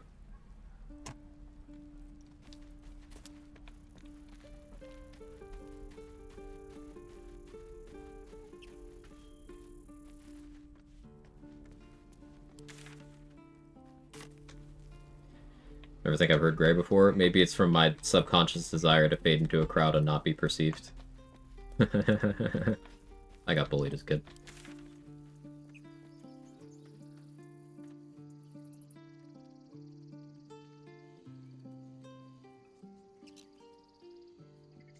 Never did buy the Gloves of Archery, did I? Need to. What did I do, the owlbear? I have it. Just I wear it a little less often than the other two. Any pin for purple or green? I like a green too, but I think purple's the winner. You look like you got something jingling in your pocket. Looking to spend it?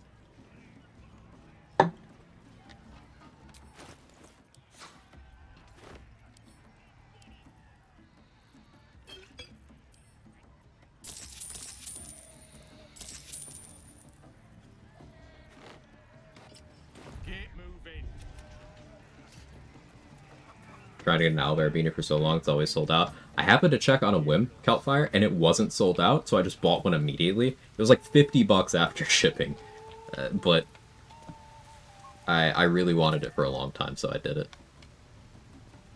Right. Time to skulk out. Can't even enjoy a drink. I'll be fine.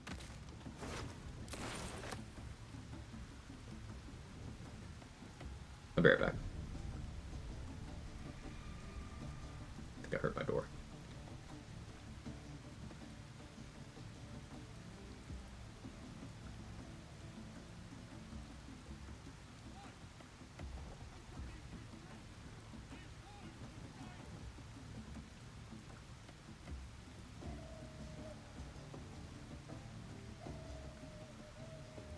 Okay, I'm good. Is it pronounced oil bear? I think so. It's pretty snug. The oil bear beanie? No, it's there's a lot of extra material. It's like one of the ones that kind of like droops a little bit because my head isn't that big. But I don't mind. At the ready. Hey Joe, how are you?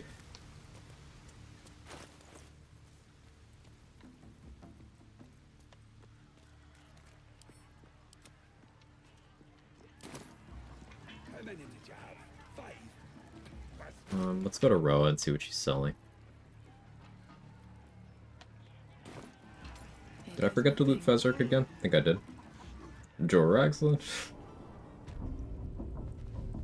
Not bad. It's good. Bloody racket.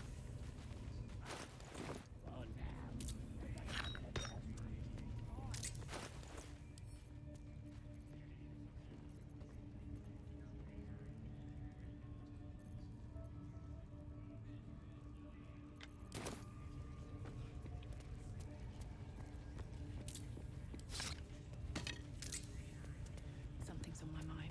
How's nature treating you? Need something? Nothing to report so far. You know, we're not at the combat section of the run yet, really. But, I'm excited. It'll be fun, especially once we hit level 8. Ooh, call it Cloud of Daggers. That's what I wanted.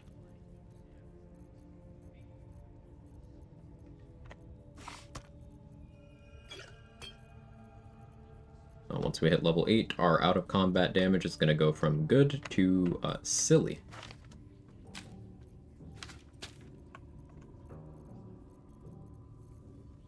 I'm looking forward to that.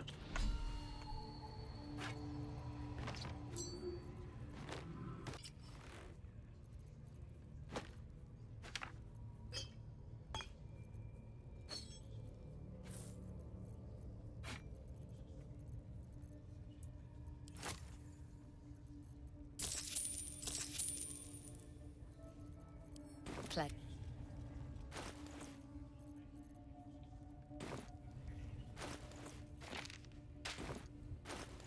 Two inspos. Let's get 3. Stop wearing anything because I'm not familiar. I don't know mispronounce. I miss wearing beanies. Beanies are like a security blanket thing for me. I sometimes don't wear one, but mostly just for change of pace.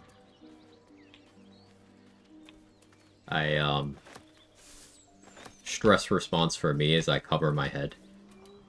Like whenever I'm having a bad day or something, I just like blanket for it, blanket over the head, you know? So hats are like a mini version of that.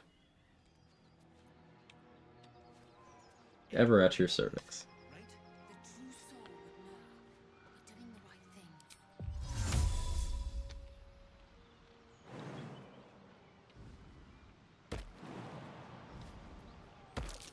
Owlbear tracks. It'll be close enough that combat does start here.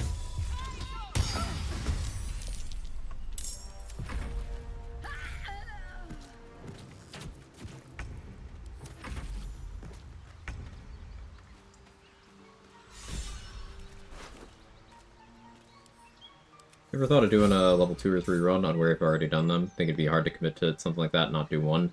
Experimenting with ideas for one? I've thought about it.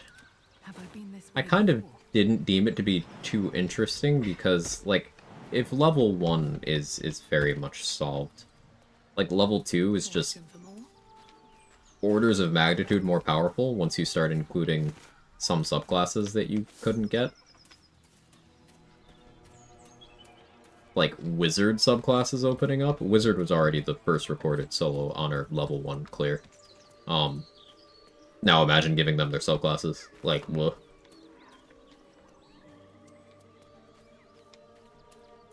That would be... You'd be giving Tempest Cleric Channel Divinity for forcing their max rolls. Druid would be able to pick up Spores or Stars. It'd be a massive power spike, and then 3 would finish out, you know, for the remaining classes that get their subclasses at 3 rather than 2 or 1. It would really be a lot. Now, that could still be interesting and fun. And definitely still more challenging than a fully leveled run, don't get me wrong. It's just, I've done a couple level 1s already, so it's kind of like... I'm a little resistant, if that makes sense.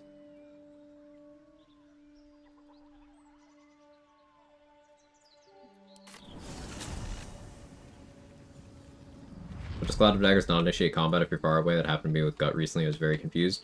Most neutrals don't really care if you Cloud of Daggers them. They will not start combat, at least not immediately.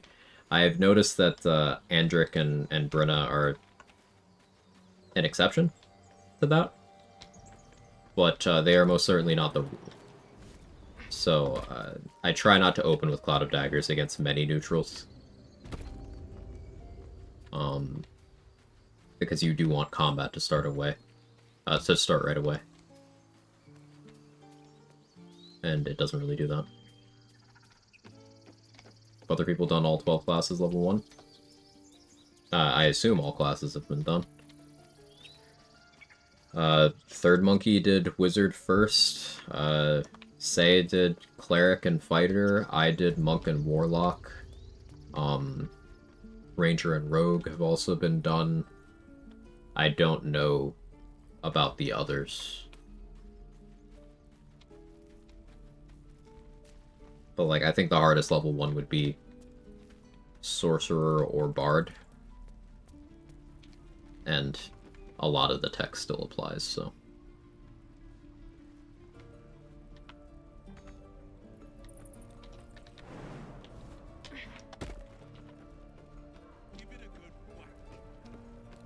Did I get the Cadena's Cloud of Dagger strat to work? I did. I did. Yes, it worked great.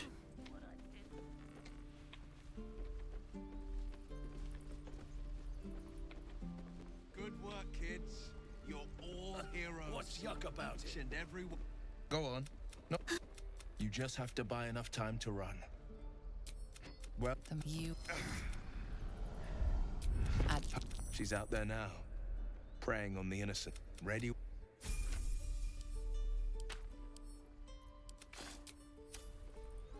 The Blade of Frontiers at your... Are you sure? Oh yeah, who we romance in this run, chat? It was, partially Lae'zel and Minthara last run, but, Right. I've got food. mostly Shadowheart. My dagger. I should speak up. Who are we going with this run? This might be stupid as Jack of all trades level 1 for all intents and purposes. No. Your proficiency bonus still goes up based off of character level, so that goes up at levels 5 and 9. And that determines the effectiveness of a lot of things. But you're also picking up a lot of features, and some of those features will scale also with your character level. So, like cantrips, for example. Their damage increases at levels 5 and 10. 11 instead of 10 if you're Moving Blade. And that doesn't need the levels to be in that class, it's just your character level. So stuff like that gets stronger. You get combined spell progression up to 3rd level spellcasting, so you can upcast like Magic Missile, Chromatic Orb, Scorching Ray, stuff like that, and get more value than a lower level would be able to. I mean, a lower level wouldn't be able to cast some of those things out of their spellbook, but you get what I'm saying.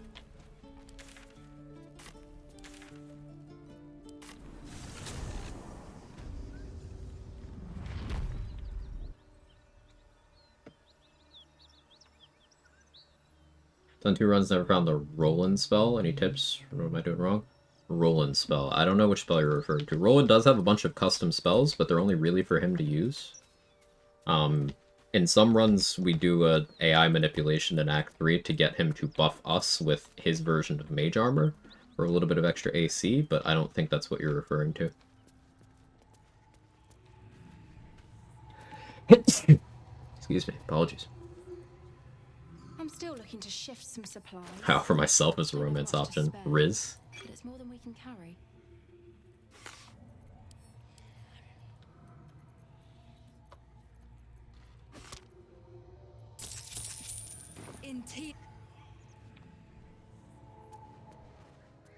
So wish we got a Roland scroll to choose from. It'd be really cool to pick up some of those NPC spells. Like, I think a mod allowing us to learn some of those would be really cool. Like, Roland's got his unique version of Mage Armor, Magic Missile, Thunder Wave, Color Spray, and Fireball.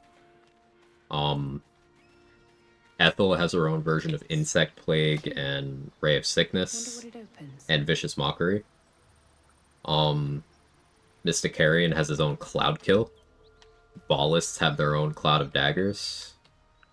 Roland's Firestorm. Okay, so that's not a spell you could use. That's like an endgame ally thing. For the Gather Your Allies quest, you make friends with people throughout the game, and Roland is one of those possible allies. And what Roland will give you is the ability to use that, but it's like just in the final battle of the game.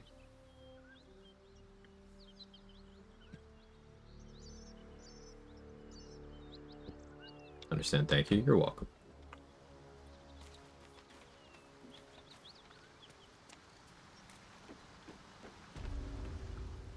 Oh, fuck me. Maybe I will. It's you, from the Nautiloid. Please. Ow. I'm Karlak. I'm Naycher. The latest yappy little dog. After we've mopped them.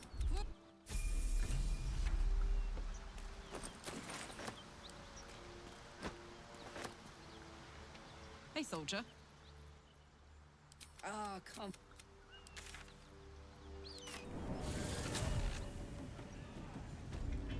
Is that a patch 7 or patch 8 isn't? That's a patch 7 isn't. You're good at remembering lists of things on a whim. I struggle with that. It's ADHD. I hyperfixate on things sometimes. I don't remember anything important, if that makes you feel better.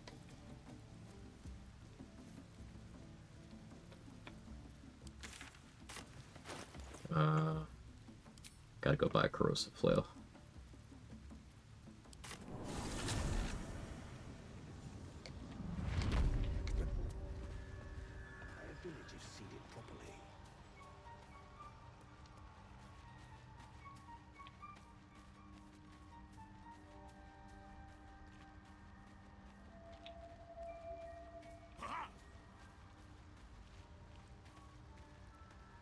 No point in lingering. What is a Jack of all trades clone capable of, other than hold person? Eldritch Blast, Action Surge, Counterspell, Rage, Stunning Strike. It's got Surprise Immunity and higher initiative.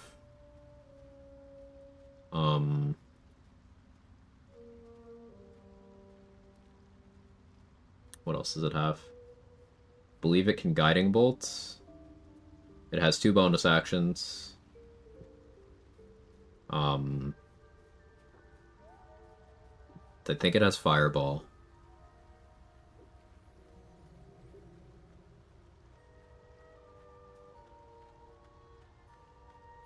It's got Hunter's Mark. What is this? The clone of yourself in the self-same trial. The way it works is it's always level 7, but it's 7 levels in every class that you have. So if you're a pure class fighter, it's just 7 levels of fighter. But if you're Jack of all trades, and let's say by that point, let's say you really optimized your XP and you're already level 11, it's like the last thing you have left. It is 7 levels in 11 of the 12 classes.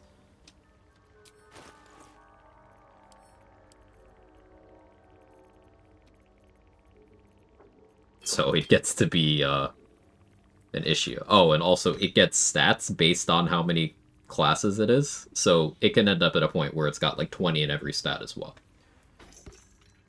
Don't forget that.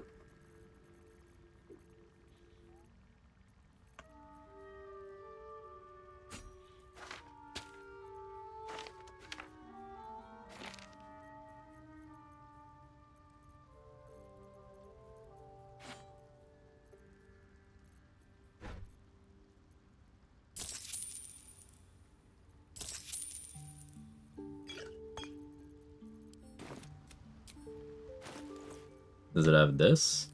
If it plays its cards right, maybe.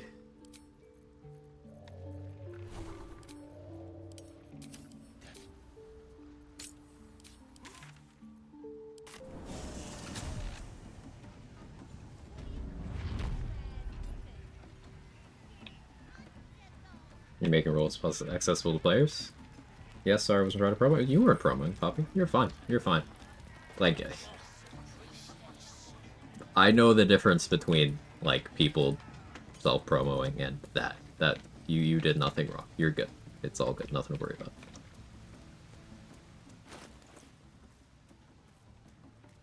Like, I did just say a minute ago that I wish someone would do that.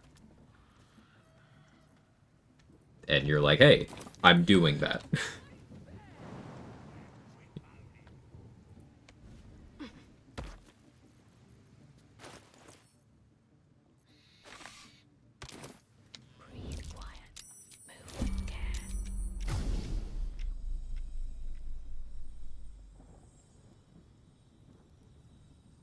Greedy. It would probably be fine, but there's a chance that it wouldn't be, so I'm just not going to invite that.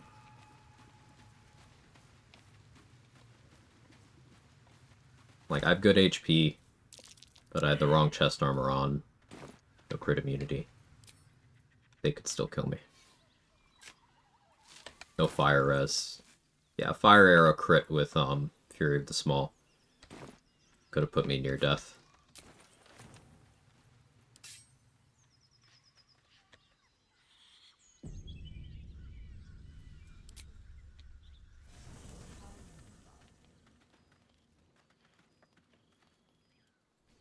Alright, so we are going into the mountain pass here. But we have this cutscene queued up, and we electrocuted Raphael, so the electrocution ticked while we're in dialogue with Mizora. So Raphael's AI broke, and we're going to talk to Karlach to go back into Act 1 instead of to the mountain pass. You've been naughty. So we can get Raphael's XP and armor. When you're naughty. Wait, do you know if you invoke Duplicity while wearing Ballast Armor, the clone will appear with Aura of Murder active? Yeah, it uses the copies of, like, any gear you have equipped, and it all works. So you can do some very interesting things. Even outside of just using it for item duplication. Like, you can spawn it with Ballast Armor, you can spawn it with a double foil mask.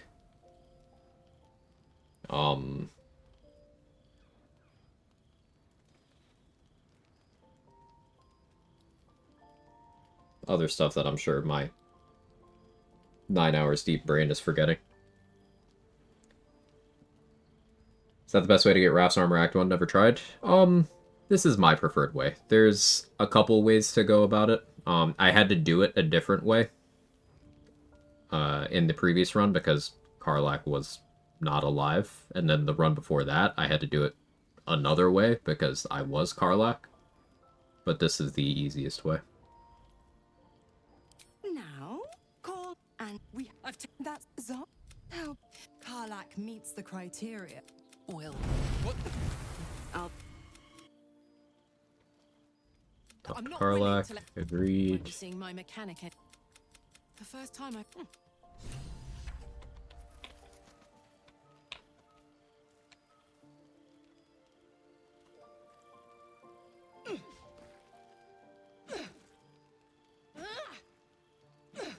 I'm gonna be here a while.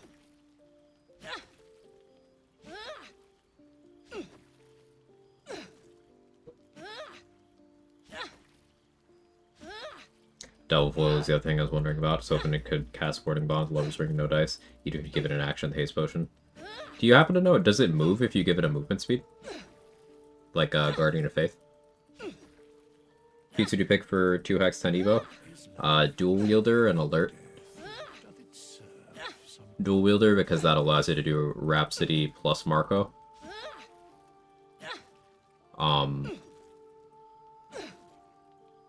Alert because it's Alert, and it allows you to skip equipping initiative gear.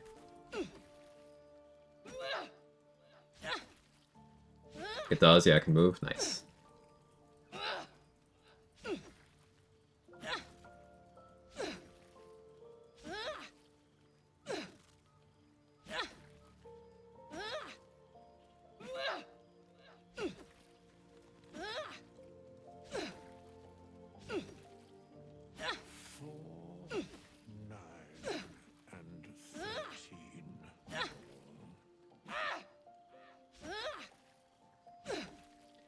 Interesting, would have figured at least one ASI to hit 2020, probably missing something.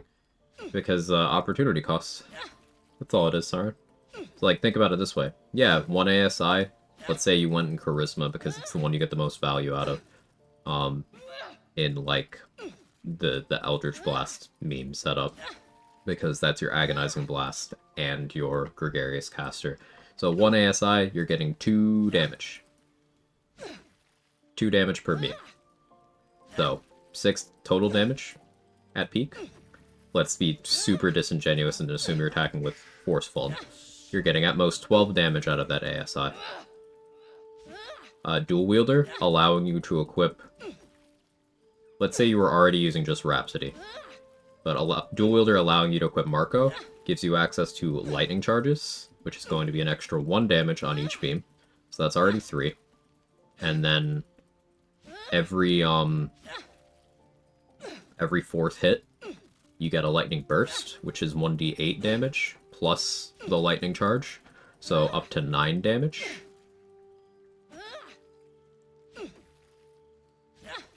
So if you average that out, you are getting the same damage per Eldritch Blast. But you're also getting the other benefits of Marco. You're getting the +1 to spell save DC, for when that matters. You're getting the +1 to spell attack rolls, and you're getting the +1 to attack rolls from lightning charges as well. So you're gaining 2 accuracy, you're doing the same damage.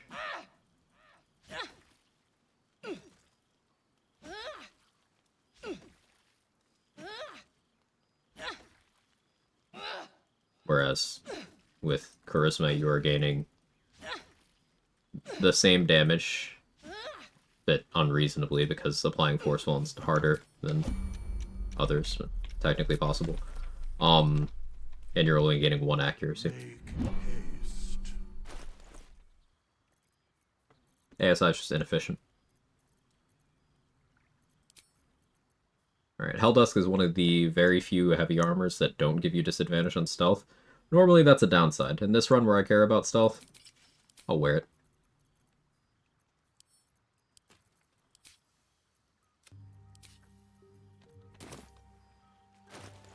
The real attraction is that XP we just got. Very well. I always wondered, can Caustic Band acid damage mess up knocking out Raphael? No. Helldusk and the Necro Resistance one? Yeah, Protective Blade. Straight back to the hells. Just look at me. I did what was Never right. knew that about Guardian. Solarian just made it stationary by giving it implicit 0 speed. Yeah, and there's a few other things like that. Invoke Duplicity and Minor Illusion. Some enemy types as well. The Shadow Creepers, the tentacles, the vines in Act 2. If they're given a movement speed through some means, they can move. He didn't face a more severe punishment. But I promise you, but I don't have a clue where to. The only way out.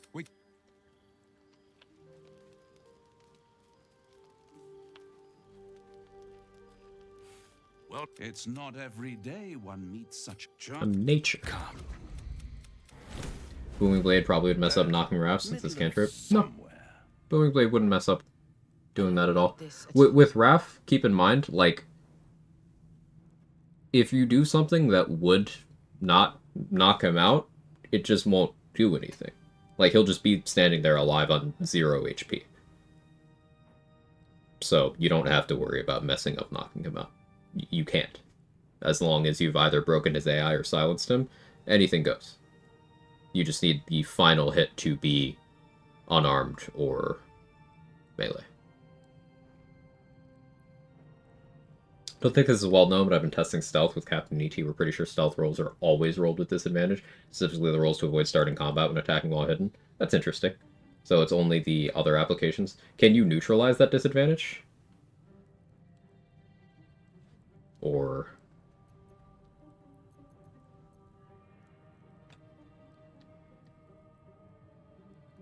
And what was your testing process, if you don't mind me asking? I'm curious. It's an interesting topic. It might. Am I a friend? Potentially. An adversary. I could fix it all. That's what separates us.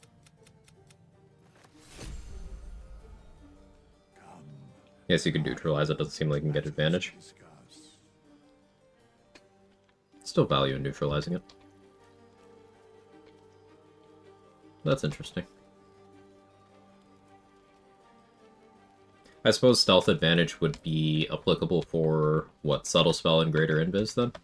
Rather than the normal stealth checks? Wish I had a bag of holding. Or do those work the same?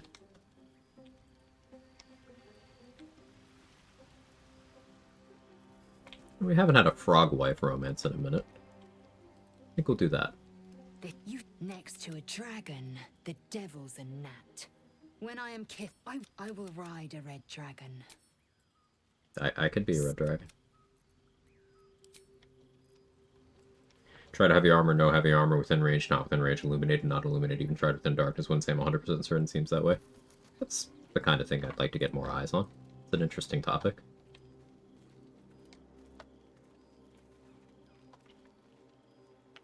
It would certainly be more ammunition for my stealth is a shit skill campaign.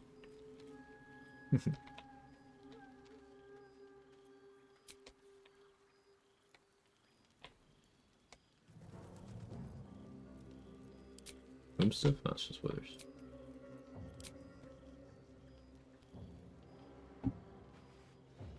Greater invis can get real advantage. Haven't tested subtle spell. Got you.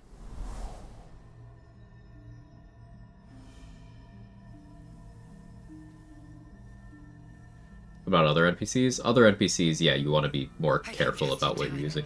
Booming Blade, if they move, then that damage can kill them instead of knocking them out. So, be careful about that.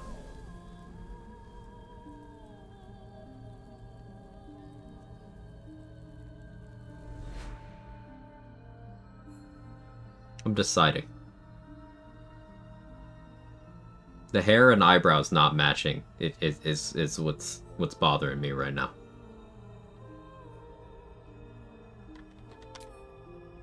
Your salvation, and not for the first time. I think it's a slay. I saved you before. Subtle spell ensnared could trigger the divine strike. There's an idea.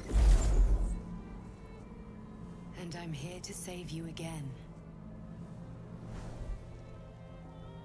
That'd be, what, 2 ranger, 2 sorcerer? No, subtle spell, it's 3 levels. Can't do that. No ranged ensnaring strike in a multi-class with divine strike and subtle spell. That'd be level 13.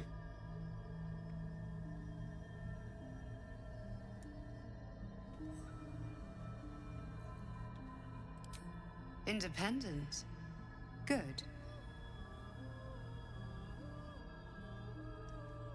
We have it. There is great. I will keep it from the fight. You can change that.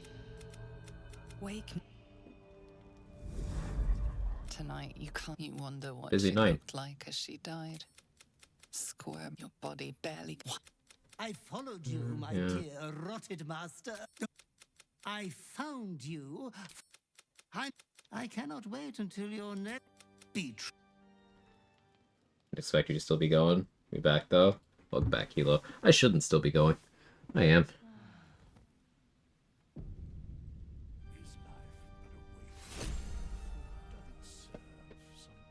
Beach? I know Beach.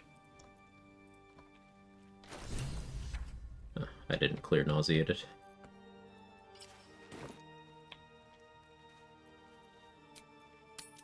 Alright, can't fight anything that does acid or psychic on this rust. Definitely not gnolls, they have acid arrows.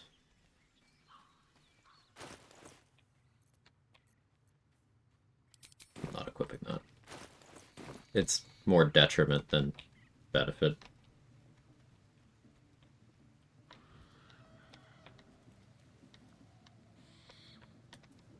We can rest immediately. I just want to grab a Warg Fang from this guy and check the bomb vendors.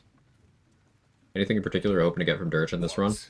I was thinking maybe I could crowbar some value out of Slayer applying Flesh Rot against certain things. It's because I'm doing so many damage types that having an all-vuln option makes sense. But I could just go 9th level of Cleric for that if I really want Contagion. But it was mostly just I wanted Slayer in my back pocket. And I wanted a good inspo route.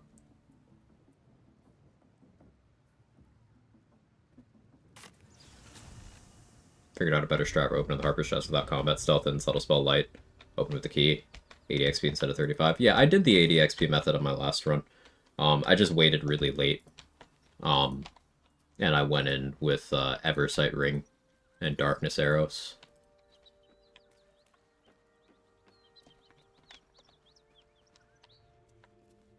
Had a tough time deciding what class to run to my main character. Still thinking Hunter, Apparition, Wizard, DK. I feel like I need a face. Sorcerer, maybe? You don't need a face.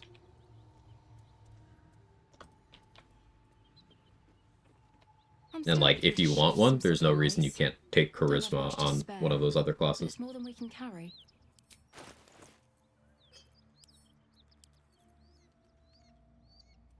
You can pick Guild Artisan or Noble background to get Persuasion proficiency for free, and run like 12 or 14 Charisma, and to be a good party face on any class. But you don't even need to do that much. It's just not necessary.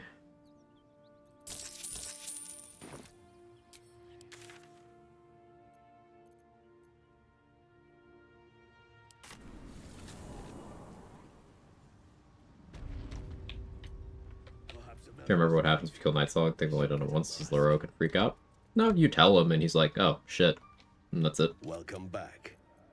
I do enjoy a good bargain. But everyone in Last Light dies.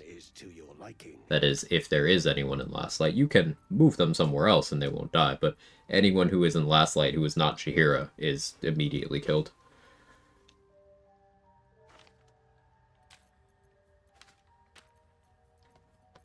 And if you want to save Jaheira and she's there fighting, you have to move really fast because she immediately enters combat with everything that was killed. And technically you can save her if you get there fast enough and join the fight, but it's easier to just not have that happen.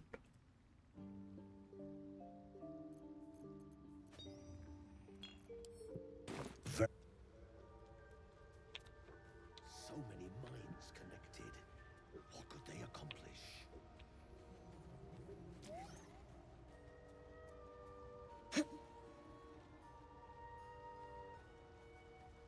And yeah, good loot.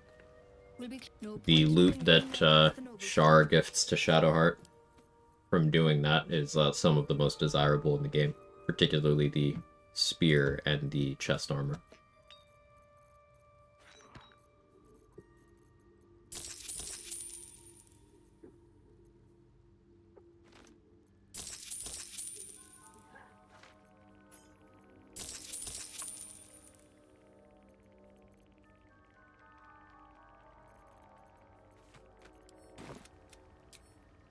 This'll do wonders for...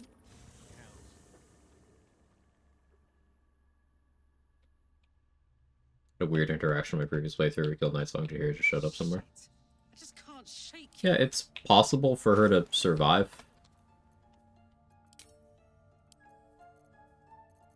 Unless you mean she showed up dead somewhere, which I have an explanation for that too, but which do you mean?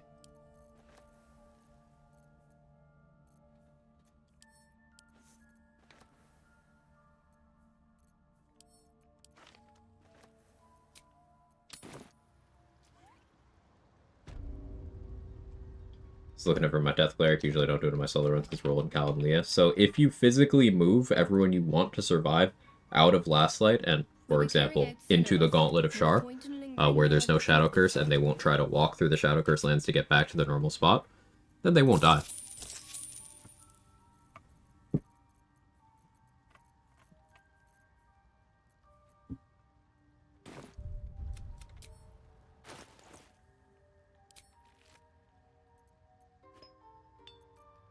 This you can absorb its your mind's so good.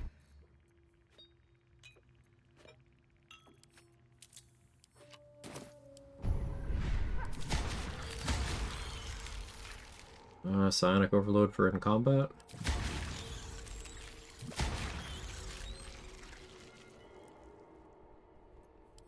Concentrated Blast in prep for Call the Weak. We'll get Call the Weak from Flint.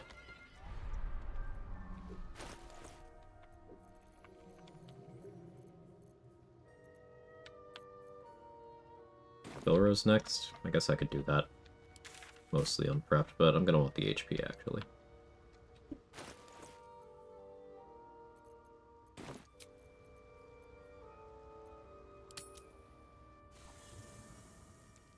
Alive after we did Miracle, she just showed up in the throne room like we were chill. Yeah, if she's not killed in the ensuing fight, then she'll be chill with you. It's very rare that she survives that without your input, but technically possible.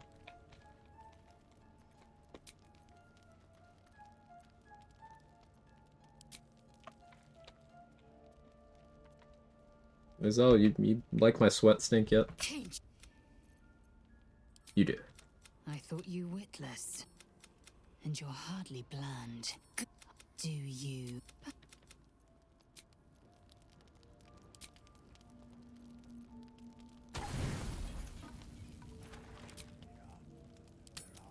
Y'all's got ever take a shit that just radiates through the whole house? Yep. Yep. I could definitely relate.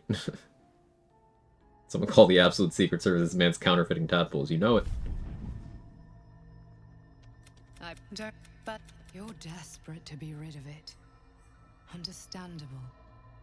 But you're looking for solutions in there. The parasites are merely a symptom of a were it not for my protection, because I am health. You. One of Emp's gaslights wearing immaculate bits.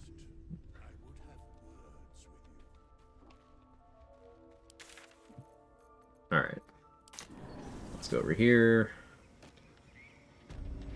Before I forget about it. Forget about it. I could actually do something. Let's see what this does. Fresh, sweet smell of warm. That I never do, but...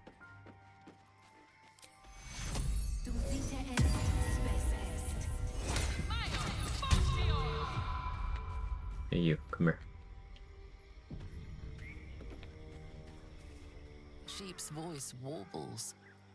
You realize it's trying to say bar. The smell of a diminutive creature sporting a red hat glares at you. Bah.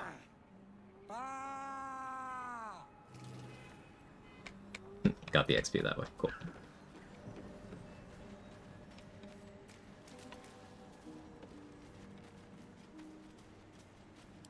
Booted that already.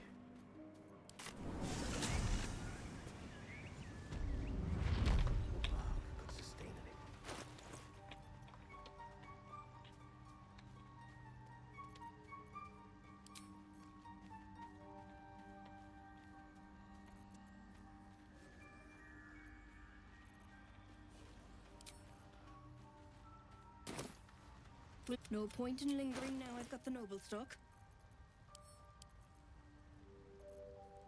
I think this is my damage option right now, but I'm probably gonna not go for that because I want to preserve flexibility. I'm still gonna need Hill Giant for throwing a few people around.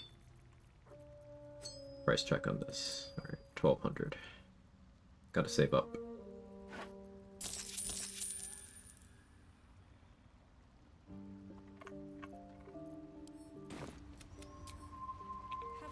So Bulwal would be most of what I need right now.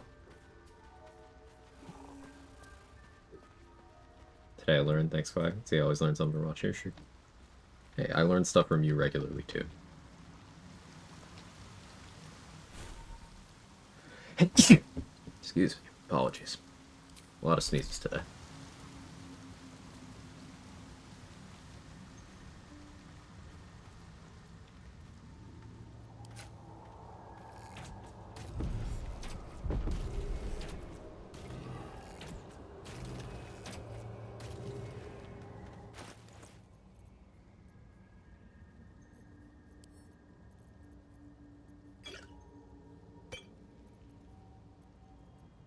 Other false potions? Do I scroll? I do.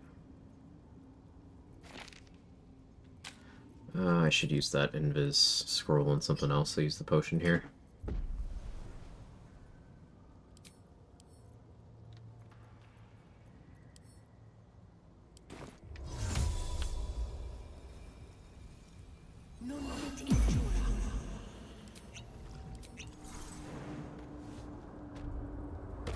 It feels like my magic is getting drained. By the hells, what is that? Just out of view. Alright. I have plenty of bombs.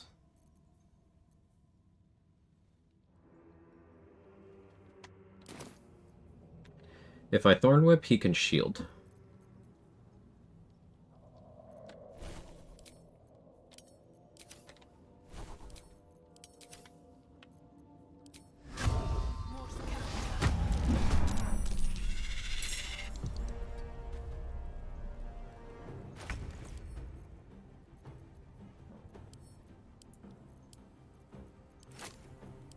Two bombs probably enough.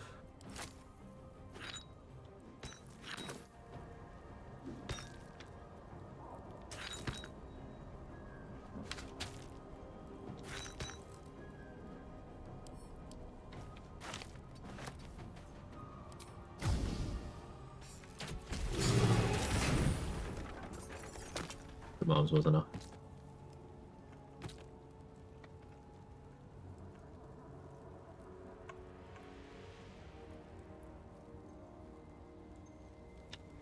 Took 22 from the arrow itself. Succeeded in the saving throw for the fire, so he didn't take that, but then he took 1, 2, 3 explosions.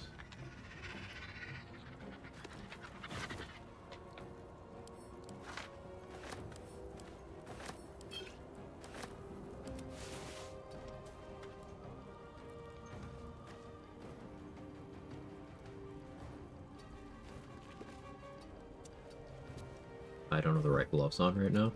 It's probably going to be an issue. Pass turn here. What path lies before me? Or Rand escape. Anyway, cheers, but I good luck, have fun. Thanks, Keela. I don't want to know what that is. Triggering Boulette there is annoying. Now I can't fight the Minotaurs in certain positions.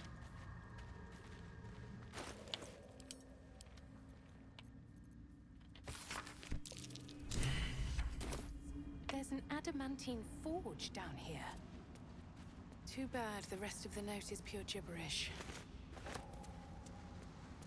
Just needed the quest.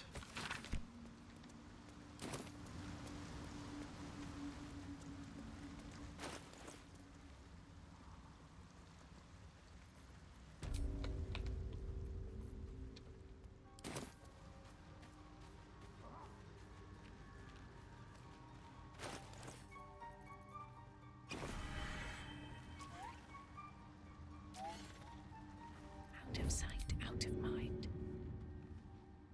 Time for some bloody work. Can't keep getting lost like that. Can't keep getting lost like that. You don't know how right you are.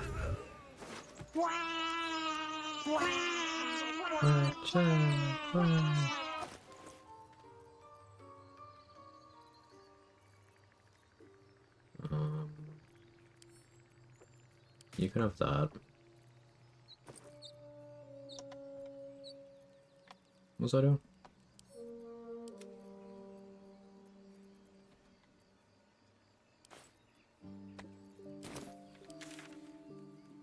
Oh, it's gonna bug me. What was I doing?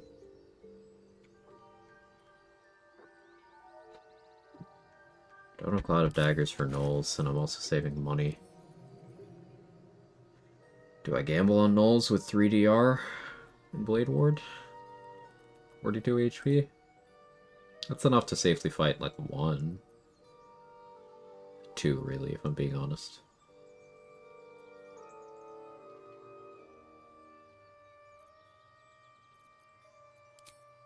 Thinking. Arcane Tower is a chunk. Not that big a one, though. More fire arrow stuff. Hope this ends well. Breathe deep and move. Can't risk being in open view. Predictably, Titan String's gonna be pretty big for what we're doing here. I do want to try to use Blightbringer in Act 3. Stream it? Yeah.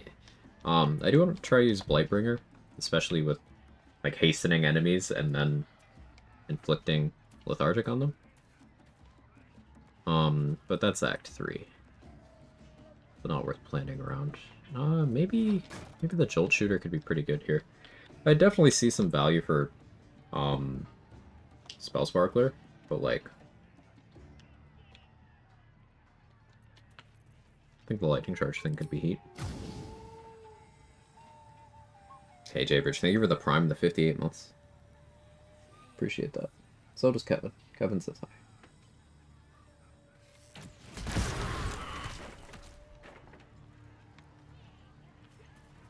Blightbringer for Lethargic's cool. I never thought of that.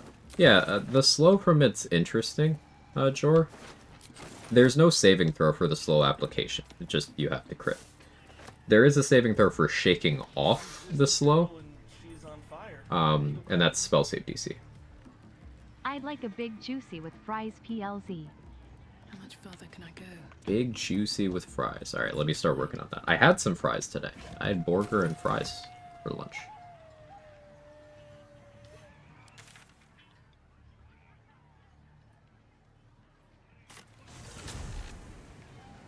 There is one flying bug of some bug persuasion that has been flying around my room for days now. It's just one. And I can't get it. But I'll lose my goddamn mind. Recently learned Lethargic forces autofail and strength and dex save. Probably some cool things you could do with that. Yeah, it's a stun. And stun forces autofail and strength and dex saves. And checks.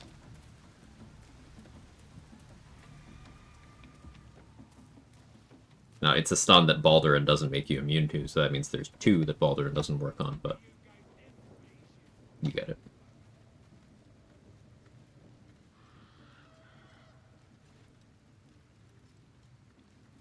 Cat. And the drow? Better be cautious. You got it. Bless you, beaver drow!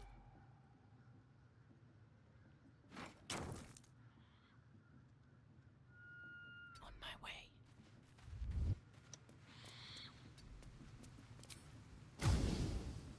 I need a quick word.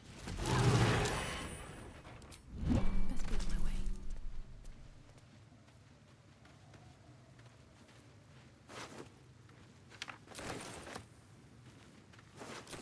No traps, please. What's riding here?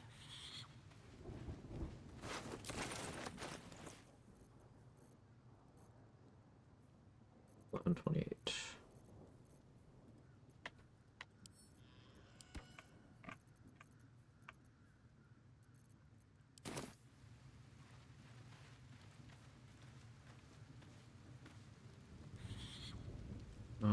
I have a darkness arrow. I could piss off Ethel. I don't think I want to do it without a vigilance elixir on, though.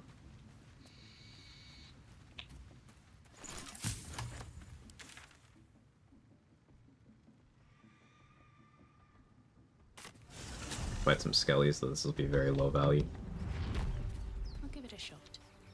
Checked out Outer Worlds 2? Yeah, I've done one playthrough. I did one playthrough on hard difficulty. I didn't do the hardest, I did just hard.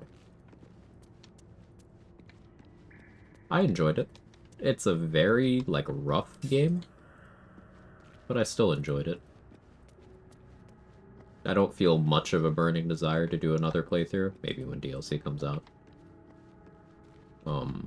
But I did enjoy it.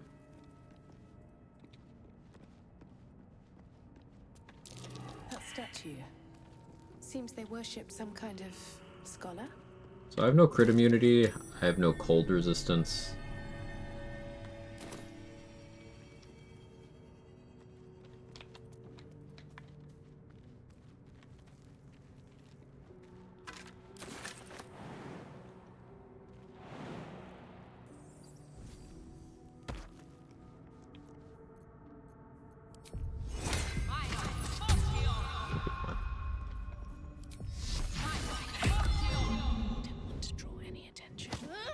Oh, hells. Something just woke up. Kill again! Can't slow down. Any drawer dialogue, the Viataris? Nah. Done very little in the Goblin Camp. That won't work.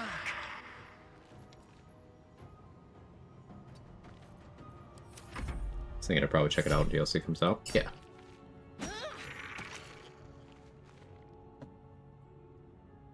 It's one of those weirdly overhated games. Don't know why.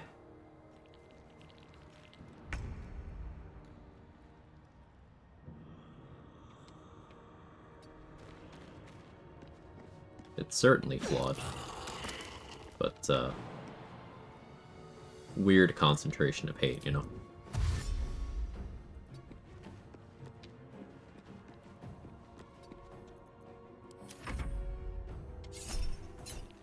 I feel like it's just every game anymore.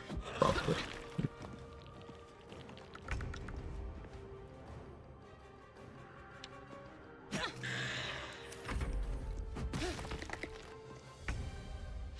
Again.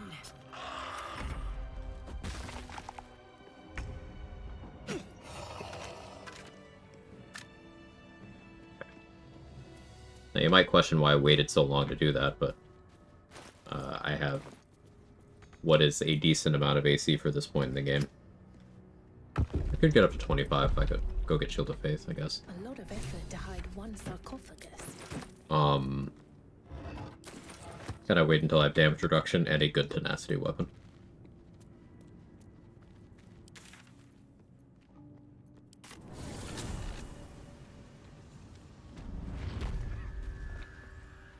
Perhaps Amelia is right. I should get a mask.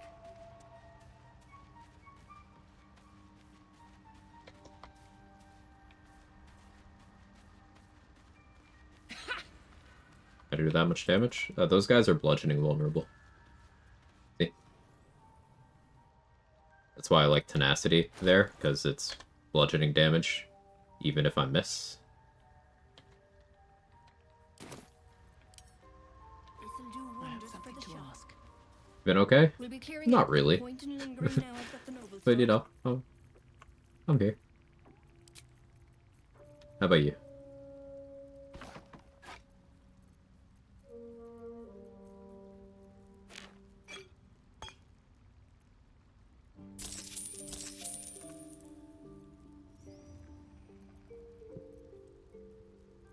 Need to keep that.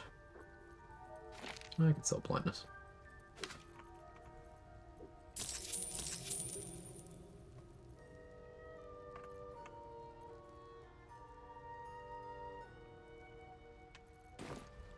Hey Jor, I had a thought on the stealth stuff. you tried forcing disadvantage on perception on an enemy?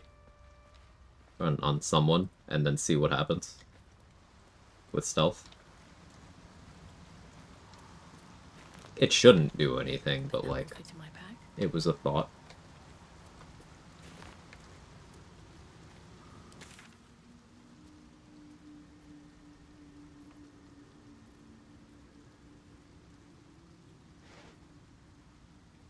That could be Hex Stonks. Hex Wisdom.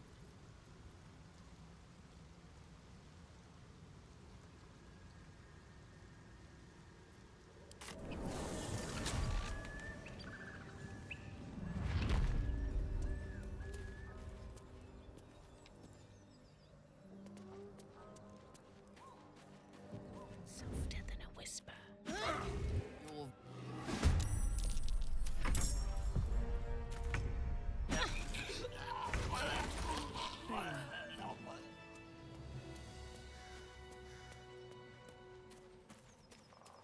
I really shouldn't fight these guys without crit immunity. So I'm not going to.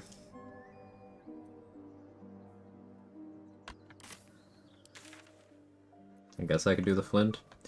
I do want to unlock the Zent hideout, because there's, between that and Joaquin's Rest, there's 4 bows I want to use. It's a little light on funds. Oh, I didn't loot the toll house. That'll be a big chunk.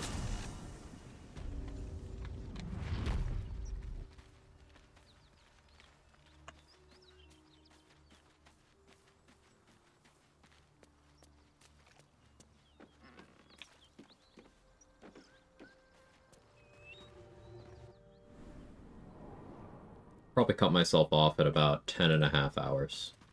So that'll be 45 minutes from now. Let's see how much progress we can make.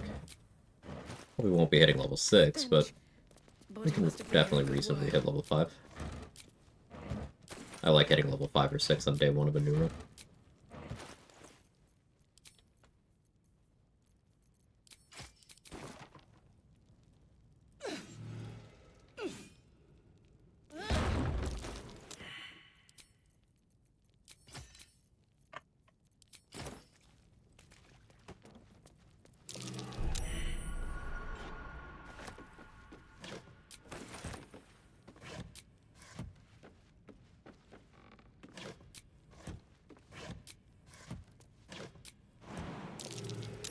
Something over there.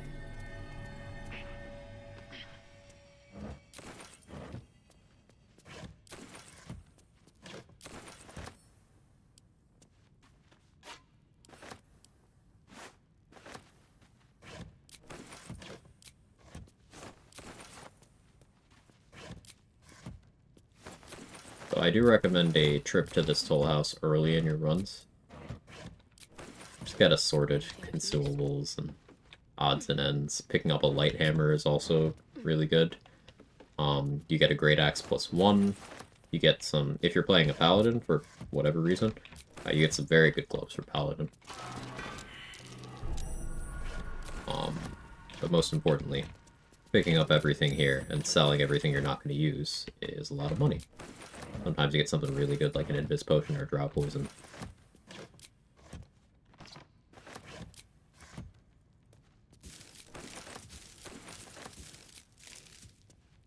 You get way more camp supplies than you need in this game. So you can sell off a lot of those too. Or because you rolled a 7 in your D12 class dice. I suppose that's a way you can end up playing Paladin too, yeah. Ooh, a trident? That's nice. Good find. There's a pressure plate in the chair, but I'm missing something.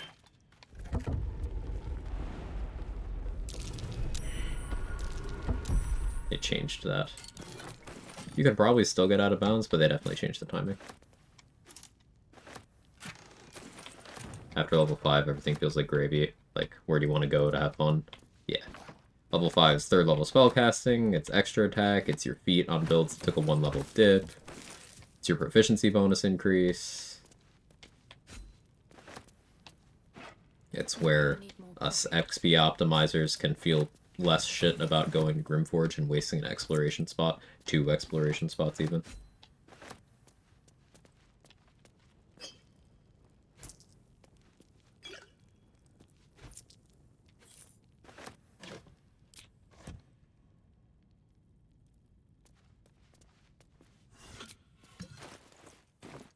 Yeah, that certainly helped.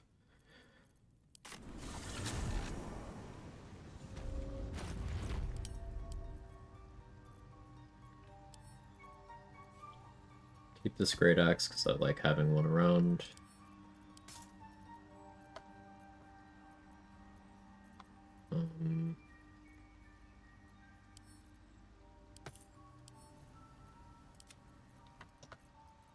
Sell off this.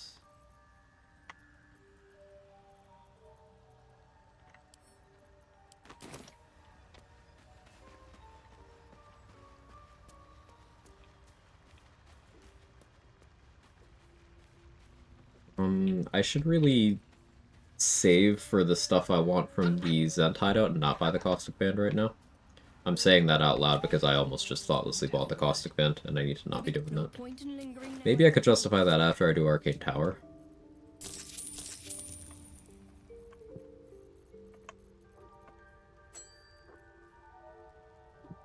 What if I just bought a little caustic band as a treat? I can go knock out Mole too, get some money.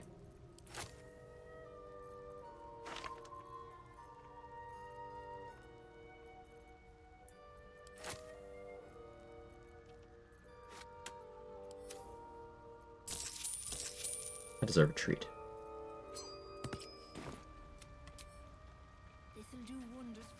Hey, Thai potion. Question, playing Honorable for the first time in Act 3 or in Kidnap Gale, she kills him, will he explode? No.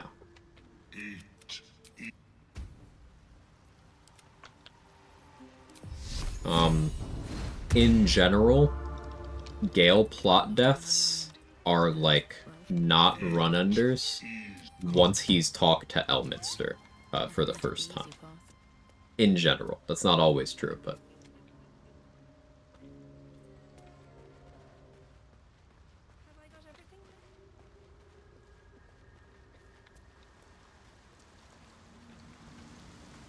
Got it, thank you. You're very welcome.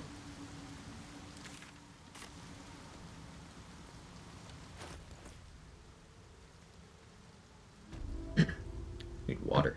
We'll get some later. I don't need any attention right now. Treat yourself.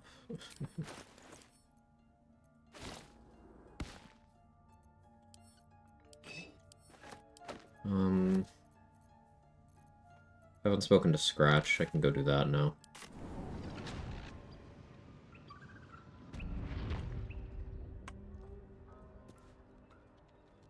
Can't slow down.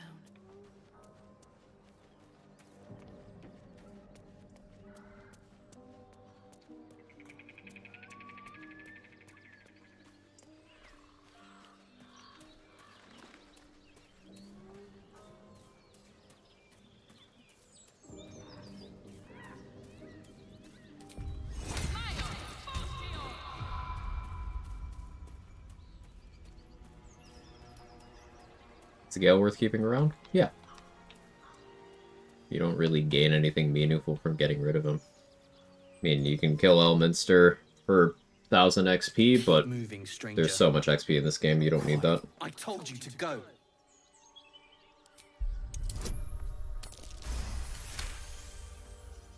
You see a name etched. Still, you should go. Of course he will. No, I won't leave him.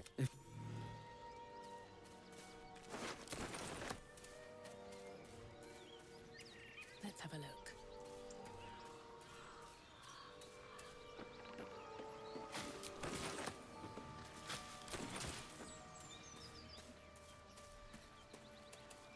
Personally, I wish I could sacrifice him to Boal.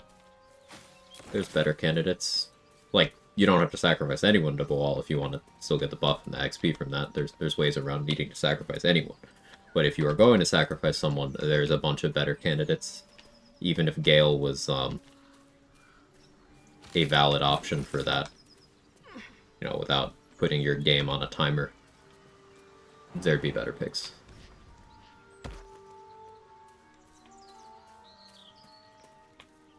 If you don't care about Spear of Evening, Shadowheart is an option. Astarion, if you have already gotten Everlasting Vigor or don't care to get it. Lae'zel, as long as you have either already had the Mountain Pass event with Boss or don't care about getting it. Karlach is unfortunately the most optimal option, because you can also use that to get her head for getting Anders to give you a sword if that's a concern. And depending on how you do it, you can also get Infernal Robe out of that sequence. Gale, you would just be deleting his Act 3 gear. And if you do it too early, his Act 2 gear.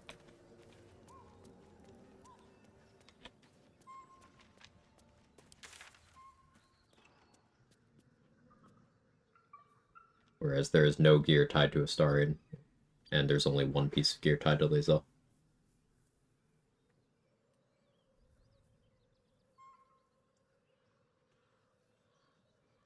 There's one tied to Karlach that requires her dying.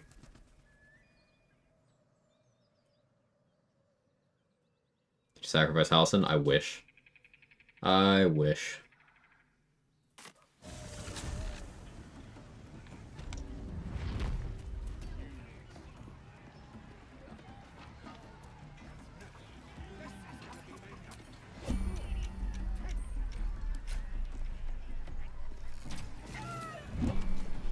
Cursed to put my hands on everything.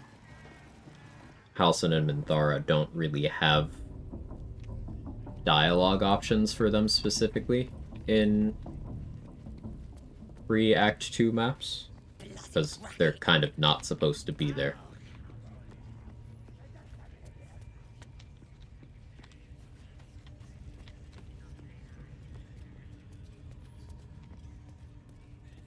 Which is interesting, because they changed a lot of things like that in development.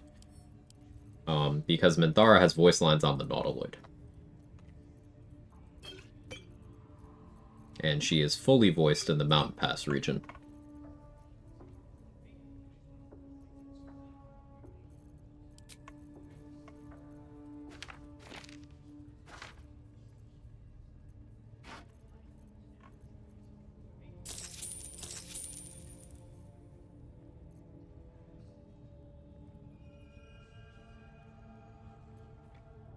Do you have to manipulate Halsin into going back to Act 1? Never had it in my party. I am not very sure because I don't care to do this, but I assume you'd have to go through the same process you do with Minthara. And I haven't tried that since patch 8. I remember they tried to fix that at least once. I don't know if they ever succeeded.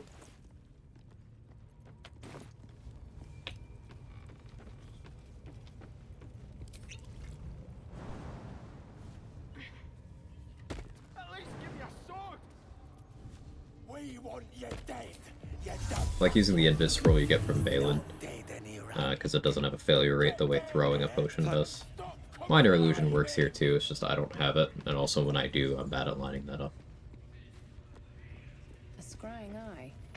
Let's not do anything suspicious while it's watching.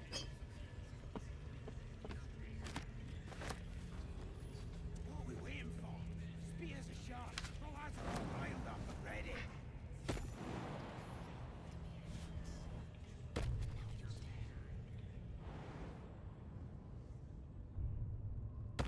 Can't risk being in open view.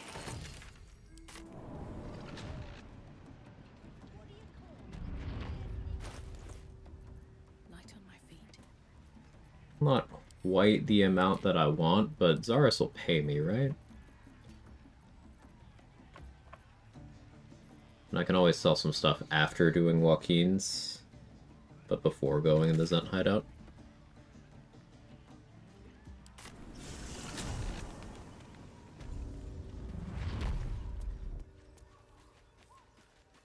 useful.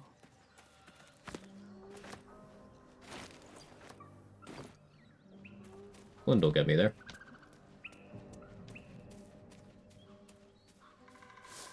What's inside?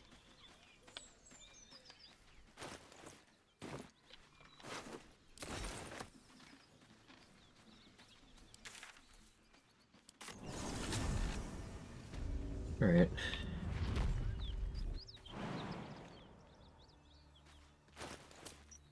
So this is one of the few situations where alert is slightly detrimental. It's hard for Flynn to beat me in initiative right now. I want her to beat me in initiative for the purpose of getting this dialogue to work out, ideally. There's only a couple situations in the game where lower initiative is better, but in this case you want enough that the Gnolls can't beat you, but not so much that Flint can't beat you. Having good dex plus alert puts you at a point where she has the same. And because I have more dex, that means there is one roll where she wins. If we tie, I win. So I'm gonna have to go into this assuming I'm not going to win.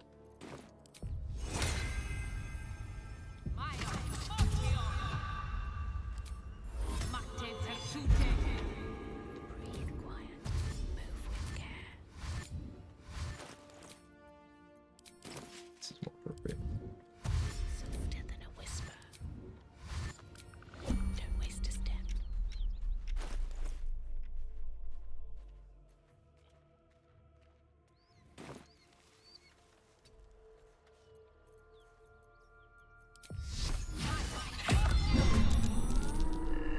Oh, sorry, 2 rolls. I forgot there's 2 rolls. I forgot we're both rolling. So she rolled her absolute maximum, and I only rolled a 2. A pulsing red cluster of organs. Feast. No, Knowles, your whole world is a meal. So I got lucky. This void, a memory. But Sanctuary was there in case. Power courses through you. Authority. It's Yeah, we got perfect initiative. The hyenas being in the back is even, like, super perfect.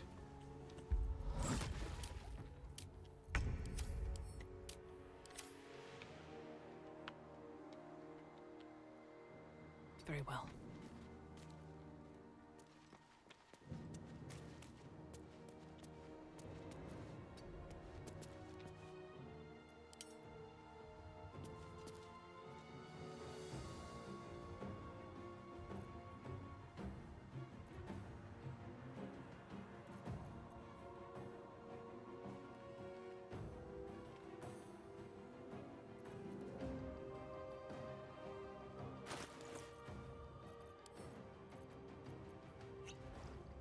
Push to Bloodlust in preparation.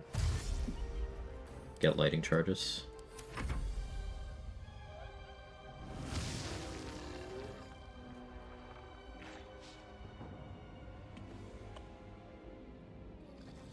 My 14 charisma. Because wisdom does nothing of value for me.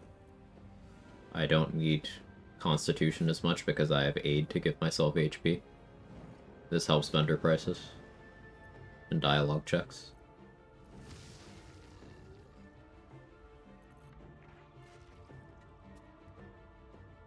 Once I get hag hair, I'll be bumping my dex to 18, which will mean I'm moving some charisma points, so I'll probably end up with 12, but...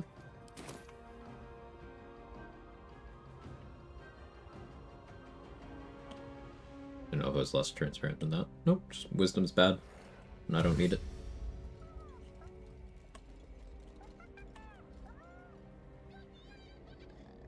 So, as usual, it's just get strength, get dex, choose between con and charisma.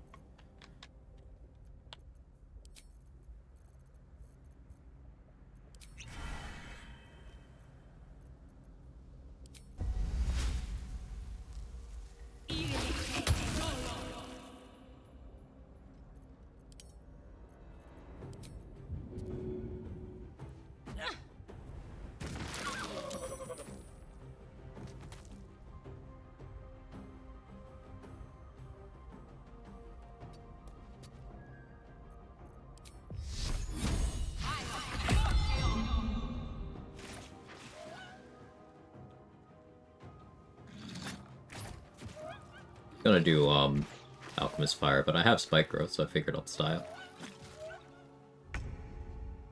She's one, she's one, she's literally one.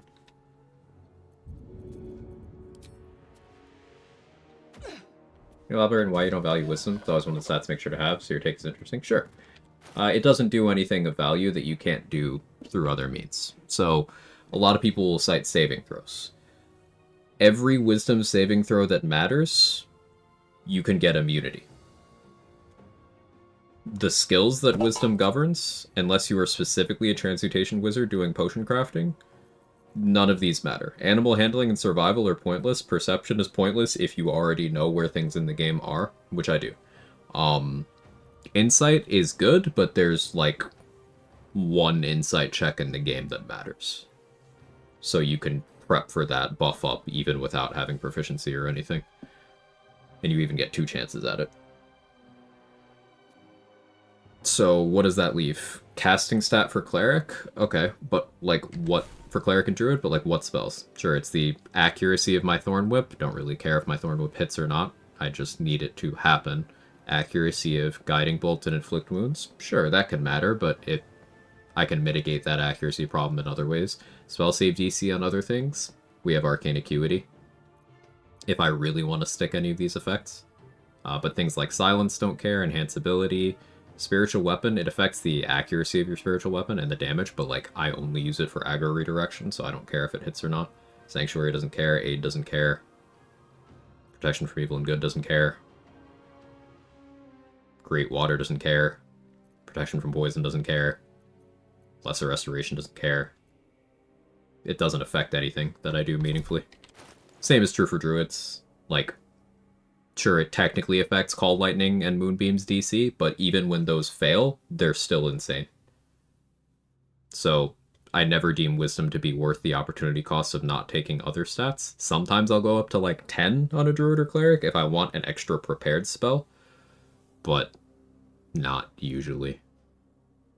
And on the saving throw side, usually bother for the saves and crowd control, especially when playing Souls and Duels. Like for using your saving throw based effects or for resisting them.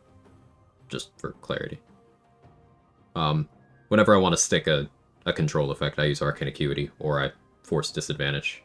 Resisting? Okay, so for resisting, it's a waste of investment because you can invest, you could have 18 wisdom right now and still fail.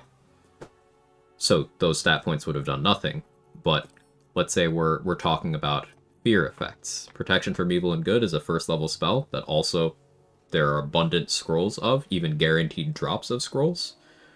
It has no duration limit, this is just there as long as you're concentrating on it. Protects you from every fear effect in the game. This doesn't really tell you that it's every fear effect in the game, but literally every single one.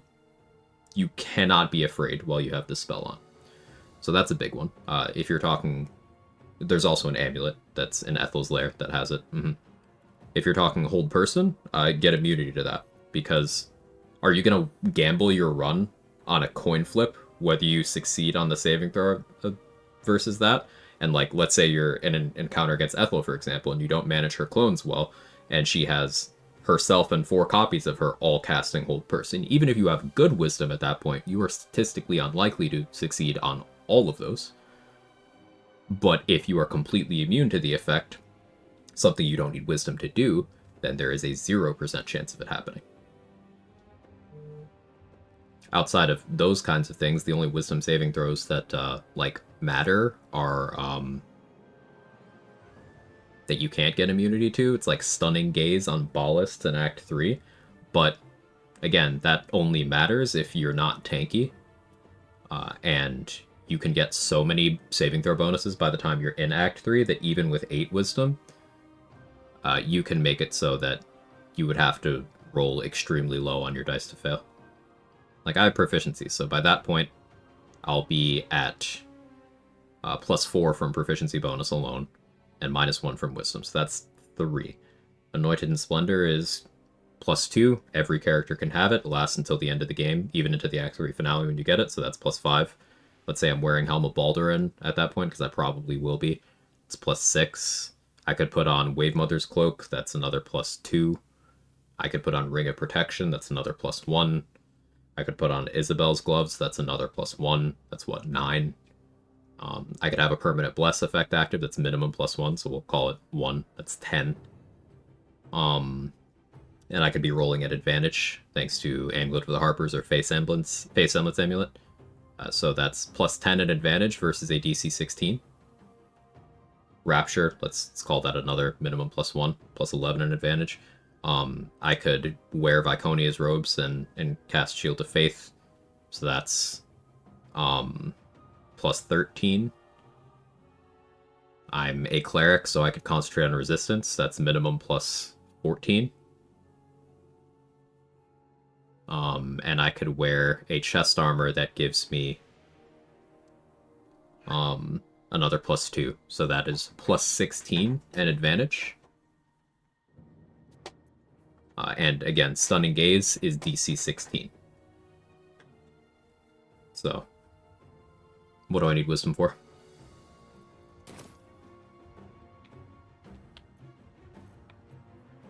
I put on short nails. Baby comes annoying, didn't want her short nails for my birthday.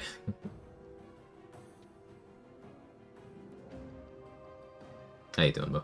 Good to know, thanks for the breakdown. Of course. It's one of those things where, in a vacuum, like, some people will bring up that, by the numbers, Wisdom saving throws are the most common saving throw in Baldur's Gate 3. And that's true, but again, you need to include the context of, okay, which Wisdom saving throws, like, can you not get immunity to, and then which are completely inconsequential. For example, the Psychic cantrip that Githyanki Ardents do in the Crush, they have Potent cantrip. You're taking damage either way if you succeed or fail. So the play is to get damage reduction and psychic resistance so that it doesn't matter if you succeed or not. You just don't take damage. You don't take much damage, at least.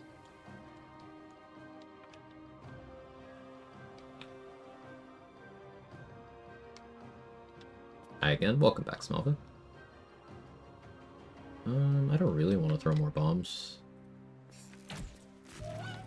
We'll do archery.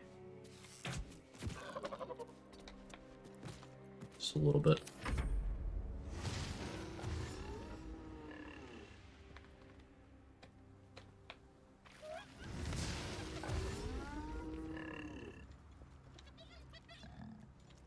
I can Sanctuary through the Lethargic turn. I'm willing to give up a spell slot, but the burning will kind of make that awkward.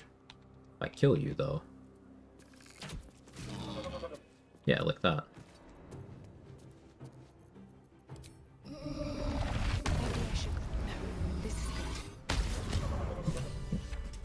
That worked out nicely.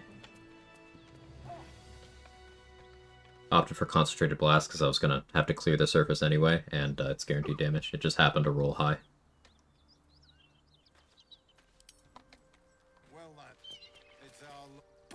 Are any of my crew still alive? Resin Road's more dangerous. We're bound for... It's fine. We've been... As Druid, Cleric, and Jora, I do tend to take 12 to 14 Wisdom for early game so I can have more spells I care about prepared. That's the only use for Wisdom I see.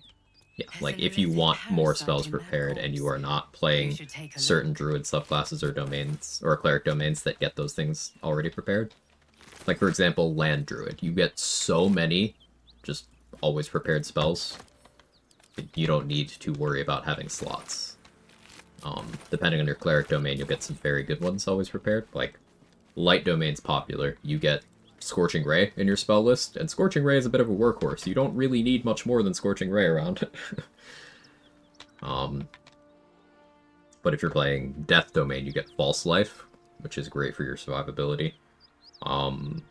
If you're playing War domain, you get Freedom of Movement, you get Spirit Guardians. I think War has probably the most desirable list. Even though I don't think much of the subclass other than that.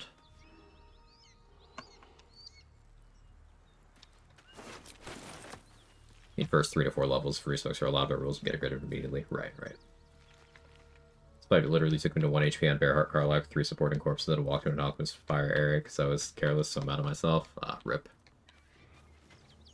Ruben, do you want to, like, walk back that way, maybe? Here, if I go here...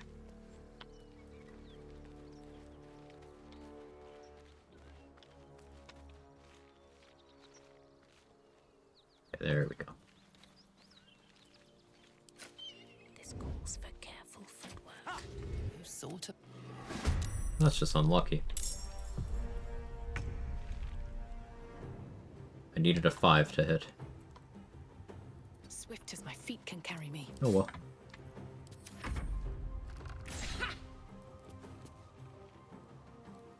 At least I got to that fight this time. Feel like you shouldn't have been there still. Plenty of other things you could have been doing. Use your lithid potential.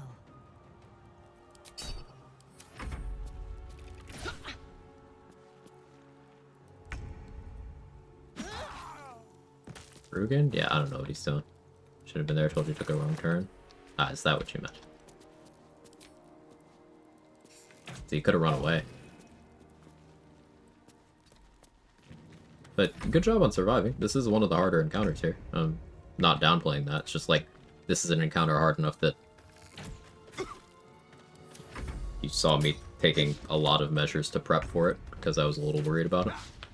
And I expended more resources in this fight than I did in every other fight in this run so far combined. Except for Philro.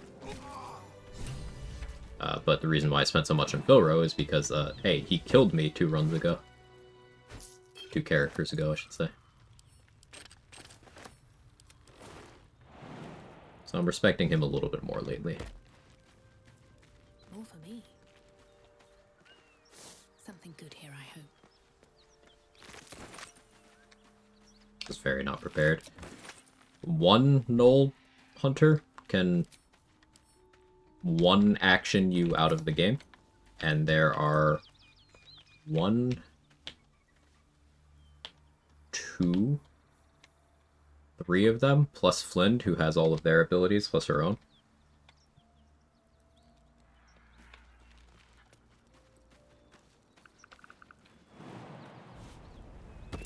Just like something over there.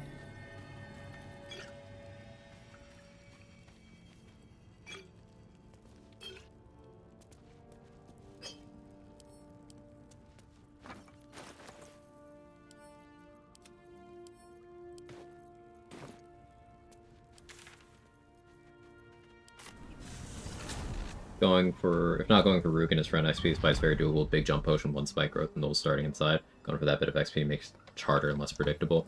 Yeah, I'm very XP brained. You can also just like sneak in the back, steal the chest without getting into the fight, and then go to the Zent hideout and complete the quest and just leave Flynn for later when you're stronger. That's the smartest. It's just my XP.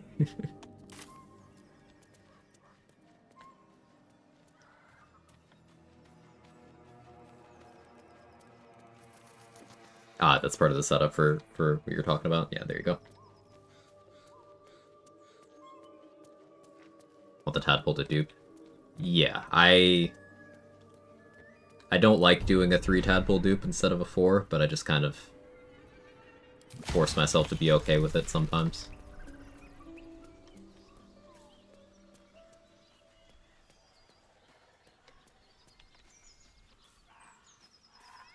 I don't bother with a 5 dupe.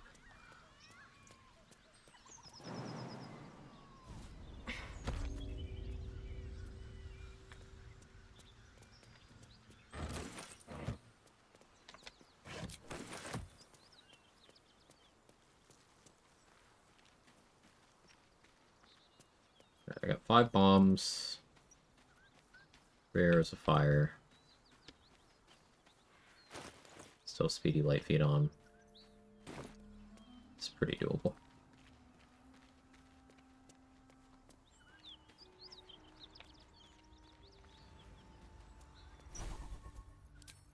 Corrupt silence for Cleric. Something's burning. Really isn't a single encounter on the side of the map I feel comfortable doing. Threat level's pretty high. Over here you got Knolls, you got Flaming Fists, you got Get Yankee. I hear shouting. There's a lot. Someone needs help.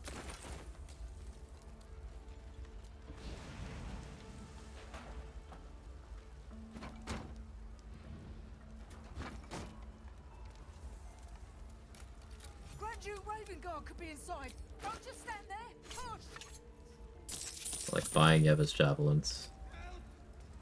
Can you buy Ephron's javelins too? Sneaking out to say what up to Danny after your stream. Thanks, Melvin. Grant me the might to carry this burden. Grant me the faith to face darkness without fear. We do that.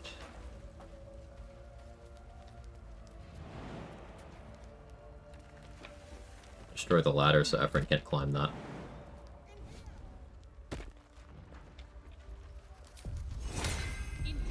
Resistance, so we have better saves against the fire arrows.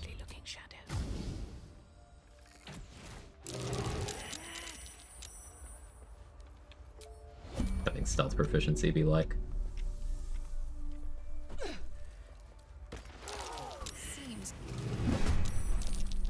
So I'm in an unfortunate position here. Dane is least dangerous when there are no injured allies near her. And there's no injured allies near her because everybody except for Ephron is dead. If Dane does not see a target to heal, she can go for Guiding Bolt. And a Guiding Bolt crit one-shots me.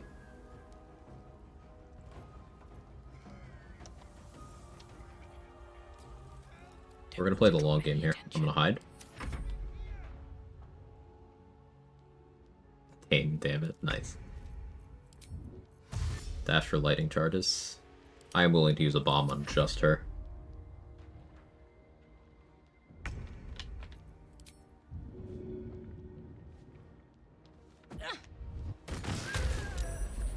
Worth. I don't need any attention right now.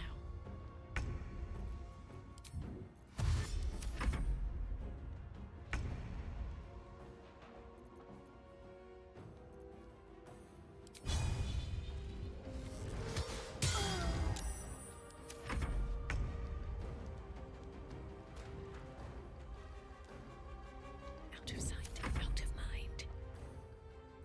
So I'll do this the slow way.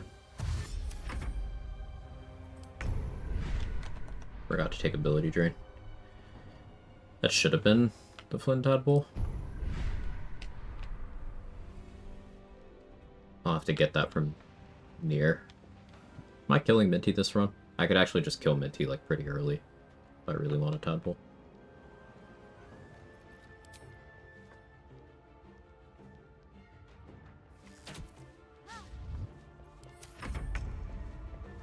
I don't know why she's just not doing anything.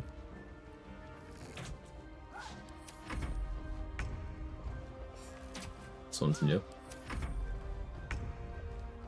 Sure. Not even having to hide. And I'm also not hitting.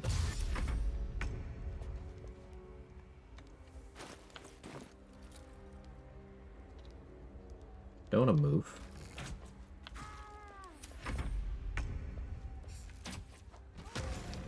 Okay. Yay. Dream in red. For some motivation, she's on her when she's hungry. It's the one place I'm okay doing a little extra baromancy since I just use it to speed up the encounter rather than solve it. Logics to me. I am personally comfortable using the one that's just right there already. But yeah, if you really want to make it ironclad, you can just drag some of the ones from the Zent hideout building over here. Excellent armor. Strange place to find it.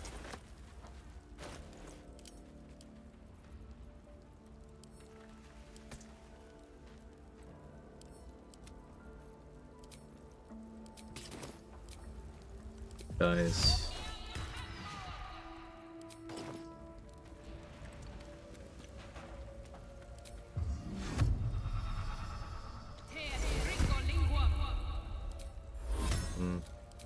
Let's put it a little farther up, actually.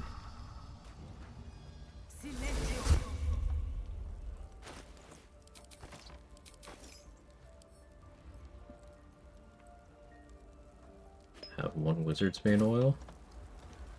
We'll be using that. Use that sword, which I'm not proficient with. Forgot about martial weapon proficiency. Guess it's you. Or is it still you? It's probably still you. Who am I kidding?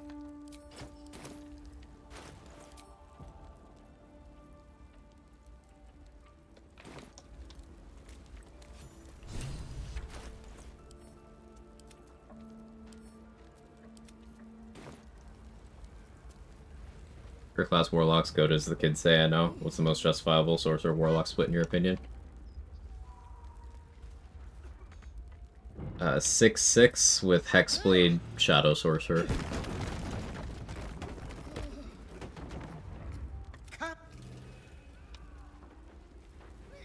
And you do a ghost build. That's it.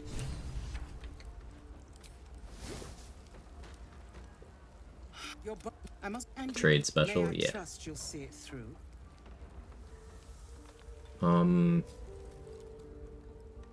So the Jolt Shooter could be something for lightning bursts.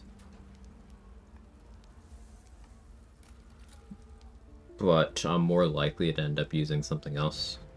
So I think we go Spell Sparkler.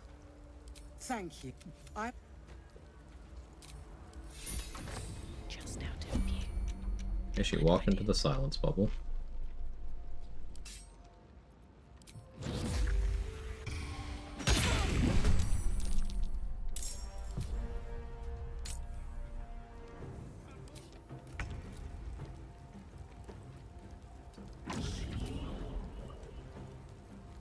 Forgot to get strength potions. I have enough. Silence secretly good against casters? Secretly, yeah.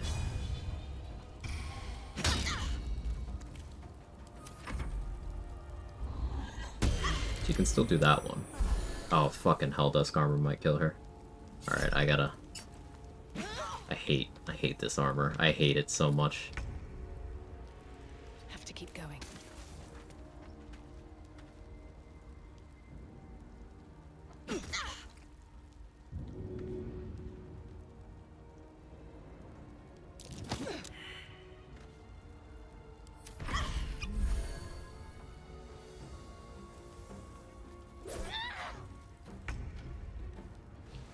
You crit me. Unbelievable.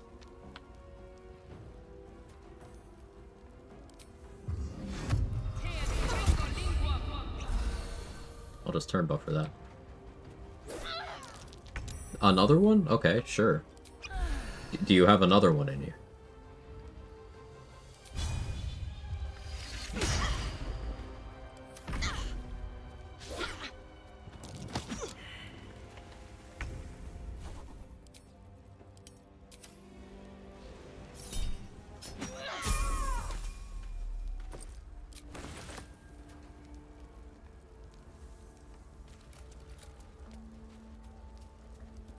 Do you not stop burning? Nope. Helldusk burning is infernal burning, so getting wet doesn't stop it. So I slowed down my damage so that it was in no danger of killing her.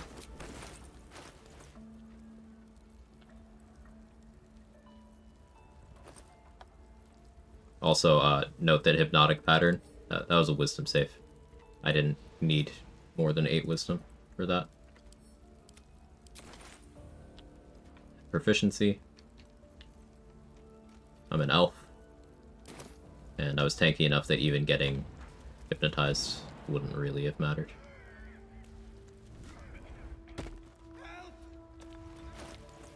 Helldusk is annoying. I'll draw money for a green heavy armor instead. Yeah. Like...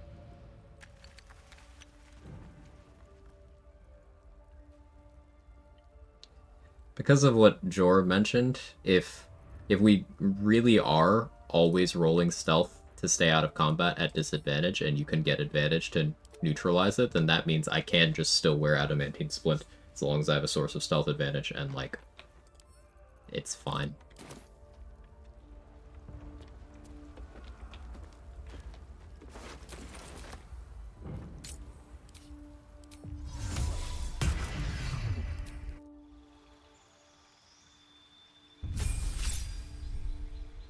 5.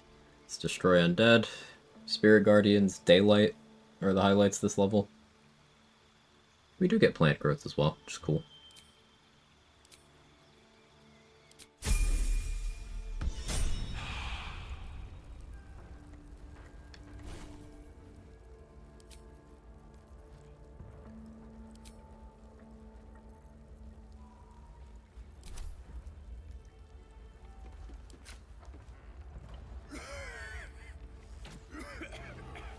Help! Anyone? I'm in here!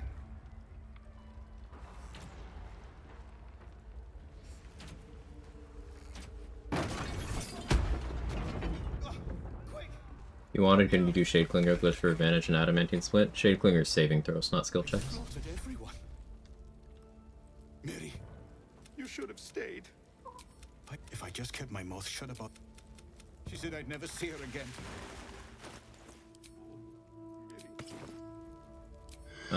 Easiest way for stealth advantage I can think of right now is there's the short sword in Act 2 that just does that. Least You're a medium? opportunity cost versus giving up my chest armor slot to do that. Something for me. Though, like, just chilling in the Graceful Cloth if my plan is to not be in combat. Graceful Cloth plus Grimskull Helm. That's probably a vibe. No damage reduction, but still have crit immunity. The dowry. The corpse regards you.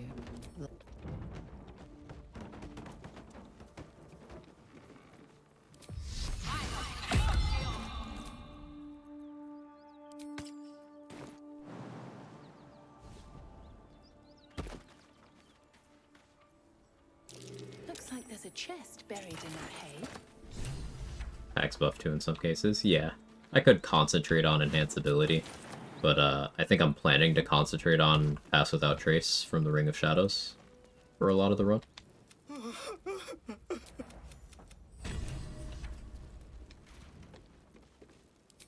That's Jake, cool.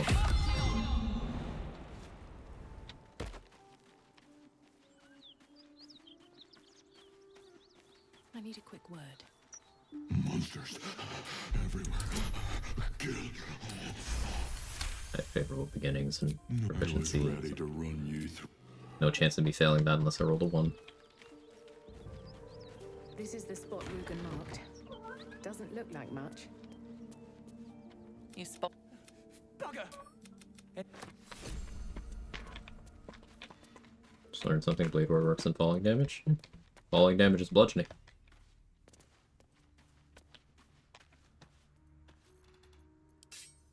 Out of sight, out of mind.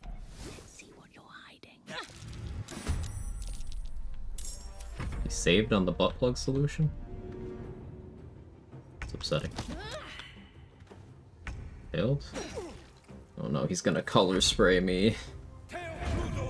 Oh no. NPCs don't check HP to see if they can color spray you, they just do it. Which is based, and that's a hell of a way to live.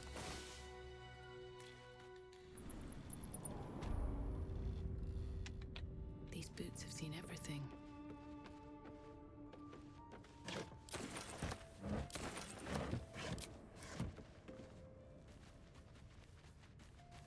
Toy call it Featherfall at home. Yep. You ever listen to Danny's exasperation as I jump around breaking my character's ankles with Blade Ward on our co-op days?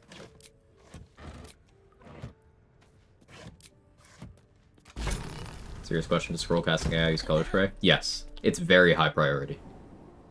It's like one of the highest priority ones.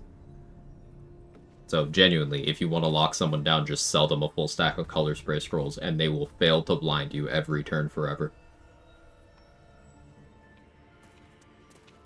Open up. So legitimately, color spray is one of the best spells in the game when you make enemies do it.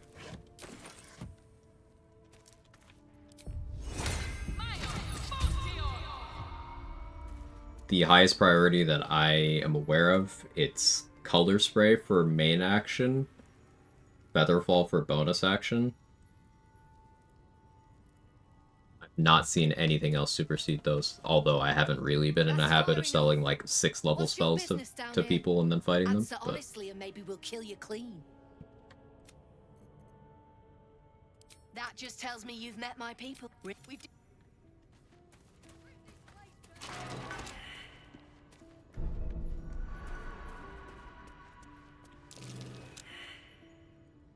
be a very funny Merkle if it works with him. Yeah, I've not tried it there. What's that, Smith? But you give him invis pots and color spray. What's wrong with the artist? A little salty about them right now. What, the Zents? He misses the sun.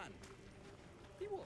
Needs light to work, he says. Reminds me of that fight where after Bozzigal started casting globes with vulnerability, disintegrates chain lightings at me.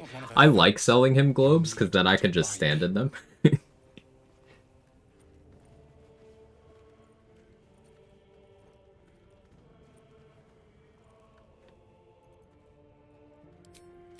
Tenfold whatever ransom he... Please. See how much they're asking for you. And by that I mean... Have you spoken to Bren?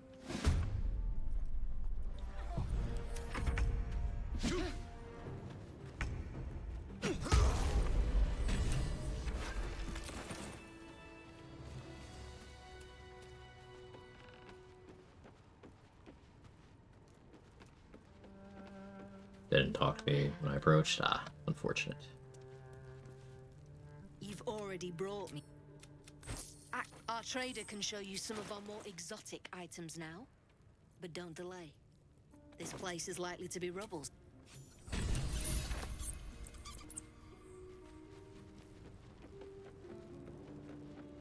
Seems like a good moment to talk. Something I can Okay, help you Alex. with? Of course. Got some Jake, stop interesting trying to story jump on my for a desk, friend man. and family.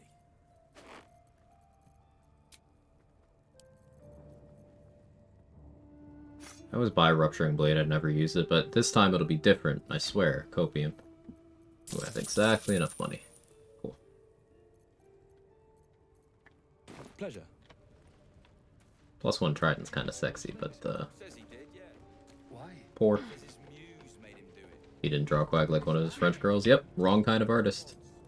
Oscar was actually one of those people who looks through Twitter artist portfolios and then feeds all of their stuff through a prompt generator and then says, look how much better this is than real art.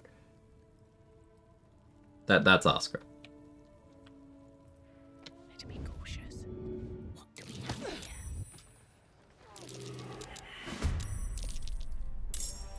I'm going to my face.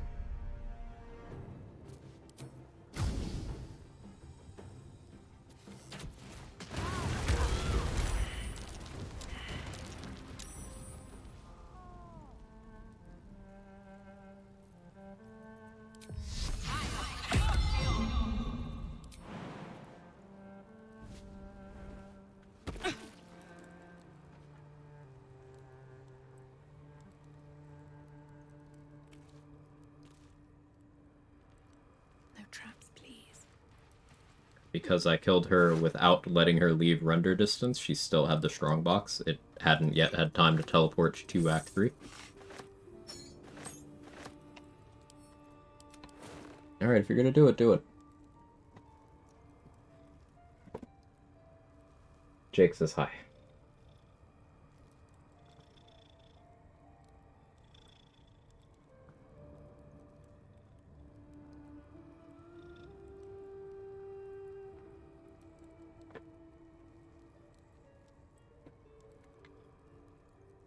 Don't mind if I do.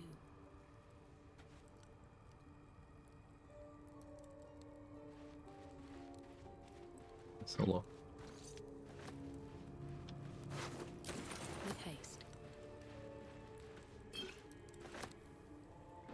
You need something. Communicate.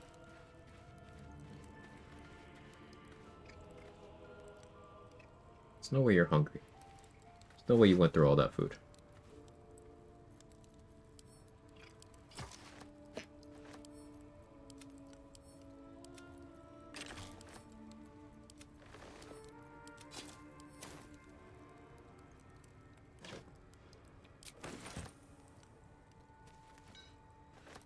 Hey, Roxy.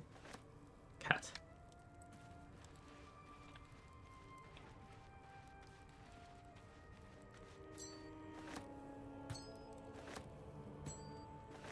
Don't jump on the desk. Jake. I don't know why you want to be over there so bad. He's looking at me and then just like... I don't think Jake has very good depth perception. Because he'll look at my face and start pawing the air between me and him. It's like, you can just come over, man.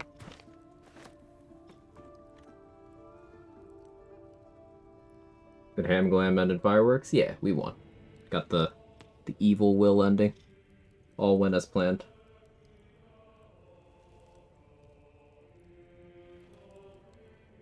He's trying to cast a spell, don't interrupt. Oh yeah, sorry, that was thoughtless of me.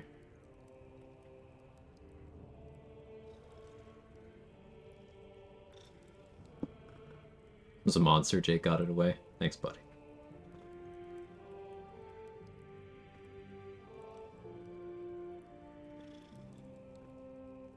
Cool.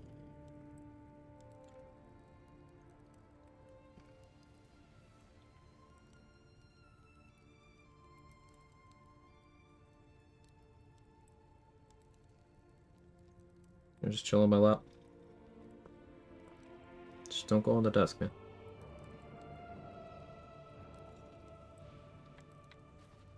What's in here? Cool with you being here, just don't go on the desk. You need to, like, see and stuff.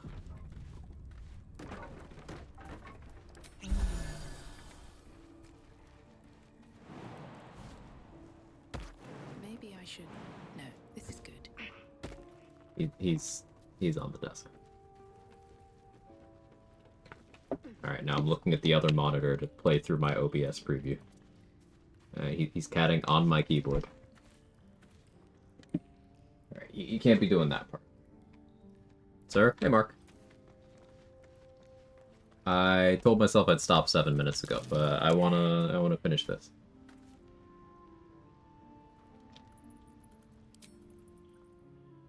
Sir. No desk.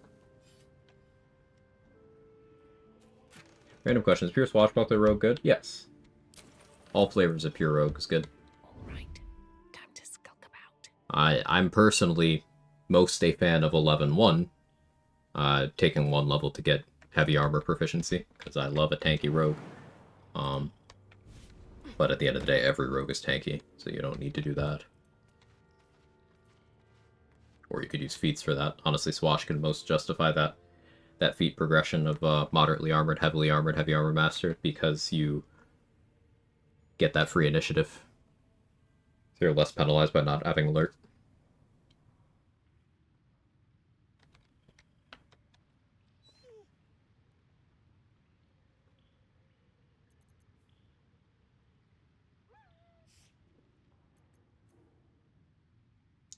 I really wish I had Minor Illusion.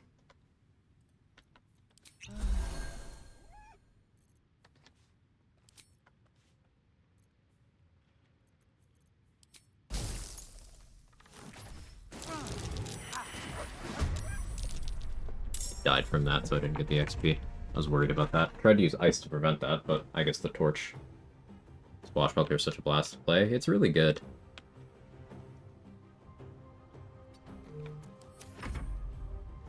You have a favorite place to use the Crooked Wand of Shitty Spell? Goblin Camp. The Booze Tub crowd. Probably there. I completely forgot to use it in the previous run. But...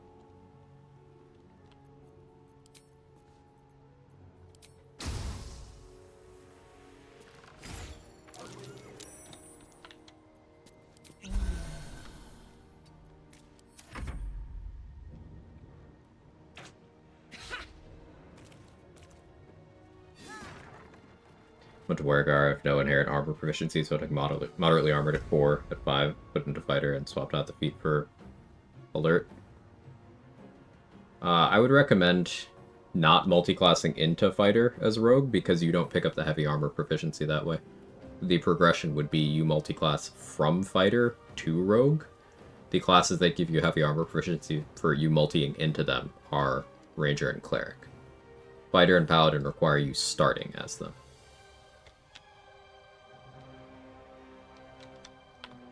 So, if I don't do fighter into rogue, what I'll do is rogue into cleric into rogue. Because that allows you to start with rogue saving throw proficiencies, which are really, really good. And then you still pick up the heavy armor.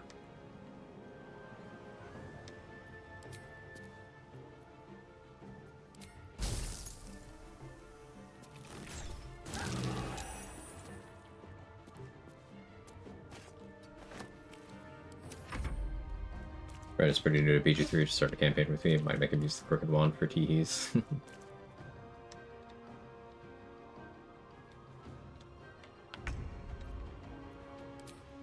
My last fire arrow.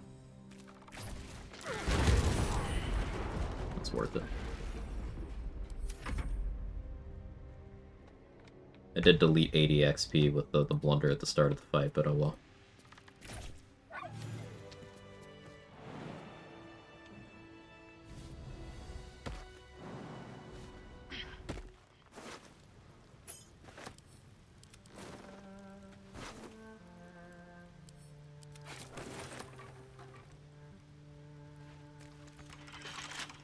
Swatch is so stacked. If budget, mobile, and initiative weren't enough, sneak attack level 4 features are more utility than some other subclasses get you for higher level investments, but no extra attacks, so it's awful.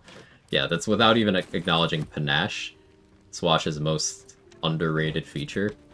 Panache is just a contested skill check, your charisma against their wisdom, and if you win, they're charmed. There's no target limit. You can just panache everyone. You can just... And it's not a hostile action, so if there's a room full of neutral people that you know you're going to fight, let's say Wargaz's room, for example, you can panache everyone, then start the fight. Everybody's charmed so they can't attack you, so you could just individually 1v1 everyone down before the charm duration expires.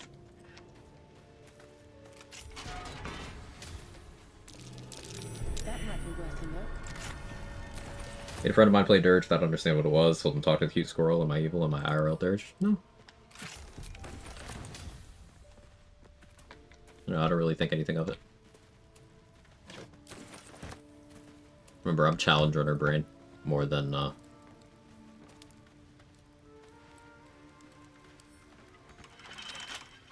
more than anything. So it's like, yeah, that squirrel's worth 1 XP. Doing the Dirge thing is not 1 XP.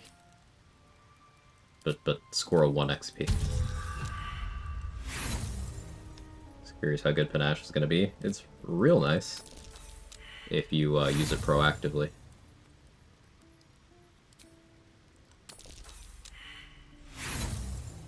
And it's not just your charisma versus their wisdom. It's like a specific skill check. I think it's your persuasion versus their insight.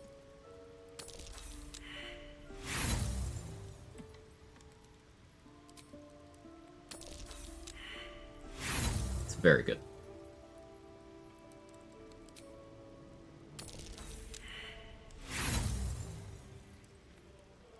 Fine, I'll loot the key.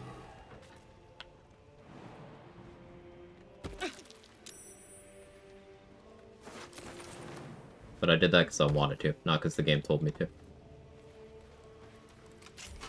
Vicious Mockery is a bonus action alone, feels nice to have. It is nice. Like, Vicious Mockery, as far as cantrips go, it is one of the weaker ones. But, like, on a bonus action, that's substantially more valuable. Now, I still don't see it being a better click than all of the other bonus action stuff you get on Swash, most of the time. But it is nice to have, and you can do, like, a spellcasting build where a Swash dip becomes interesting, because you pick up the initiative, you pick up the bonus action Dash, Hide, Disengage, you pick up skill expertise, and you pick up bonus action Vicious Mockery, even if you are not using finesse weapons for the other stuff.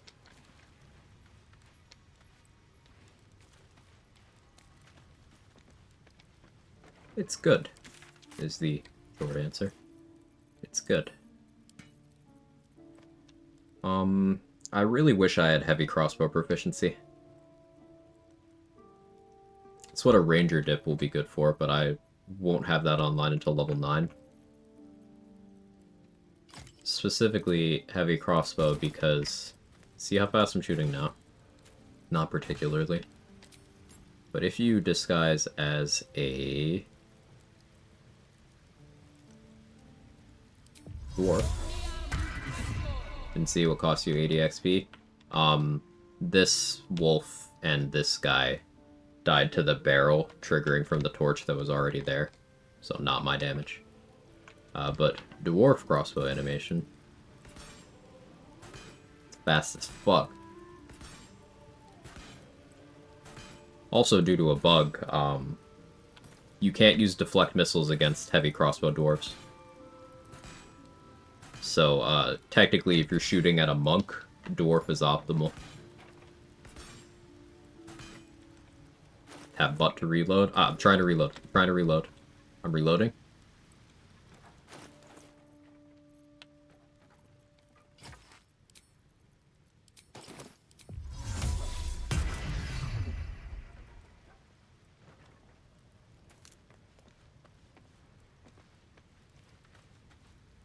Oh, what, so the deflect missiles thing? Yeah, Trade recently stumbled into this. I was wondering why, like, in a run, I was like, hey, why can't I use deflect missiles? And Trade went and did some testing. And Ziphius confirmed by looking into the files. There's just, it's a bugged animation.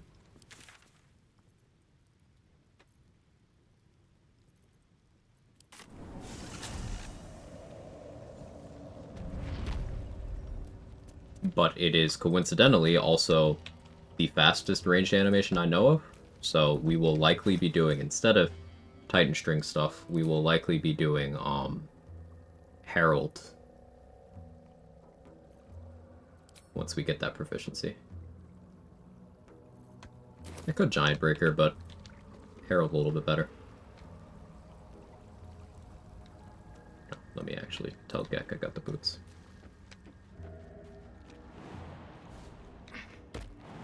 I do want proficiency before I start doing that, though, and I'm not going to have that till I have the ranger level. Get the leather.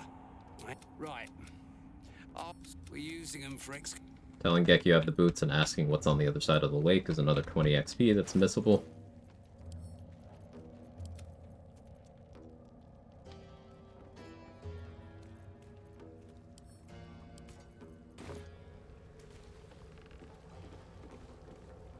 A vessel wobbles on the lake's murky water. Probably the weakest of the dirty tricks, and finding myself using a lock where move speed means been having issues getting to range often. Yeah, that's valid. That makes a lot of sense. And ultimately, having more things you can do on your bonus action is good. Something you can really do to improve your performance playing this game is making sure to use your bonus action.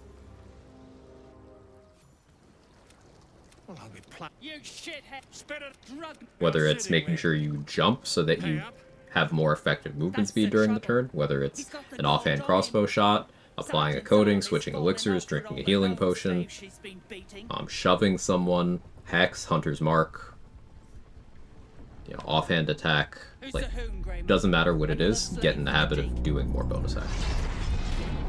Man, her legs are crazy.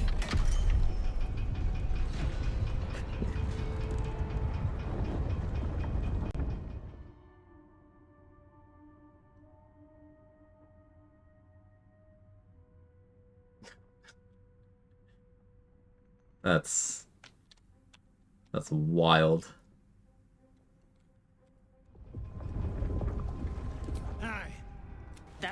It's like track cyclist legs, yeah. But I'm warning you.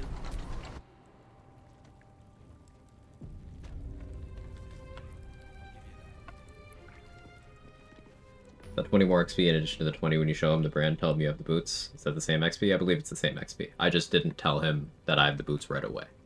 I like to wait.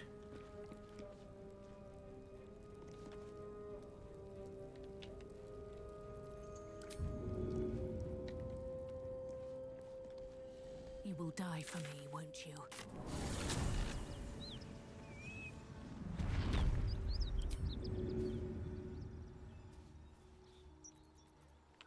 Going on a field trip, 'cause fuck this guy.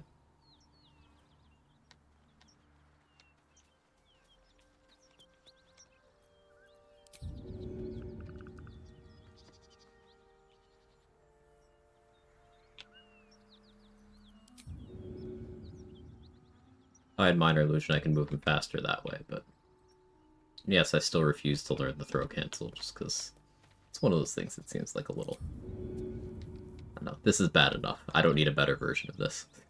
You know?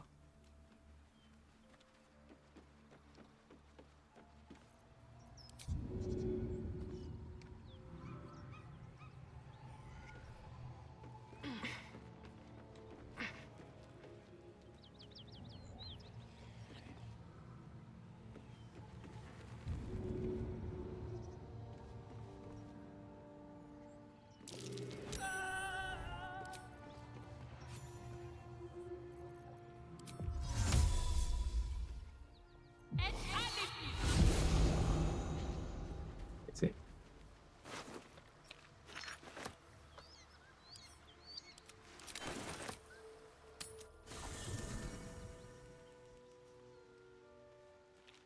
Something's on my mind.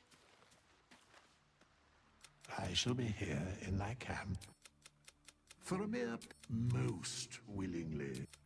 So should thou or any of thy compatriots pet a matter?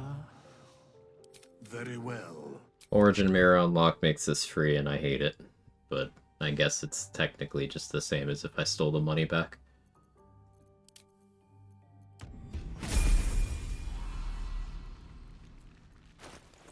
Mine's never quiet.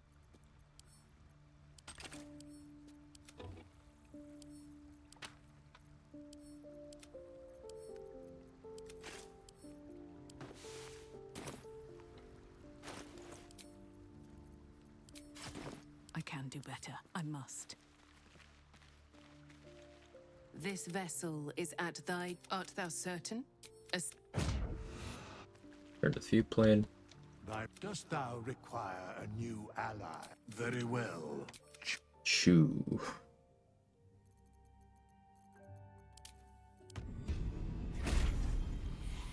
Could be mod author overreach as normal. Yeah.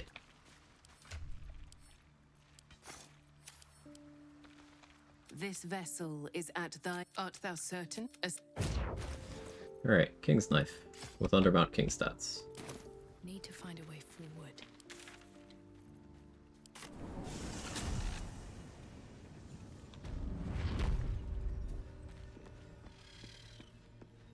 What's a fort like this doing in the Underdark?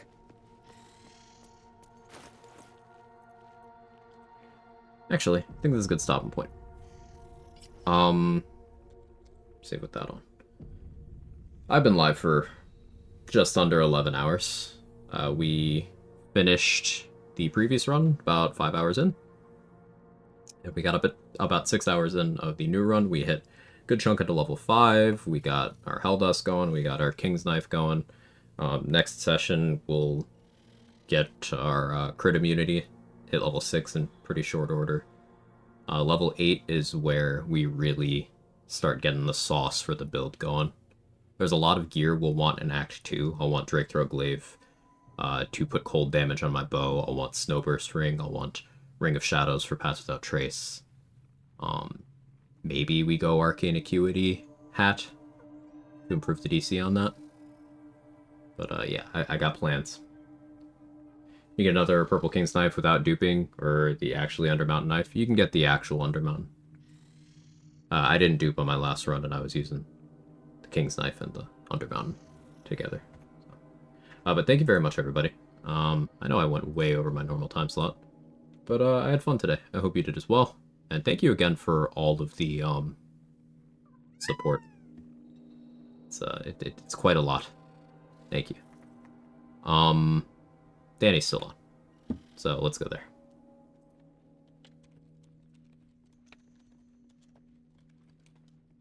If you got my emotes, feel free to jiggle. What am I streaming tomorrow?